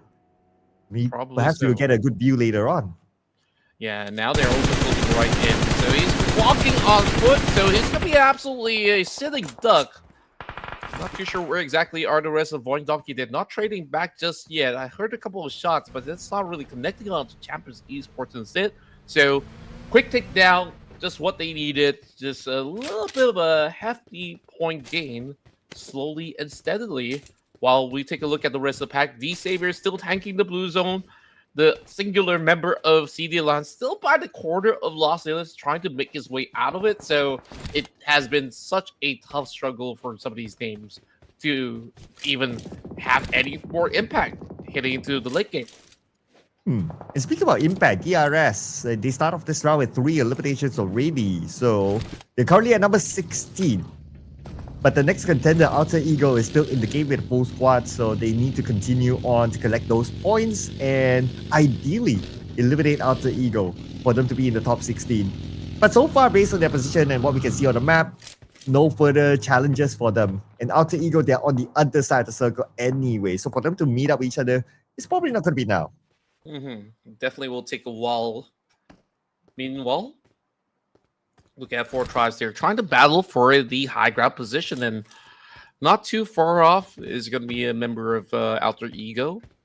That's going to be Badru, which we've been assuming whether if it's Rosemary or not. DRS on the far stretch might actually see their position being compromised as well. So Gante, he definitely spot those movements. So I wonder if these form of exchanges will kind of deter either side of the party. While Nylon is going to be the center of it all, we'll see whether if this circle actually moves deeper within the region of El Pozo. It looks like it's going to be on the outskirts instead. So there's just ample space over onto the north as well as the west. So Champions Esports, they can't claim it as quickly as they could. Okay, at least it's not an urban ending. So out in the open, teams will be forced to fight each other. And most importantly, they need to prepare their vehicles to create like barricades if needed, if it goes to shove that, or you have to go into the middle of the circle and it's an open space. So vehicles are going to be super important in this match here. Definitely. It's always been important in Miramar, but at this current standpoint, even more crucial for them to keep their vehicles intact. Because at any given moment, if you were to be late to the scene, you will expect a lot of attention to be drawn when you're just trying to drive by. Sile does actually find just about enough spacing to just move past, but there is a lurking DRS member right behind those slumps, and that's where Zera's actually had a flip. Very bad timing. Well knocked. Billy moves towards the rest of these two members of DRS, leaving himself vulnerable for an ambush. So that's where Ruthless has to back him up. Ooh, DRS continues on the fight without the ego, but it's going to be hard for Badru to be picked up. Look at his position all the way up there. And his players could be on the way, but I don't know if they can reach him in time, so he could be eliminated soon. Yeah, unless he actually drops towards the lower ground and maybe soak enough damage. So these players really have a lot to do at this moment.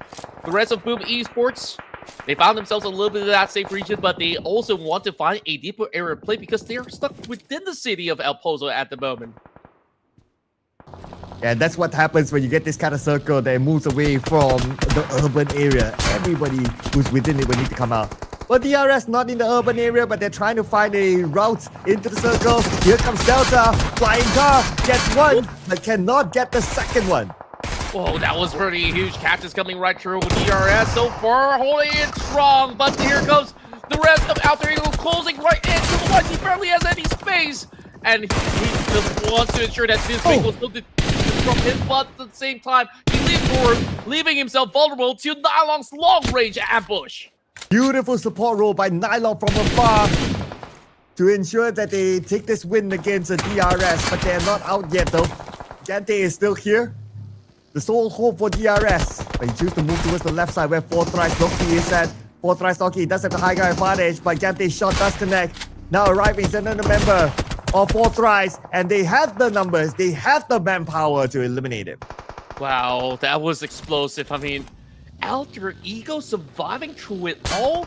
That's a pretty absurd to looking at how disruptive it has been coming from the side of DRS, but of course, with the position coming from Nylon, they've been able to just set up the perfect pincer while we're looking at once again moving up against the rest of the members of REINCE. I'm not sure if he's gotten those ideas, but with him just walking past, he's not being punished, and now he does. Ruthless catches me off guard. Surprise, surprise by Ruthless. Totally didn't expect that. That's where he wanted to oversee the corner. But now, from afar is going to be Zil putting pressure onto Alter Ego while they're duking it out with Thrives. Alter Ego Badru very, very low. But somehow he still managed to survive. He's not from that high ground earlier on. But anyway, this is going to be his second challenge here to fight against Thrives. And looks like Pablo. Wait, is Badru still in this? Huh.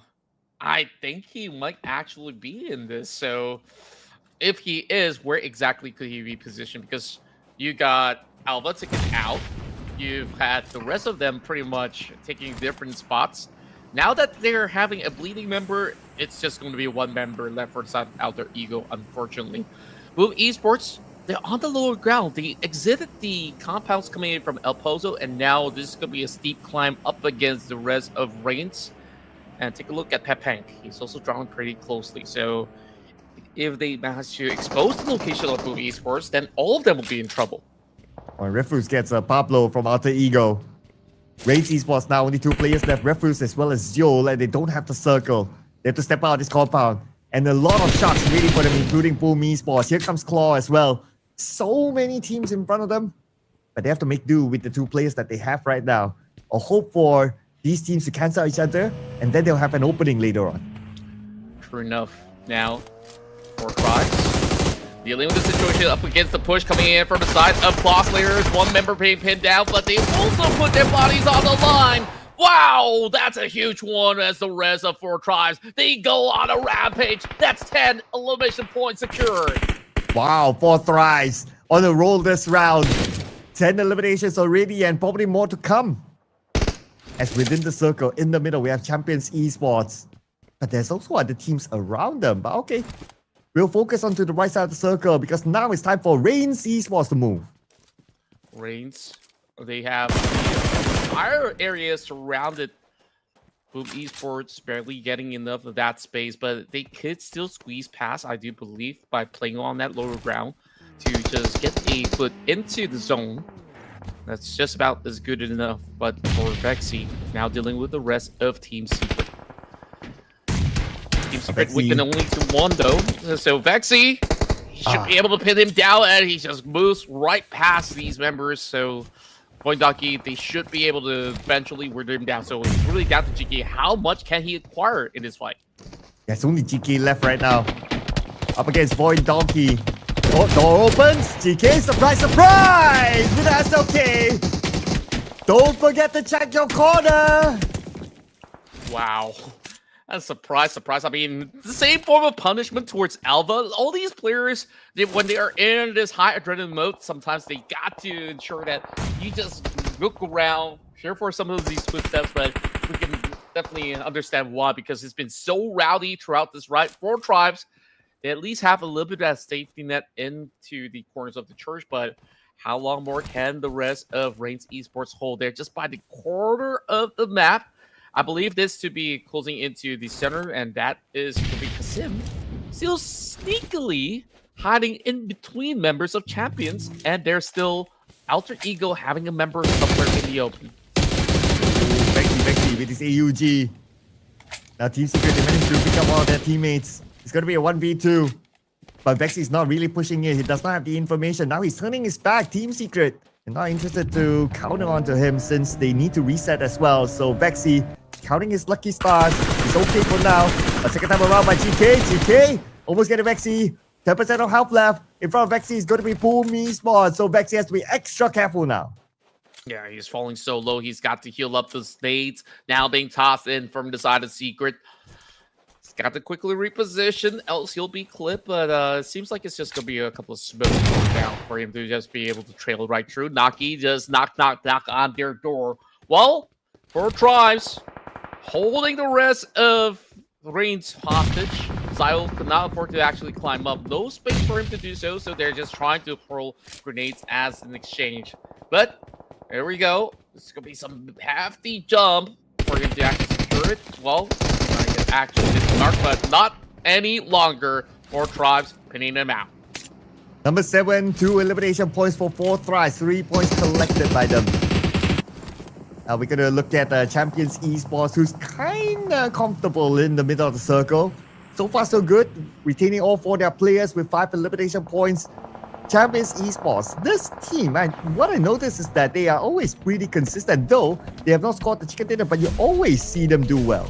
Yeah, true enough. And for Tribes, especially in Miramar, they're just maestros of this map. And, you know I guess that we kind of let them slip past our radar when it comes down to predictions, but currently in the driver's seat with 3 members strong, we'll be able to actually form up even the challenge up against Champions Esports later on. Big damage over onto Yummy. Jinky flags him, and there's just no space for Pubg Esports to work with. That is Pubg Esports out with a decent amount of points this round. Now down to the top 4 teams. Champions Esports, the only team with a full squad. They stand a good chance of getting this chicken dinner. They actually do. Champions Esports, they just got to play this to perfection. They spot out the rest of Team Secret, now rotating over onto that bus. But where exactly can they go from here on? Just playing along the very far south, while Champions, they are taking the entirety of the center of their fold. So by right, if they just have all the vision in control, they should be able to close out this game. Looking at Team Secret now. Kazus holding his trigger. While we can see 4 Thrives on the other side, still within the circle, but we have stage 7 coming soon. And 4 Thrives, so far so good with a high ground advantage, but there's a likelihood that the circle will move away. That's when 4 Thrives will need to prepare to get down. And when it comes to going down, there's a lot of open space. There's just so much area for them to still wiggle around, but once they climb out, they're just susceptible with a lot of all these areas that's pretty much out there in the open. Azus hiding by the corner. What 4 Tribes can do is to take those vehicles, form up a dive to get into the zone, and maybe if there's going to be some help coming from FaZe Clan or even Team Secret, then there will be a little bit more wiggle spot for 4 Tribes to be able to go in for a wider wraparound. But Team Secret, I don't think they could actually move too far off because their vehicle's pretty much blown up at this point in time. Champions Esports, they're just playing this slow, steady game in order to secure it. Yeah, Champions Esports, they have control of the circle. They have like 3 players in the middle of it. And then they have Kazus here just holding down Team Secret. And Team Secret will now be pressured by the blue. The blue is coming in. As for 4 Thrives, well, they're also putting pressure on the Team Secret. Oh man, I don't know how Team Secret is going to survive this one, but they will try still. Yeah, they're just wrapping very far and wide, moving deeper into the next dip, but it is going to be a very risky task. Thankfully, Naki has to go in for a reload, so it does buy them a little bit more space. You know what? They're not wasting any more time. They want to rush right through, and right now, this could be the perfect timing for Champions Esports to take on both of them at the same time. Here comes Kazus. Putting more pressure on the 4 Thrives now. While 4 Thrives trying to deal with Team Secret. Team Secret, GK. Yes, the knock on the Noki. But Kazus stole away that point for the hands of Team Secret. Here comes Champions Esports. They want to be the wrap-up crew. Champions Esports scoring point after point after point. Now they're at 9 points. And they're looking to take out the final player of FaZe Clan. Where were you all this while? Yeah, FaZe Clan, they're hiding over onto the north point, so they thought that, hey, it must just be somebody hiding over onto south. Nope, he's just got no clue where Shopper is. So 1 versus 4, it is going to be a really tough task. So for Thrives, I think that the reason why they rush it because they think that, hey, we're only going to settle for second. We just need to take out Team Secret. But nobody knew that FaZe Clan still had a member hiding somewhere in between, so could I call that a botch call? Maybe, but of course, it is to none of their fault at the very least. So now the rest of the members of Champions Esports have moved around this warehouse. There could only be one place that he's hiding. Okay. They know now. Now it's up to Shopper if he can pull off a clutch. AUG, not the best weapon to clutch. But if he can get an early knock, maybe. Okay, Kazus will receive damage from Shopper. Kazus now gets out of his vehicle. It's going to be a 1v1 between Kazus and Shopper. Champions Esports scores their chicken dinner. Finally, we're getting a big win here coming in from the team that hails from Mongolia. Of course, beautiful work as they've been able to secure the entire region for themselves. So great work coming in from Champions Esports, backing a big, massive chicken dinner. And I believe this is their first chicken dinner as well. A team that looks promising. Even though in one of those rounds that they did not score a chicken dinner, but they still look like they're able to push it through. And now they're coming in with their chicken dinner. This is a signal to all the other teams that, hey, you know what? You might not have seen us in the professional scene in the global stage, but we are here to stay. And stay they will be with 10 eliminations. Yeah, very, very clean take. And Kazus was in such a great spot while he might be left susceptible for some pressure coming from 4 Tribes initially because they were on top of the hill. But because of him being over on the foothill, he gets to really put himself in the position where he's clipping onto multiple teams at the same time, knocking off members of the side of Team Secret and even more to go. So great work, as we've also seen the rest of the pack to be able to follow suit. Member that I've always keep track on for C1 is Balja, because he's always been the rock, the steady member out of the team of Champions Esports to be able to make the right calls for the team. And look at the heals, right? Kino only has 1 heal. How do you heal 1? Well, I guess you got scratched and you were just boosting up. Yeah, instead of using the bandage, and it's like, okay, that's just about good enough for me to sustain for the rest of the fight. So just a slight scratch throughout the fight. Pretty impressive still. Yeah, I guess that's the best way to put it, right? Like, it's a booster because maybe at the time it's like, oh, I got nothing else to do. I might as well boost that 1 heal. It's okay. So you got that 1. You don't always get to see that kind of number. But we also will be seeing a 4 Thrives, FaZe Clan and Pubg Esports as part of the teams to watch here.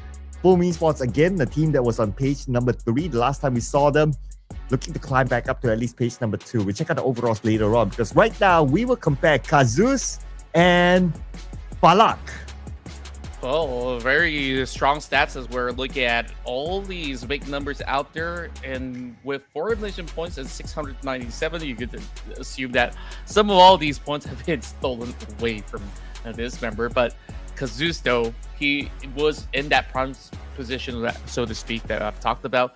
And with 50% of contribution, that is definitely a staggering number that we've seen coming from the member of Champions Esports, but it is actually Naki to be the MVP of this round. Wow, representing for Thrives, 7 eliminations, 932 damage. But what matters at the end of the day is those eliminations that he can bring to the team. And for Thrives, they have been having a very busy round, especially on the right side of the circle. There were so many teams there that they needed to manage. So it's great to see them still able to bring in the elimination points. Besides Naki, Kazus with 5 eliminations, and then we have Falak with 4, and then we have Redface. Okay, it's been a while since we last saw him on one of the top performer charts, coming with 3 eliminations and 100% team contribution. Everything is on him. Yeah, I really do like the Klaus jersey as well. Finally getting to see his smiley face onto the radar, because most of the time, Redface have always put on that poker face instead. But when we add all the points together, there's only 2 teams that has been the biggest benefactor in this round, other than the winning team C1. 4 Tribes so far has got those crazy numbers on elimination points where they're just really on the hunt, securing those 19 points altogether. Meanwhile, everybody's got themselves active in this map. Only 1 team did not manage to get much in return. So, pretty standard stuff, but this round, we see the problematic ride for the teams is that they got to just move into that far western position that they don't exactly get to really utilize whatever throwables, which is why we're looking at a very low record for those numbers of utils being drawn out. Wow, check out Champions Esports. After this chicken dinner, they boost themselves up by 7 placement, now at number 6. Interesting. Okay. If you are in page number 1, you are generally comfortable here in the top 16. The one that we should be slightly worried is whoever was on page number 2. Although we still have a lot more games to go, and it's a marathon at the end of the day. Let's not forget about 4 Thrives as well, going up 4 notches to share the same amount of points as Champions Esports. So doing well so far, but a lot of movements on page 2. Yeah, and with some of all these teams who are not involved in this matchup, you can see drastic dip because of these huge bounce back performances coming from 4 Tribes as well as C1. So Alter Ego once again got themselves in the risky position as they're positioning over onto 16th spot. Despite them being part of this matchup, they didn't manage to take too much. Only 4 points in this run. So we'll have to see the rest of the Indonesians, what more can they actually offer moving into the next match. VOIN Esports still at least moving up the charts, but Claw, they're still far from where they need to be at 22. Todak, they've been on a slump. Same can be said about Blue Squad overall. AST, I think they still have a very decent chance. They just got to ensure that they did not falter very early moving into our final 2 matches of the day. And to be fair for Trap Aeromacy, they did not play the previous round.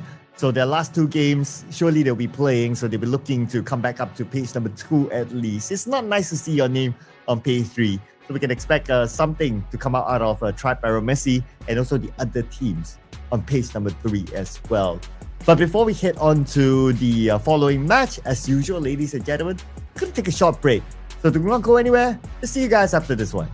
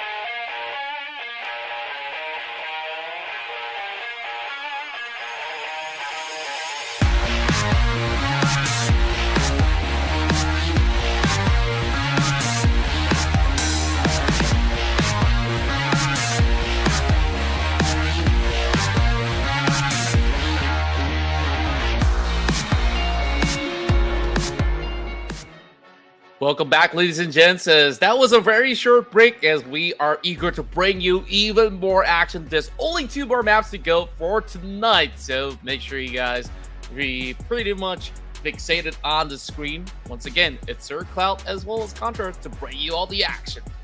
And it's also the last game for Group A as well for tonight, before we roll over to Group B and C after this match. So Group A, they had to put in the performance if they want to make their logo nice and shiny in the top 16 at least. And just to get you guys up to speed, HORAA Esports scored the first chicken dinner, followed by Vampire Esports, and then FaZe Clan, a double for Thailand. And then we have Champions Esports scoring their first chicken dinner in the Miramar match. Yeah, and we're still waiting for REINCE to really thrive once more, while the rest of the Indonesian teams are kind of having a little bit of a decent performance, but not quite there yet, just to secure themselves a chicken dinner on the board. So this Erangel run is going to be very important for HORAA Esports, and even more so for the rest of the teams, hoping to find a better position in the standings. Yeah, so the day has gone by pretty fast. After today, we only have like a handful of games left. So teams, especially on page number 3, will need to start thinking of like, what kind of amount of points should they aim for? A versus C will be coming up next, people. B will be taking a break. So, AC, what's your pick? Well, let's actually have a look. I mean, moving into this group, I would think that, hey, this could be a very strong chance for him for esports, so I'm going to go for it. Okay, HORAA Esports. Oh man, I want to give a bit of hope to teams on page number 3. So let's bring on Todak then. Ooh, very strong choice. I mean, they haven't had the craziest run, but back in the overalls, I believe he called for Todak. So yeah, Todak. Yeah, let's lock Todak in. Yeah, there you go. Yeah, want to give them a bit of hope. Okay. Look at the recent run that they had back in Erangel. I think they did manage to secure a top 5. So I think it was a very decent call that, hey, if they could improve, especially keeping more players alive towards the late game, then maybe, just maybe, Todak can actually make it out. Ooh, and production is going for the team that just scored the chicken dinner, aiming for them to get the double, bringing their momentum to this round. Interesting, all right? And, well, I mean, Champions Esports has always been this team that, even we talked about it, they have always been showing promise. It's just that they have not scored the chicken dinner until the previous round. So to pick Champions Esports, I would say that this is a good pick, a good chance pick as well. Yeah, perhaps that's going to be a great momentum that they've been able to build throughout that past game. Especially you saw how great of a control that they had over on the region. If they were to actually play high ground terrains with a similar setup, I definitely do think that there's a strong chance that it could be C1. But if there's another Mongolian team that I'm absolutely rooting for, other than my current vote for HORAA Esports, is that REINCE, you saw they were fighting tooth and nail to actually get by, and for Thrives, that's one team that has been able to really push themselves to the limit on that last game, securing 19 points even despite not having the chicken dinner. Yeah, no chicken dinner, no problem for them, right, to bring those points in. At the end of the day, it's all about points collected, so if they can gain those by elimination points, I mean, that's good enough, right? So why not? Why not then? But it's all about maintaining a level of consistency. And for Thrives, so far, I believe that they should be okay. They're not doing too bad. I'll be looking forward to see, because we are heading on to our second half of our playoff starting tomorrow, right? So tomorrow we'll start to predict like which teams might make it and which teams might not.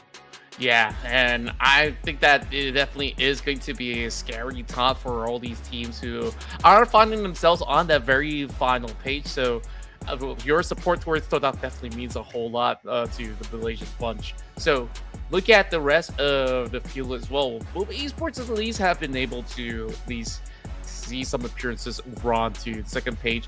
Alter Ego is also moving up the charts, having decent maintenance. So I think if there's any worries for Indonesian teams, I think Blue Squad is the one that is currently not achieving too much because of all these early game shenanigans. They keep switching drop spots. They keep meeting up teams that they're not supposed to fight from minute one, and that has hurt them a lot.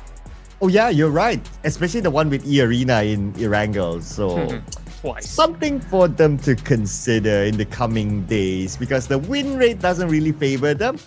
But if they're thinking this as a scrim and maybe their objective is whatever the result is, then feel free, sure, like try to claw back your win rate against eArena. But now we're coming into Erangel. This is going to be the final Erangel for today as well. Let's head on to it. Final Erangel match, like you said, surf out, and of course, whoever favors this map a whole lot more will need to put their best level performance moving into this matchup. Now, we'll quickly have a glimpse with the one path coming from Synopscom third base.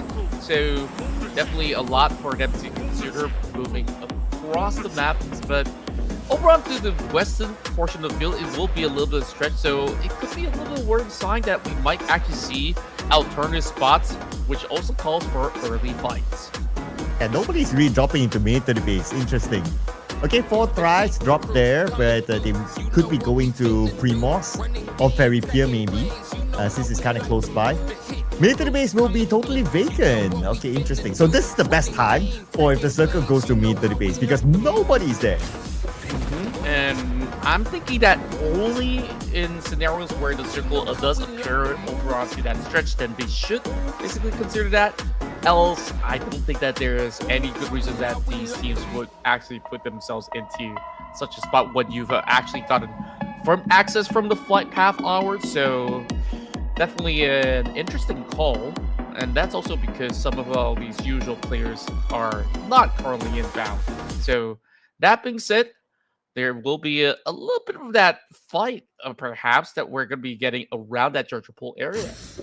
We're going to get an okay circle, which is towards the right side where Shelter, Prison is at. So it's going to be a regular circle. Lots of space for the teams to play with. But a lot of teams actually dropping on the left side, including South Georgia Pool. I'm foreseeing a fight there. Yeah, that's what I was hoping to actually get as well. Speaking of which, shots now being fired over onto Tribe Aeromacy with the rest of Federalis. Now, marking up upon these members of the side of Talon Esports as the Indonesians go toe-to-toe. And here's BTR. Still with a little bit of advantage. But Federalis is alone here. Okay, he needs backup. Razy from afar providing extra support to knock down a member of Talon. Now Federalis will be traded back instead. There's going to be a 3v3, but Talon, they can still pick up their teammate to reset as a 4. Based on the minmap, you can see BTR is charging in. Oh, it's just relentless side that we're looking at from the side of BTR. What can YBF do? He does actually have Axel supplementing the traits, and it is going to be Axel to actually take out Foxy. Quickly as we go, now Satar has to find an avenue with them going 2 versus 2 at this moment. A little bit of far backing coming in from a member of BTR as we're getting a slight glimpse over onto what's happening over onto the other side of the field. A lot of exchanges coming into this early game, but it is still kind of like a 50-50. Talon does land a nade onto Satar. Oh, but from the back, Satar knocked out by Ayo with a VSS. Okay, you don't always get to see that, but it just happened. With that, Talon has the advantage against BTR. And BTR, they know that they're not able to save Satar. Looks like they want to leave this one to Talon. Yep, they have plenty of avenues to just slowly take this fight. Meanwhile, Superman holding down the line up against the rest of Tribe Aeromacy is going to be a very straightforward one, but since he has the M249, you just quickly unload the clip while the pressure is still on. YBF, we will finally get the avenue to secure the fallen member of BTR. I would say BTR today has looked a little bit sloppy, not gonna lie. Yeah, wasn't the best of start for BTR. Something for them to reflect on, although they are still okay in the top 16. But for the Vikings, here we go in a lockdown with Trap Aeromacy. Just waiting for who's going to make the first move here. Trap Aeromacy, they're on the outer side, while Vikings is on the inner side of the building. A Molly will be sent up to the second floor where Superman is at. But that will not be in the best of position to flush out Superman yet, so he can still hold that corner. Yeah, very tricky spot to be in. Rick just holding them right across. So it is just a tad bit difficult for them to even move off the space. So Superman has got not much of a choice available. The rest of AST is just holding them hostage. Now try. Oh wait, is this a crossbow? Okay, I would love to see a crossbow elimination. Not gonna lie. Yeah, we don't always get to see that. And Zio is just trying to be creative here, which I appreciate. If he gets that knock on Superman, it will be a great clip. Yeah, I love that they've updated the crossbow to be a little bit more explosive as well. So it is definitely a very cheeky tack that they're going after. We get the rest of Tribe Aeromacy. They are just slowly handling this current scenario where they don't really want to overcommit with a certain push. So that said, MVKE, two members, what kind of damage to do? They really open up fire, but they allowed a few seconds for the member of AST to pass. So one missed opportunity. Meanwhile, IOP finds another catch onto BTR. Number 16, one elimination for BTR. Oh well, we still get to see them in the following round. Anyway, now the fight continues on between Vikings and Tribe Aeromacy. Zio takes down Tins, and you're going for the pan! Pan! Oh, pan elimination! Wow, I guess like that's all that they can actually succumb to. There's only so little left for the rest of those players to play out. Well, on the hospital grounds, it's gonna be eArena that does actually hurt some of all the ruckus happening over onto the lower ground of Georgia Pole. So Stickley wants to stick his nose up over onto this area, but not really finding much in return thus far. That AUG not really having anything to actually pin out. So AST, they're just gonna be held back for the slightest bit. Not really a fan of where Blue's currently positioned because you can see that there's another two members onto the container areas instead. So AST, they can just pass them by, get into the lower end of this South George, and finally go to get out of here. Yeah, with GLU squad currently at last place, they are looking to take any points that they can, including from Tribe Aeromacy.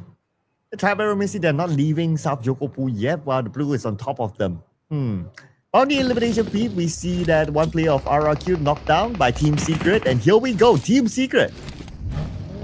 Secret now moving by as they are trying to form up an ambush onto the lurker inside of the compound. It's gonna be Salomon as he spots out Typhoon. Great nade being tossed right there. I believe that to be sudden damage to be done, but holding out for himself. It's gonna be a daunting task. There comes Berdinia as he hops over and instead locks Team Secret in place. Great maneuver coming from Salomon. Oh, and it's not over yet for him. Though with a shotgun, he wants to go in to finish up the job. Now in the same building as Team Secret. Team Secret, 2 casualties on the second floor. They're stuck there right now. RRQ, time for them to move on to the second floor. Salomon receiving a decent amount of damage, 50% of health left. RRQ so far, so good, though they have 2 players knocked, but they're in the building, so they should be able to reset. Here comes GK. GK, so far, trying to really defend himself after having 2 members to move down from the side of RRQ. Coming up with a flank as well, so he will be able to secure Lapar and places will devour Berdinia. While Typhoon, he comes late into the scene as he was holding on to the lower ledge. Now, Team Secret feeling very confident over on the 2 versus 1. Will secure it with Jiki and Typhoon dropping that final shell to pin them out. And the fight here in South Jokopo is not over yet. Still, Tribe Aeromacy and GLU squad, they really don't want to let go of each other. Okay, 3,000 meters away from the circle. Okay. While GLU squad, they're running a bigger risk because they're at the last place. Still, they want to try to get the Tribe Aeromacy. But at least we can see that KF is starting to make his move. But when will the others follow suit? Because there will be more teams coming into the circle now.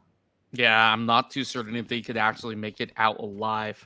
But at least KF, he will find a little bit more of that priority of the position so they can actually leave a little bit of a sense of trail for the remaining members if the rest of Glue Squad can actually find themselves a vehicle.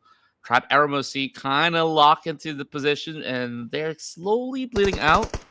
Stage 2, very tankable for the moment. While it's going to be a great catch from Noel. Finally, it pays off with this 1 point intact. And GLUBLUG squad scores their 1 point. Looking for more still. They're still not budging from this area. This is the time where I start to look at where we can start to look at their healing utilities, and they don't seem to have much. Look at this.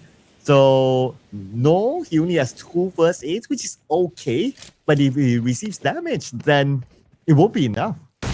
True, and for the meantime, I would say that Blue Squad at least have a fairly defensive stance. Meanwhile, Haidami tries to really hold down the line up against the rest of Talon Esports now. Forming up inside of the compounds, dropping big nades right across. Lippy's going to be pinned out, so not really the best of runs for the side of HORAA Esports, with 2 members now in a really big predicament as Sleepy gets taken down very early on. And here we have Talon here. Surrounding them is Alter Ego. Lots of teams now, and this is what we kind of expected, that teams will start to be in the circle, including HORAA Esports now coming up to the high ground, circling around. They know that Alter Ego is here. Sky crashes in. Sky takes a lot of damage. The follow-up needs to happen right now for HORAA Esports as Alva will try to fire back with the Sky, but Alva himself taking a lot of damage. Here comes the rest of HORAA Esports to take out Alva. Wow, great practice moves coming all across from the side of HORAA Esports. There's still more commotion with the rest of Todak also moving into the battle where Sky will be able to secure Alva after those kind of long trades with the rest of Alter Ego recommitting Nylon. What more can he do? He's trying to avoid a lot of all these attacks. I believe that is coming in from the side of Vampire Esports. And oh, that repeat! Perfect timing from Sky. And Alter Ego out number 13 with 1 elimination point only. Trap Aeromacy, 7-9, Todak still in the game. Potentially could push them down. Vampire Esports, here they come. Onto HORAA Esports, they're surrounding them at this moment. They want to take over the shelter area right now. Big nades now being pushed right in. HORAA Esports so far having a very firm defensive hold.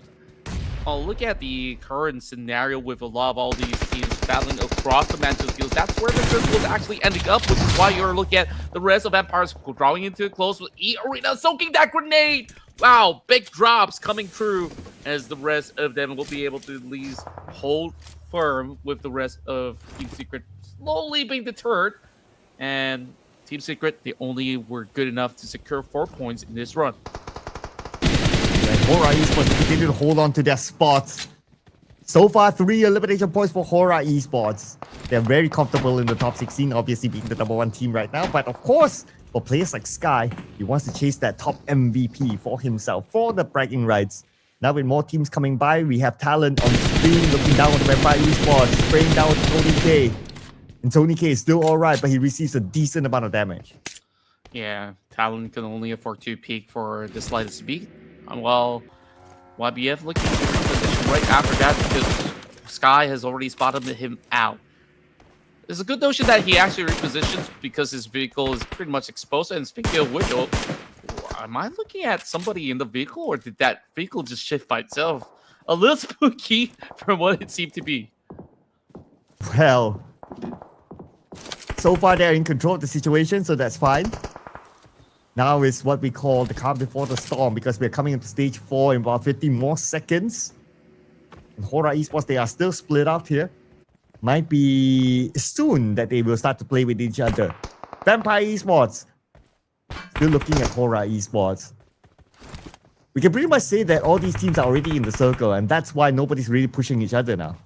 True enough, ample of room while they have a little bit of a holding ground for them at the meantime. If they were to reposition, is always going to be risky, especially you don't know how many teams are up in the hill. the last I checked, C1, they were over onto the lumberyard, which they don't really have to be in position. That is going to be one of the best positions. While Talon's moving outside of the blue zone right now, alongside with AST as well as Todak. So these are going to be a little bit difficult for them to actually get past, especially with Glue Squad holding into that position where Talon's currently crashing in. So we're expecting a little bit of fight to be taking place over onto the southwestern corner of the map. Ooh, this is where it will be interesting, right? The prison area is not going to be an easy spot. Now, Todak going up against Aeromacy, passing by, Scam will be knocked down at the same time. Aeromacy, 2 active players, and Todak eliminated by them? Ah. Oh, no, not yet, not yet. Okay, I was looking over at who's left for Todak. So 9 is still alive for Todak, so that's fine. Yeah, meanwhile, Venom is being knocked over onto the blue zone, so Rick has got to find a way to rescue his teammate, but instead, he opts to ditch him behind. I thought that there's just about enough time for them to actually get the revive done, still have a little bit of time for him to even put him into the vehicle if he wants to reposition, but Sem9 tries to move across in order to gatekeep the rest of eArena. They manage to heal up. Joker's still on his knees though, so that bomb will secure it for Traxi. When here's Traxi with the nade across, 2014 knocked down by Sem9.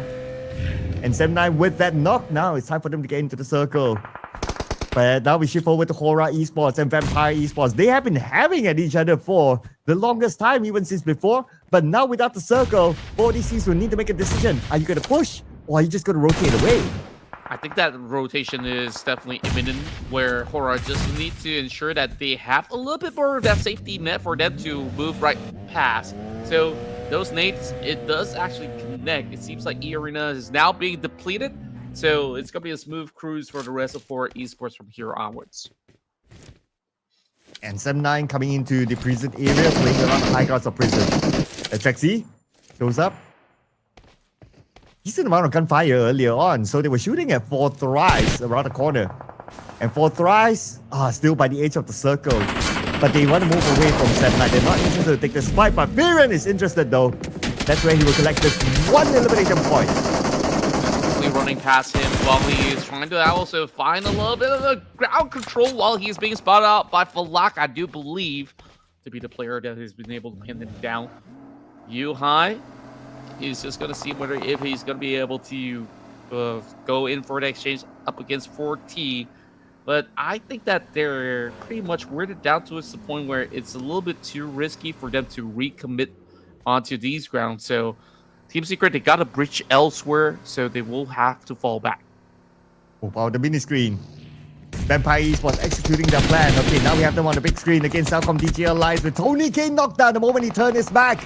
And got knocked by Sky from HORAA Esports, not by CelcomDigi Alliance. With that, HORAA Esports domination, securing 5 elimination points so far, looking for more Supreme now with his nade. In front of him is going to be Mela. And the nade will not connect. But that's still alright. Puts a lot of pressure now onto Vampire. Yeah, they can't really afford to really move too far off from where they're currently at. Just relying on that layer of smoke. Look at CelcomDigi Alliance right across. He's going to be able to get the perfect pincer.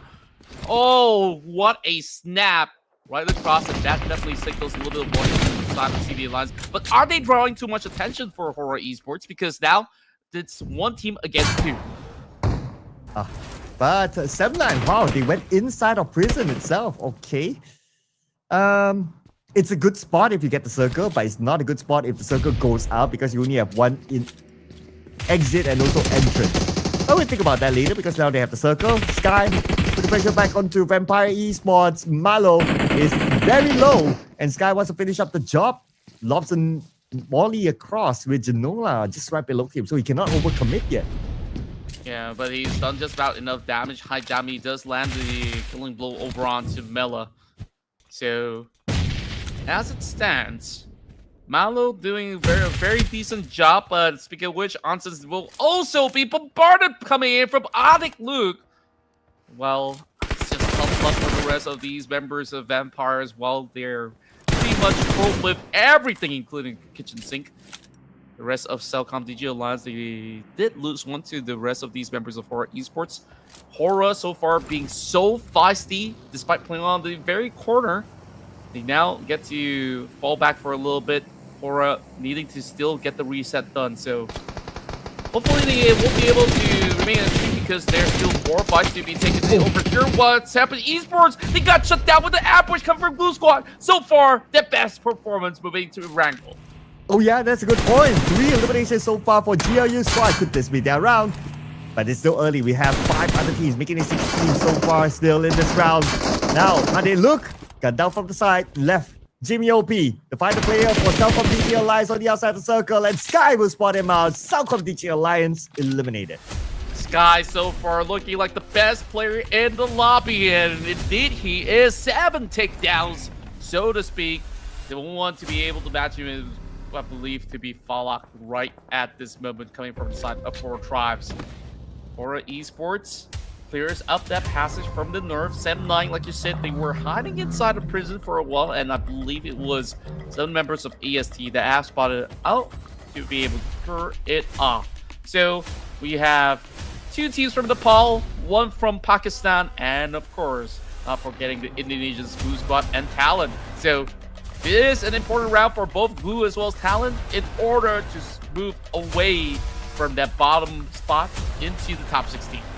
Ooh, super interesting if GLU squad can actually scored this one since they are the team at the last place. Last we checked, 3 players.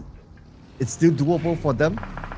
But let's see what will be the next move by any of these teams. So far, GLU squad, okay, they're at the southern side. They see Talon in front of them.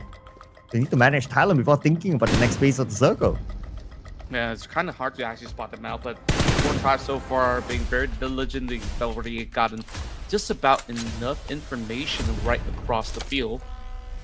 HORAA Esports, I think that they're pretty confident about this one because of how they've been able to rate that space from the north. Blue Squad, though, what's going to be their call because they're just by the edge of the map. This update will definitely move closer to prison grounds, but playing the high ground is going to be pretty much decent for the rest of Blue. All they have to worry of is the rest of Talon playing from the south. Yeah, it's time for them to move. But like what you said, playing around the high ground is the best bet for GLU squad.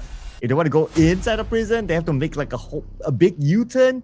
It's not ideal for them when it comes to rotating at this final few stages of this round. So they might want to hold on to that southern high ground. But like what you said, you need to deal with Talon. If they can clear off Talon, the high ground southern side of prison will be entirely theirs. That's true, and look at this lurk coming in from Fallock. It's gonna be a drive-by! Oh! Catching him off guard. Aya so swift on his pursuit, so it's gonna be a little bit of a difficult stance for the rest of 4 Tribes in order to recover that member because we expect Talon to go in for the second round of Crash. So we'll see if this is going to be the case. And here comes Talon making their move into the circle. Whoever is in front of them, they will try to take out. Stage 6 with the blue closing in. They'll force all these teams to move anyway. GLU squad still looking at Talon. They're trying to gather as much information as possible. This is a hilly area, so it's not easy. But here comes Talon. They spot on a member of 4 Thrives. Oh, a bit of a bubble car situation there, but still they're able to recover. Picking up 4 Thrives. Now it's going to be Loki, the main target. Talon will win this fight against 4 Thrives. So strong on the challenge, while Talon Esports somehow they did manage to survive the whole ordeal. But here comes Glue as they drive by. They match the spot out. Noel, he's gonna be the only member standing in the way, so he is going to be able to secure at least a top 3 finish for Glue. And now this could potentially be it. You've mentioned that they have a chance for the chicken dinner. This would be the best shot possible. Well, let's go, GLU squad. Will be nice to see a team from page number 3 doing well this round. Maybe this could boost them up to page number 3 or at least close to it. But their challenges are no pushover teams, HORAA Esports and Aeromacy. They can definitely wreak havoc towards GLU squad, and here comes GLU squad in the circle. Haidami is keeping an eye on to GLU squad as they enter it. Yeah, very, very elusive stance coming in from the rest of HORAA Esports, hiding by all these rocks. So none of these members of GLU has any clue at all. Well, AST, the last we checked, the member is kind of stuck inside of prison. Well, I'm not too sure what kind of crimes he committed to be there, but he's at least holding out. Nobody's going to be able to contest him for the moment. But you did mention about that one entry point. If he wants to still make a deeper run, then he has to exit out of that prison. Yeah, the crime of still being alive in the eyes of HORAA Esports and GLU squad. So let's see if the circle will still kind of favor him, or will it be a hard shift onto the high ground. HORAA Esports, KF right in front of him. And GLU squad, they're finding it hard to get their information. I can totally understand that because of how difficult the terrain is on this area. Haidami is pretty much doing the same as well. Now we have the circle. It still has prison in it. Yeah, and that actually leaves a little bit more room for the member of AST, while it's going to be HORAA to duke it all out up against GLU. Haidami attracted a lot of attention because he wants all that attention to be drawn towards the well, but the nades are looking good. KF shuts him down. Ooh, can KF actually do this one? Stickley is supporting him from behind. KF going in, secure that elimination point onto Haidami. HORAA Esports out eliminated number 3. GLU squad, they can reset as a trio. Now it's a matter of what will happen to Rig.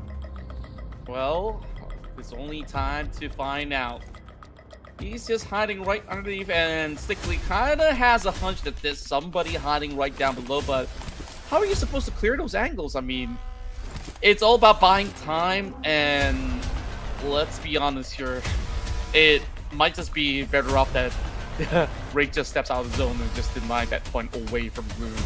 But, you know, out of the spirit of sportsmanship, we'll see. Maybe GLU might just take a deep nosedive to eventually look for Rig. But Rig, he's just staring upon these two walls and is like, yep, is it safe out there? I have no clue, but I'm going to buy as much time as possible. Yeah, if only he knows that he's actually the last man. Rig, you're the last dude.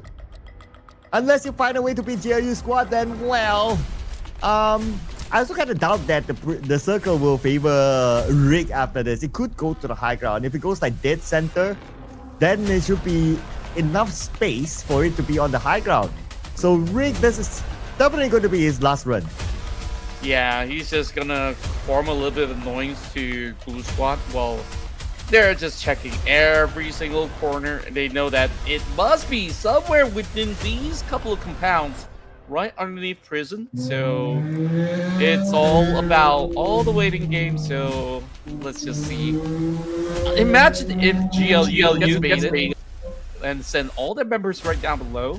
Then it will be super unfortunate to see them drop out. But very likely it's not going to happen.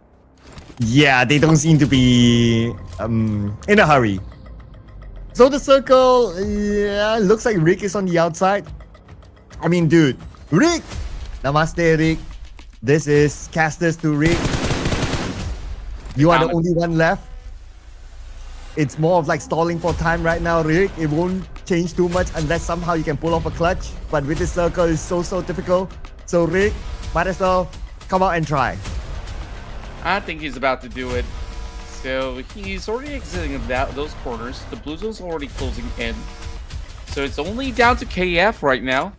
He's got a hunch. So where else could he potentially form up against these members of GLU? And you can hear they're losing patience. Shots now being fired randomly.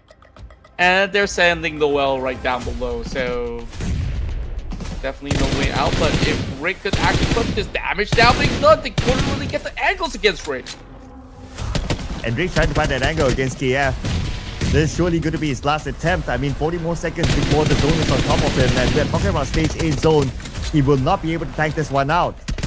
And they essentially drop down to finish off Rick. Okay, they don't want to let this point go and allow Rick to deny away the point, which is totally understandable because GLU squad, they need the point.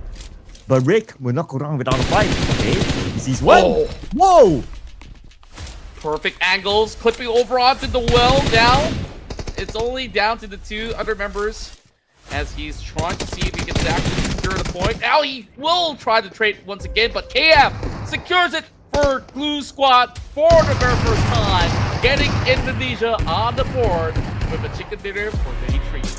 Oh, so important of a chicken dinner for GLU squad as they are number 24, the last place. But with this chicken dinner, surely it will propel them. Now, to how far, how close to the top 16, we need to wait and see, ladies and gentlemen. But GLU squad finally showing up.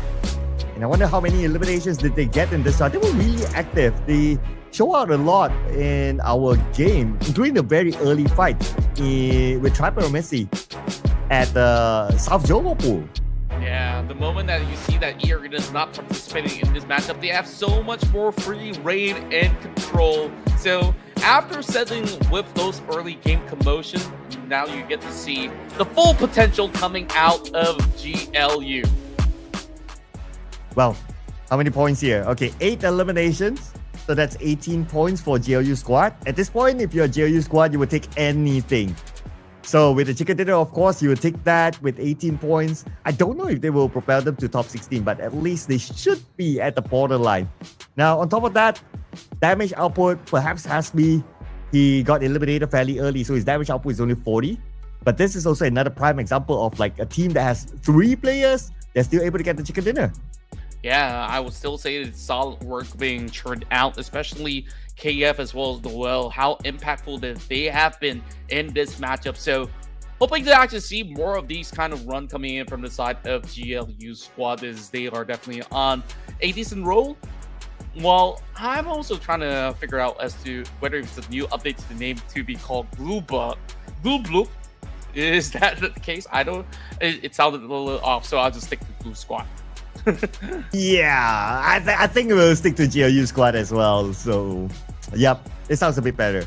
But what else is better is that these are the teams to watch. HORAA Esports is up here.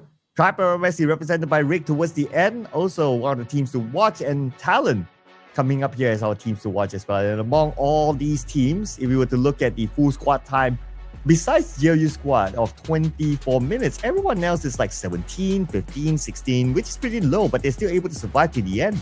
Yeah, I would definitely say that it's been a tough tussle when it comes down to holding on to some of the positions over on the hillside.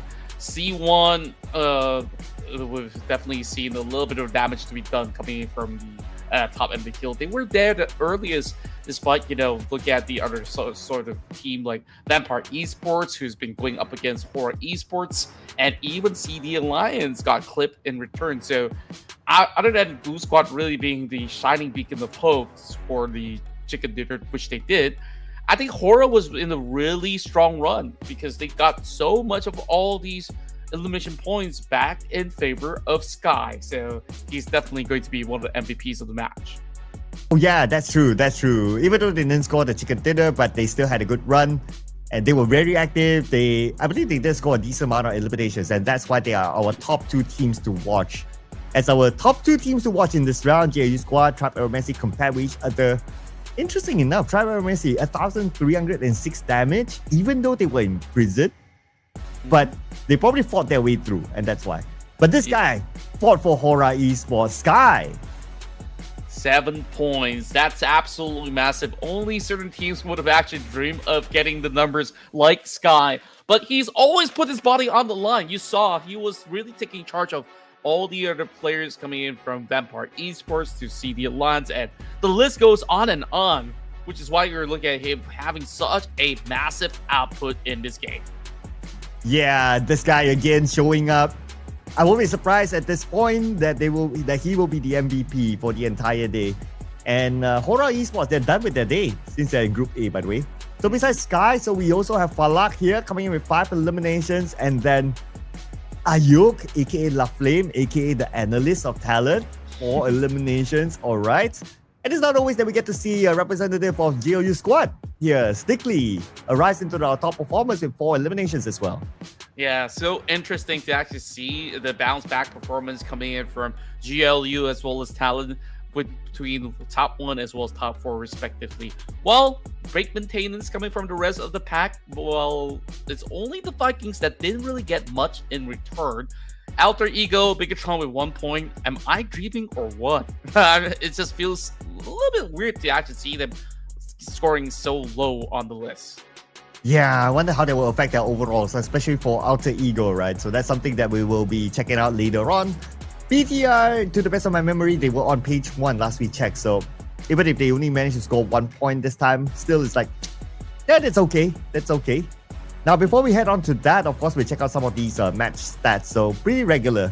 Throwables use 171. I would say that's kind of regular for Ruthless Invitational Showdown. We normally see that kind of number every season. If it goes like 200 plus, then that's a high. If it goes like 100 plus, then that's a low. So 171 is pretty average. Yeah, I would definitely agree with that. So that being said, it's still better than certain maps that we've seen so far where there's barely any trouble sub 100 as a matter of fact. And a lot of all these exchanges, we saw a lot of back and forth happen where multiple pickups has been put through. So that's 10 pickups, not too bad of a number. HORAA Esports retains their #1 spot while we see 4 tribes making waves now, surges into the top 5 position, pushing down MVKE since they've only got 0 points to actually acquire in this round. Meaning to say, page 2, page 3, we're seeing some big climbs. Yeah, I'm interested to see where JU Squad is at. Okay, not in page 2 yet. In fact, page 2, like what you said, lots of changes here. Tribe Aeromacy with a decent round. Number 13 going up 6 notches. And Talon going up 4 notches as well at number 10. So putting them in an okay position for now. Alter Ego at the borderline, number 16. Now, this is going to be the question, right? GLU Squad with the chicken dinner, how close are they with page 2? I'm thinking that it's still somewhere in the middle of the pack because they didn't really have that big of a scoreline. There are still certain teams who are around the 40 point margin. So that said, you're looking at only 2 positions to be climbed, but at least they're within the 40 point ratio. So the climb is definitely possible for the rest of GLU, but it's still going to be pretty steep because DX is just on that gatekeeping role on 17th spot. Yeah, and DX, DRS, VOIN Esports, they didn't play the previous round and they'll be back in the following round to challenge GLU Squad. But then again, GLU Squad, they are part of Group A, so they are done for today. We'll see what happens tomorrow for GLU Squad, ladies and gentlemen. For now, before we head on to our last game for today, we'll take a short break, so do not go anywhere. See you guys after this one.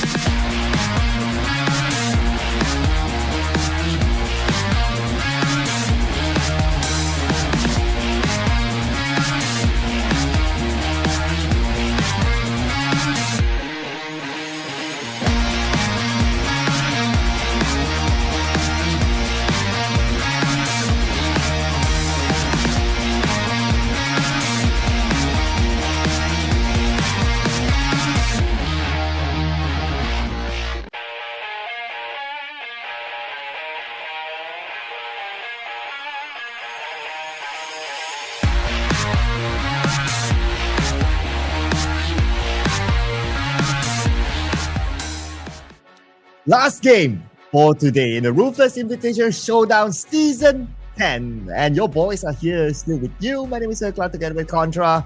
And the rise of teams on page 3 continues on. That's right, and we're looking forward to see who's going to snatch away the final chicken dinner of the night moving into this Miramar run. So that being said, we're already seeing certain teams to be taking a break already for tonight. Thank you so much for all your effort for participating. But of course, if you guys are just tuning in right now and thinking, "Ah, man, it's only the last game," don't worry. Tomorrow we'll bring another 6 matches here throughout the entirety of the playoffs. So as we look into the list of winners, we are looking at pretty much very differing names that's been able to score the chicken dinners for today. Yeah, so that's what makes it fun, right? Also more difficult for us to make the prediction. Since we have to predict again, of course, focusing on the group B and C. Back to the drawing board it is, Contra. I don't know about that, but let's put on DRS for me. Okay. Real soldiers. The real soldiers. Okay, I'm gonna be moving from my usual picks this time around. I think that VOIN Esports, they have shown promising signs, so I want to see VOIN Esports come up huge this time. Hey, there you go, locking it in. And let's see production. They are one of the teams on page 3 as well, just to point out, VOIN Esports and also DRS. So this is where we start to see like maybe the rise of teams on page 3, including 2 of our predictions. Let's see if production wants to go for a page 3 team. They're going to play safe. Okay, BTR. Well, to be fair, BTR is currently on page 2, so it's a little bit of a climb for them, just to ensure that they are safe for now. BTR, I'm just hoping to see them, pop off like how they used to do with Federales, really cutting players down. So this ferocious team hasn't been hitting up to the mark just yet. They're just doing slight maintenance. That sees them doing just about enough to qualify. But if they were to have any slump, I'm kind of concerned for them. So I would definitely say VOIN Esports. They're kind of on the same notion, but from looking at their coaches and as well as the rest of their staff actually being involved, I'm just becoming more of a fan of how they've been able to at least show us something special, especially now. It is going to be dire with them moving into the halfway mark of the tournament here in the playoffs.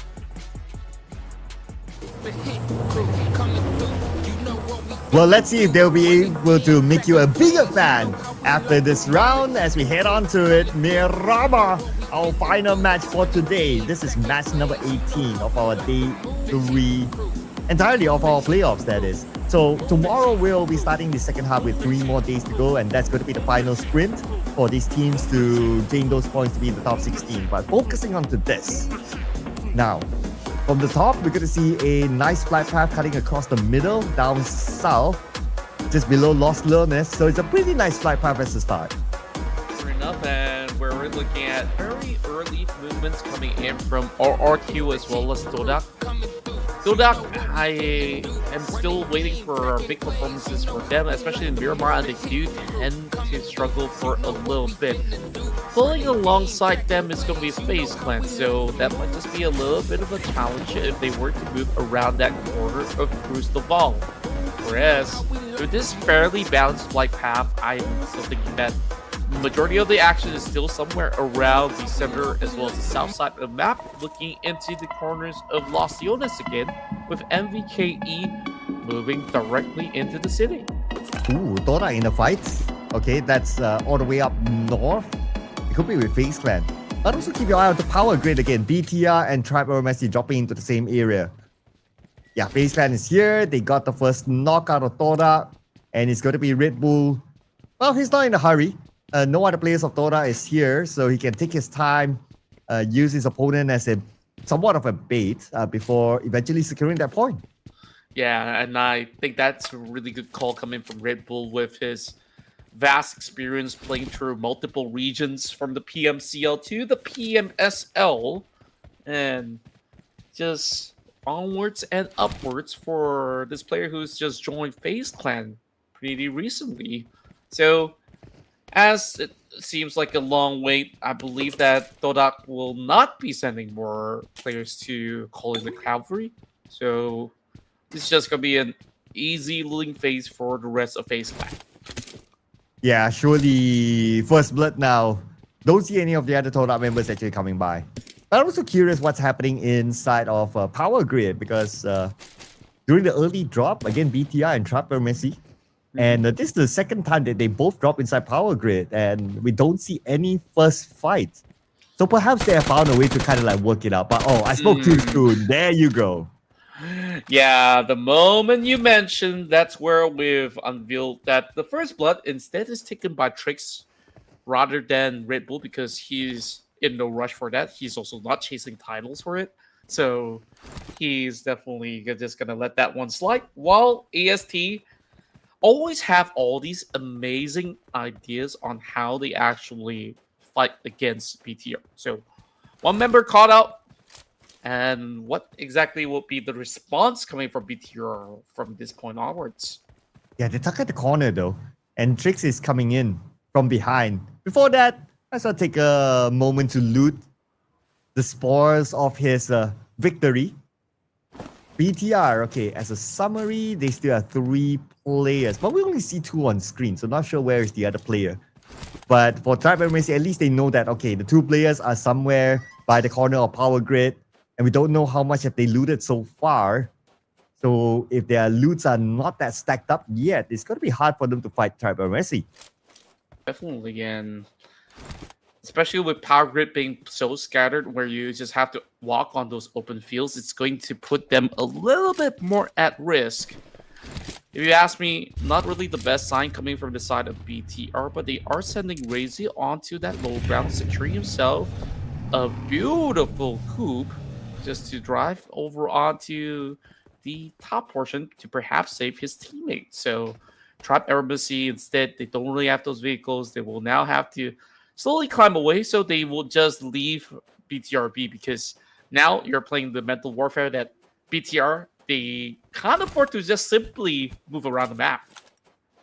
Yeah, because they don't have like a full squad. But Aeromacy, interestingly, they are not putting in the pressure of finishing up the job with BTR. They choose to leave this on foot. Maybe they realize that, oh, we don't have a vehicle. And we know how important vehicles are in Miramar. So they have to secure that rather than trying to fight BTR. And maybe risk like other teams taking pole position or prime position within the circle. So they leave that for now, which is okay. Anyway, for both teams, BTR and Aeromacy, they are also very close to each other in the overall charts. 64 points for BTR, Aeromacy 64 as well. I'm sure they wouldn't mind meeting BTR again in the later stage of the circle so that they can try to overtake them. True enough. I mean, for now, they just gotta get their party into the zone, because the zone is actually pulling the teams over onto the south region, which you kind of wish to see. Now we get a little glimpse of it. While Tins, I always keep getting the rating wrong, because I always kind of remember that, oh, there was a Trongzin, so it kind of rolls off my tongue a little bit more differently. So that's it.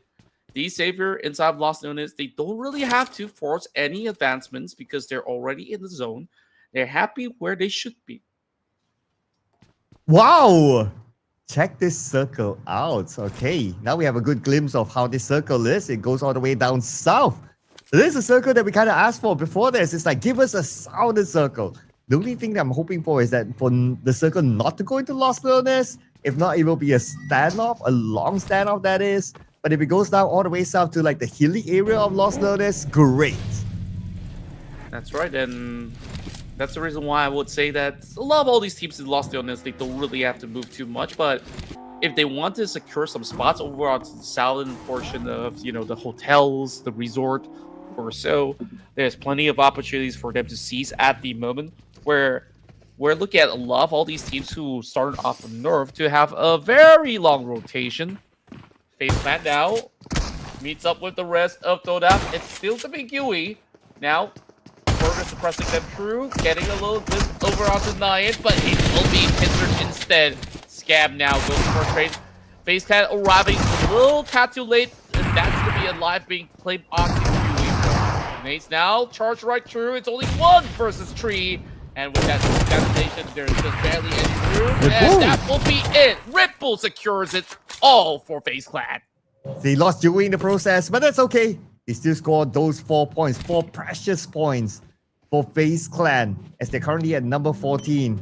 They look to sustain their top 16 spot. We shift over to Claw Slayers now, up against ASI8.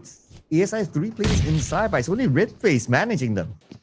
Yep, Redface has gotten a lot of all these great tosses as it keeps the rest of all these ASI members in check. That smoke is barely any form of covers. I believe that to be a sticky nade over on this river wall, and it will be a quick maneuver coming from Huzaifa to be able to pin him out.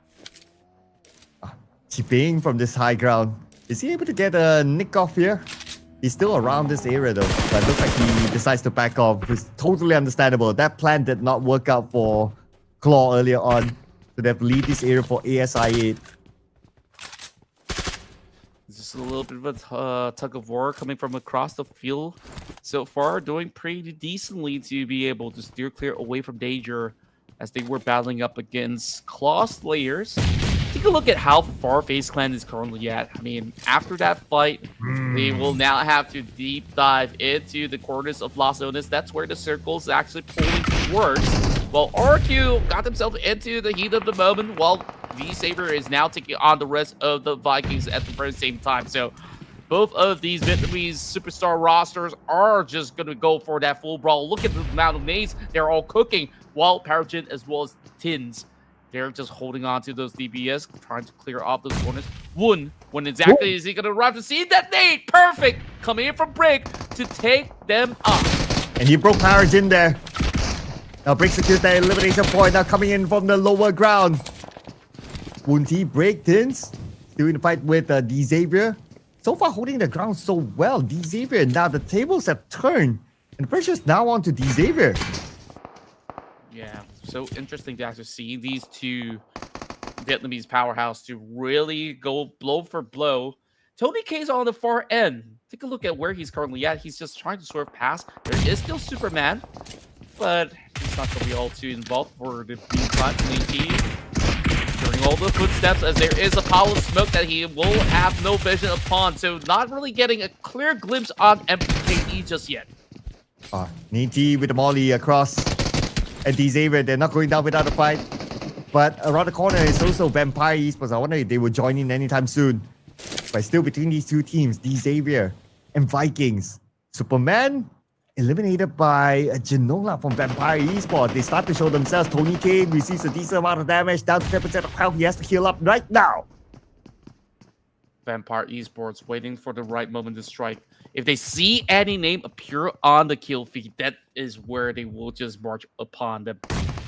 Miaola just getting a little bit back up. Well, Break, first one to falter while they were just trying to trail by the corner of the staircase. Finding it tough to actually breach right through. AT does have that UFP, putting in just about enough damage. Not enough just yet, but they will be able to at least put on the pressure. Now securing those kills, and he does let it all completely lined up for Nate to secure it for D-Xavier.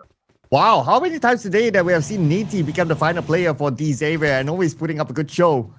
Beautifully executed by Nate, and now he can pick up his teammate. D-Xavier will return as a trio. But more teams coming into Lost Learners is what we expected with this kind of circle. Vampire Esports, they were monitoring the situation from before, but they're not making the big moves yet. But let's not also forget about some of the other teams that have arrived. I believe on the southern side. Yeah, that's Claw. Claw has arrived as well. So we can expect more teams to come if stage 3 still goes to Lost Learners. Yep, and indeed it will be closer to the city, it seems, where we are getting the update as of the moment that will definitely include even the southern side of the factory, where some of the players have been battling all across. Mello now drops the nade, catches onto Bobo, where Claw members, they will have to find a way to actually stand over onto these grounds. As you can already tell that there are plenty of all these compounds to be claimed, but it is safeguarded by Vampire Esports overall. And here's Delta from DRS. Say hello to Lost Learners. Managing VOIN Donkey at the same time. We have Potato in this building, sharing the same area as another member of DRS. Delta is on the other side. Door is open. Potato has to move to the other side of the building. Smoke been deployed. Shooting into the smoke. Blind shots by Potato. Not able to get the knock yet. The rest of DRS looking for him. He's healing up. Should be able to heal in time, but the rest of DRS, they have arrived. Gigante down, just trying to sift past some of these smoke while the rest of DRS will be able to surround Potato. Pick up that grenade. Over on the other corner, he's also getting pictured by DRS, having Delta being in the prime position. That was some clean takes overall from DRS themselves. Ooh, and DRS looking to make a comeback from page number 3. So far, 2 elimination points collected by them as they enter Lost Learners. And they will cross the road. So they will manage the road fairly early this time. Great move there by DRS, I must say, to secure themselves inside Lost Learners, since there's a big chance that the circle will end in Lost Learners. Sure enough, Gigante and the rest of DRS in such a great position so far. This is one of the entry points if you were to move in from the highway sector, coming in from the mid of the map. While YBF does actually form up an exchange as they have to take down some members coming from the side of 7-9 as 7-9 reaches into the containers instead. That's barely enough cover. So great pickoffs coming in from Nate onto Firen. So Dingus, they're on a roll. So Nate secures himself 3 elimination points. Now more teams are starting to come in onto Lost Learners. The Xavier having a decent spot that they can oversee like all these teams. Say hello to 7-9 as well. Jaxi made his move closest to Lost Learners, anticipating that stage 4 will be here. Wonder where the rest of 7-9 are at. Oh, wait a second. Oh, 7-9 only has Jaxi left, so he's going to play it rather passively now that he managed to make his way into just the outside of Lost Learners. Yeah, and it's just getting even more crowded. On the outskirts, there's plenty more teams to be trying to cut right by. I believe that's Talon that's going to be on the outskirts instead. Take a look at Killer YT. He's just making sure that he marks every single location, relaying all that info back to his team. The rest of Vampire Esports as well as ASI8, they are going to be holding into the deeper field. So if it does draw closer into the north or even the center, then it could be a big advantage for a majority of these guys coming from Vampire Esports. Urban ending, it seems. Oh, man. Okay. More teams are coming onto Lost Learners now, including Talon on screen that we can see. But a lot of teams are occupying the left side of Lost Learners. Lesser teams are occupying the right. So if they're able to scout out that information, especially for those teams on the outside, then they would definitely pick that right side. But for Talon, now that they have arrived, might as well go for it. And here comes VOIN Esports. All right, coming into Lost Learners unchallenged on the right. Yeah, speaking of which, with the rest of them arriving to the scene, that could actually pile a little bit more pressure towards ASI8. That's where they're currently holding closer up against the rest of VOIN Esports. But as we expected with an urban ending, you're not really getting direct fights overall. Even if there's a couple of knocks, you would expect certain revives to be taking shape, unless if they were moving it out into the open with BTR somehow traveling very, very deep into the city, just moving past Federalis. He's got to be a little bit careful from here on because he's reaching closer and closer to ASI8. And just keeping an eye on the other teams coming in. But since the circle is big enough, as long as they're in the circle, a lot of these teams will have their own spot. But Ruthless from RE looks like he managed to get one out of the Xavier, and that's a long-range shot, so we can expect that Levi's can be picked up. Not going to be a problem. They're still on the outside anyway. Yep, taps after taps. Refuse just trying to deny any mobility coming out of all these guys. While VOIN Donkey having ways actually to be able to stop out more and more players. That's beyond to the member of AST. So good notion on them despite being on a duo mission right now. Heard those form of commotion coming from Talon Esports as they got taken out as well by Razak. VOIN Donkey now in the fight with Talon. And the moment Razak turns his body immediately. He gets that elimination of the Talon. Okay, that was pretty straightforward there. Anyway, with that, Talon out, and VOIN Donkey will have that compound for themselves. But on the elimination feed, we do have REINCE from BTR. Talking now a member of Vampire Esports. But again, because this is like an urban warfare, for the most part, we'll get to see like these long-range knocks. And for a permanent elimination, we'll probably need to wait. Yeah, it's going to be a lot more of a slow tempo. 13 teams still remaining as we're already moving to the end of stage 4. REINCE, despite them being planted in the city for quite some time, it doesn't seem like they've been able to manage any form of catches.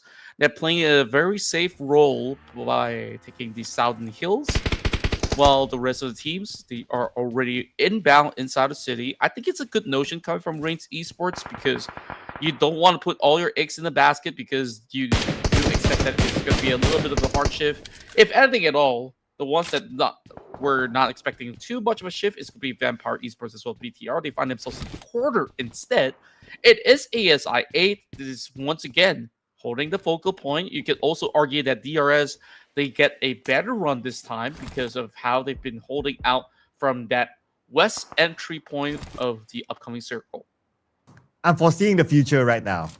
The future will be, we will play at this stage 9, and then everyone will be just like having their own corner in one building until one team decides to push. But we will go to stage 9 with this sort of urban circle. You know, then there's a lot of time to burn, but Red Bull says, you know, we might not need to wait too long. I'm just going to try to clear as many players as I can. Already on the streak of 4 points, while the spot out the REINCE members just moving past them.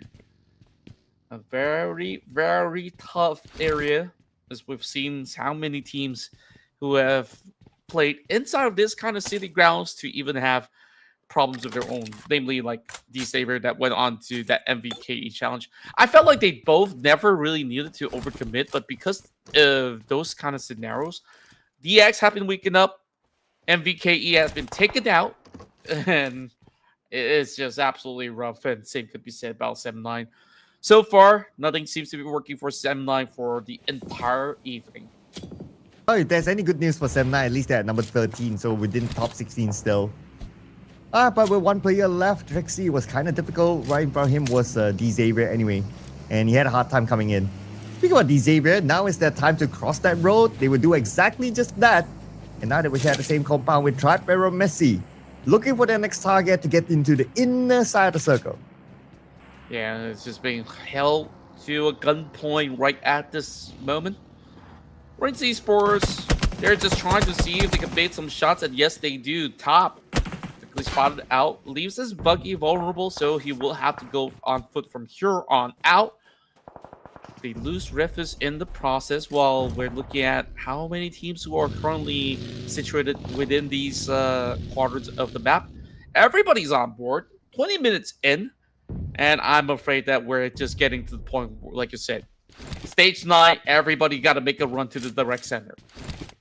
Yeah, so for now, those who have secured their compound, they'll be fairly okay, unless the team choose to charge forward.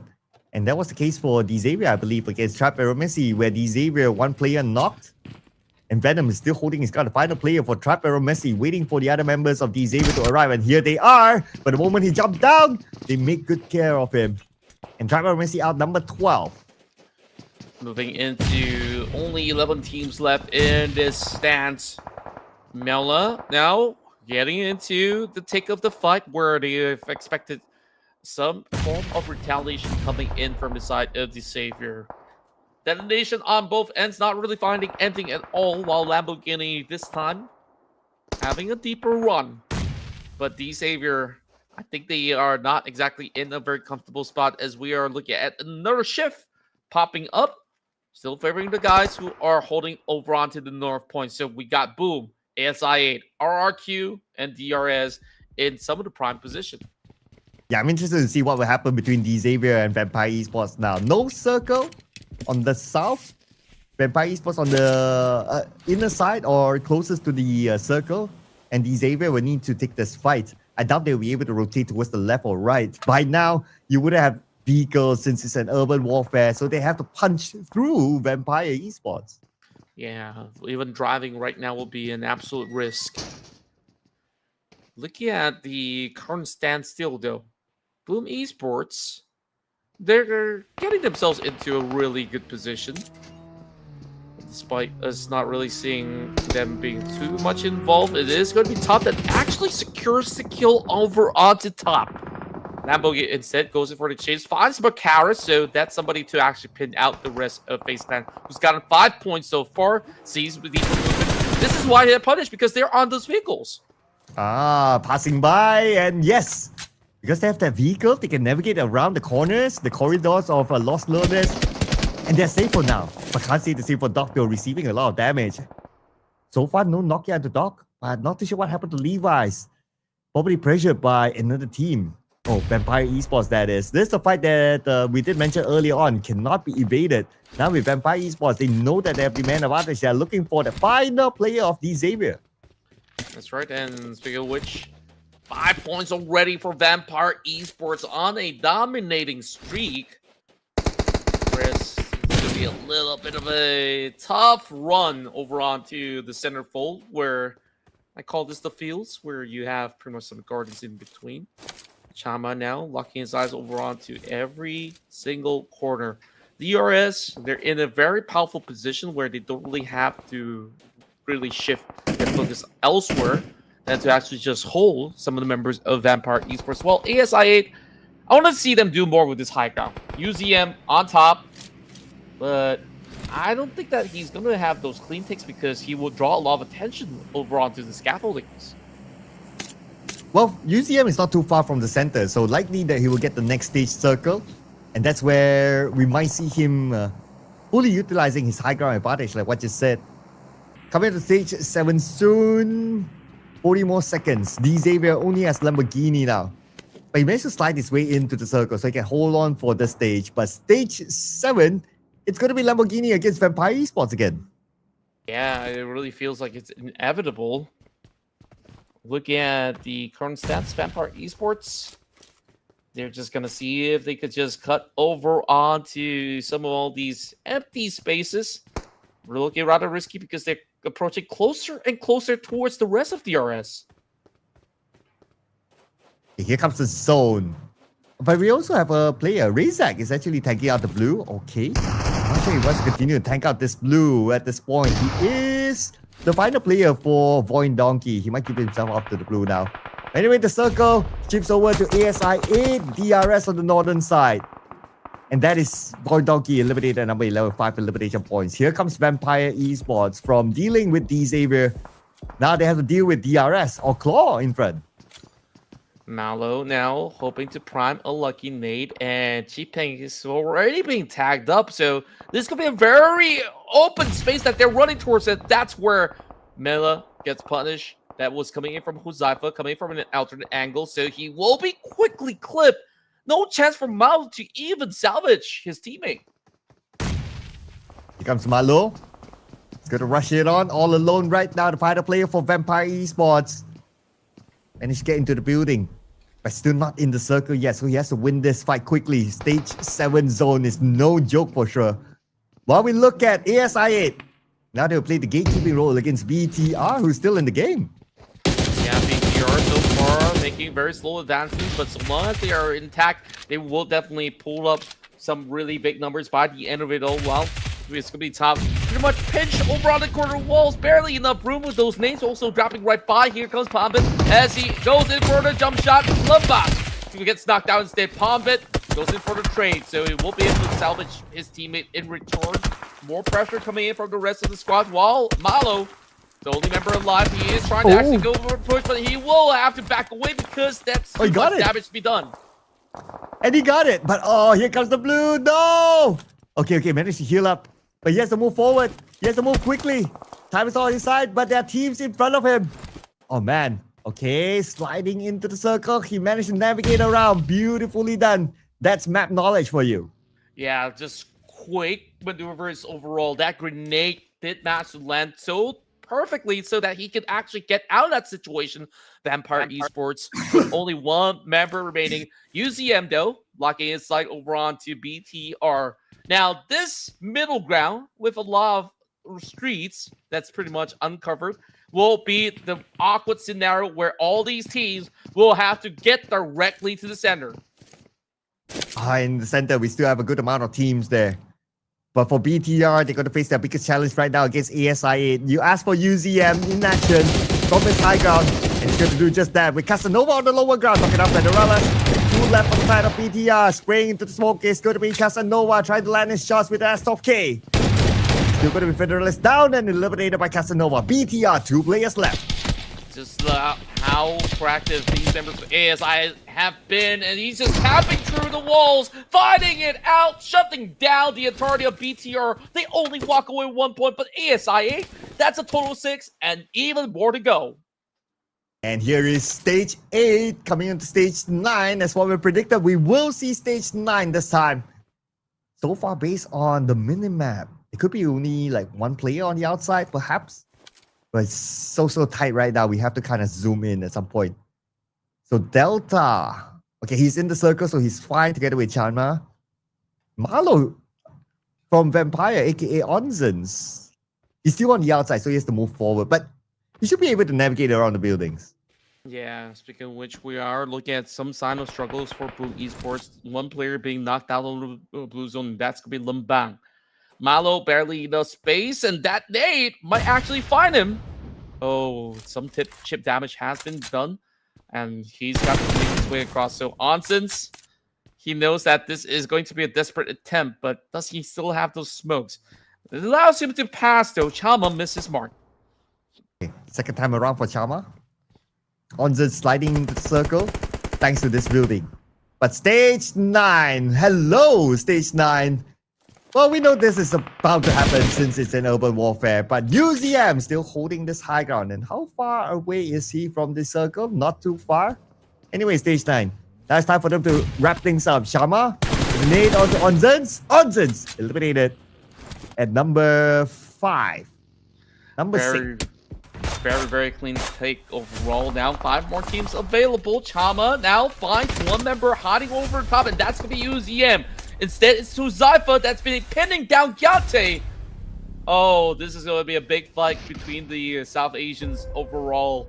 High ground advantage for UZM, but he's barely got any room. At least he's somewhere close to the direct center, so he can be staying put for a long time. Spots out Chama running out in the open, but he's getting pinned down. A beautiful shot from Chama, and there's no way that ASI can go in for the revive. Oh, but now Huzaifa, we need to finish off Shama. Shama is still healing within the smoke. Straight into the smoke. Here comes the jump shot. Huzaifa will not lose this 1v1. He'll pick up that point out of the hands of DRS. Now DRS only has Delta left. He has Huzaifa in front of him. Delta lobs a nade across. Nade will not connect, but that will shoo away Huzaifa. VOIN Esports now getting a little bit more bad leverage. They do actually notice his position and brings Huzaifa down to 1 HP. And that will be a nade from Huzaifa to deny himself in this fight. Oh, that was quick thinking there to deny away the point because he knows that he does not have the space to play further. VOIN Esports, here we go. Pubg will be knocked out by Delta. Delta 1v2 at this point. Where exactly is the other member from the side of VOIN Esports? So it's going to be a 1v1 first and foremost. Lumbang now going for those shots, and this will be it. Trying to close, and Delta goes down. VOIN Esports, they celebrate victoriously in this battle for Los Leones. The rise of teams from behind. VOIN Esports scores their chicken dinner inside a tight urban warfare of Los Leones. This is VOIN Esports. Ladies and gentlemen, to wrap things up for today with the final chicken dinner, I wonder how many elimination points do they have, because it is a very tight one. It depends on how many opportunities does he have across this game. Since it's an urban warfare, sometimes it's kind of tight, even though if you want to gain those elimination points, but you know, because it's urban, sometimes you don't get a good view of your opponent. Yeah, I guess it's going to be sub 10 eliminations if that's to be the case, but I'm happy regardless because I finally got my prediction right this time around. 7 total points, just about good enough for VOIN Esports, snagging a total of 17 in this round itself. Right, finally kicking off your prediction. Okay.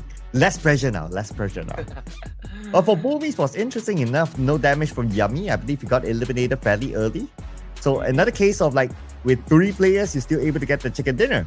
And for VOIN Esports, it's not only about the chicken dinner, it's about the points, since they still need to claw their way into the top 16. But with this chicken dinner, I believe they should be in the top 16 already. I believe so as well. I mean, take a look at their run so far. They've been on the rise for this entire run for today here. And tomorrow onwards, who knows? They might have already have a decent build-up from this momentum that they've been able to gain throughout the final run. So surviving inside Los Leones has been rather difficult for a majority of the teams, but we are seeing some huge bounce back performance coming from ASI8 DRS at the very same time. So, you know, those predictions that we've put in are actually coming pretty close at the very least. FaZe Clan manages a top 4 finish, so that kind of sums up the big players on board. Interesting that FaZe Clan only used like 3 smokes and 1 molly, even though it's an urban warfare. Normally, when it comes to urban situations, you will see teams using more utilities because you want to flush out opponents. But I guess FaZe Clan, they were more on a defensive stance for the most part. That's why they didn't really need to deploy all those utilities. And they also had a full squad time of only 16 minutes as compared to VOIN Esports, ASI8, and DRS. So that also means that, well, lesser players to just deploy utilities. But it's okay. As long as they're in the top 4 teams to watch, that also means that it's converted to points. True enough, and speaking of points right here, we see the comparison between Pubg versus Nate T. A lot of clutch moments come from Nate T, especially when they were fighting up against not only Vampire Esports, but also victorious against Vikings Esports. So more damage to be dealt by Nate T, but he did manage to secure as many points as compared to Pubg, who's been pivotal into ensuring the success for VOIN Esports in this round. So that said, we are looking at a very different MVP though, because Huzaifa, he's dealt a truckload of damage to whoever sets their foot inside of Los Leo. Wow, okay, 1,123 damage. That's a lot for somebody who brings in 5 eliminations to his team. So he has been doing a lot of work for his team, damaging opponents, allowing his other teammates to also finish him off and bring in the points overall. At the end of the day, it's a team effort. So if your teammate is able to get the points in, that's fine. But besides Huzaifa, we also have Pubg, whom we have not been able to see that much today, coming up here as our top performer with 5 eliminations. Delta, towards the end, he was the final player for DRS, 4 eliminations, and FaZe Clan and their latest signing, Red Bull, with 4 as well. Yeah, great results overall, especially on such a difficult round to be played out. So still very convincing that they would be able to still make their time worth throughout the playoff stage. So 3 more days of action, 6 matches per day. You don't want to miss it, so make sure you guys hit that sub button as you get to see your favorite players perform once again. So as this match concludes, it's definitely VOIN Esports that secures the maximum points with that chicken dinner. But everybody have gotten themselves pretty much enrolled with a fight nonetheless, to see how long would this be able to stand off inside of this map where everybody's just hugging through walls inside of Los Leo. At least everyone got something right this round, so that's okay. But of course, if you talk about like teams like Todak, they need more points in with 3 more days to go for them to secure the top 16. So we're looking forward to their performance again tomorrow. But other than that, VOIN Esports, 70 points. I wonder if they manage to make it into page 2. Before we get onto that, not only VOIN Esports scoring the chicken dinner, but Mr. Johan himself gets the longest elimination distance. Might not be the most important stat, but it's always nice to have your picture up. Yeah, it's definitely true. I mean, especially for Johan, who's been the later addition into the squad of VOIN Esports, so it's definitely good to at least be given a little bit more of that limelight while we are looking at plenty more trouble to use moving into this round. Now, the overall MVP, I guess we have no other questions on what Sky has been capable of. 6,000 over damage throughout the past 3 days. On an average, he's just dealing with like, what, 2,000 per day. So that is a scary number to behold. Yeah, no doubt, right? He scored his own MVP here today, and also he's very consistent throughout the entire day as well. So no surprises here that Sky is our current MVP. 32 eliminations is a whole lot there with 6,051 damage output by him. But we also like to check out like who's coming in at second place in the road to MVP. And it is Razak from VOIN Donkey, followed by Onzens from Vampire, and then we have Jimmy OP from CelcomDigi Alliance, and then we have Badru, Rosemary, we don't know, and number 5. Yeah, there's definitely interesting stats coming into the block so far, especially with Razak now moving up the charts onto number 2 alongside with Onsens, because these are the two names that we didn't really get to see too much of from the rest of the party. So moving into tomorrow's run, we'll keep our eyes onto these set individual, while Sky has constantly stopped all the players out there as he's just built diff with the amount of damage output. But when we take a look at the rest of the party, right, they're all hovering around that 4,000 damage output with 20 over kills. So looking at the current standpoint, despite CLComDigi Alliance not really having the best day out today, they're still having some good numbers being scored here by Dear Custom 99, aka Jimmy OP. But what's glaring for me is that Sky is ahead by 9 eliminations as compared to his next contender, Jimmy OP. So that's a note there, ladies and gentlemen. And because of his good performance, together with the entire squad of HORAA Esports, they still hold on to that number 1 spot. 119 points, followed by VOIN Donkey 108. So towards the end, we still only have 2 teams that have broke the 100-point mark so far, followed by CelcomDigi Alliance with 94. They're very close. I'm pretty sure tomorrow we get to see CelcomDigi Alliance and also Vampire Esports break the 100-point mark. Yeah, what's also interesting to note is that RQ is making their very steady climb, now moving into the top 6 already. So they haven't been the flashes, as you can see that their average matches, they're just trying to pull 6 to 7 points on the good run.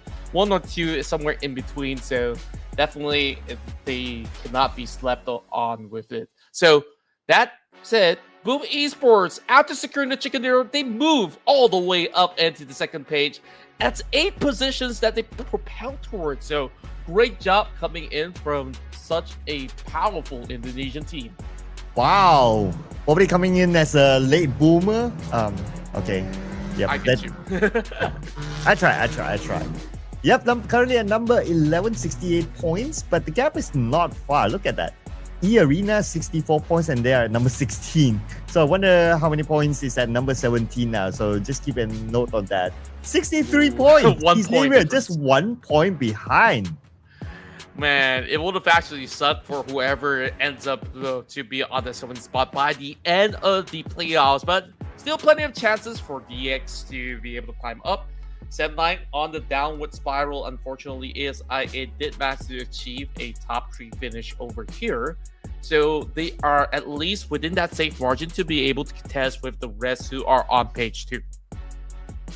And for the rest, some movements here. Of course, 7-9, they dropped 1 spot to number 21 with 47 points. But objectively speaking, the point gap is still close enough for them to catch up. We still have 3 more days anyway. This is a fairly long playoff, you guys to think about it. So a lot of opportunity for these teams to climb back up to 16. True enough, and of course, that is all of our matches concluded for this evening.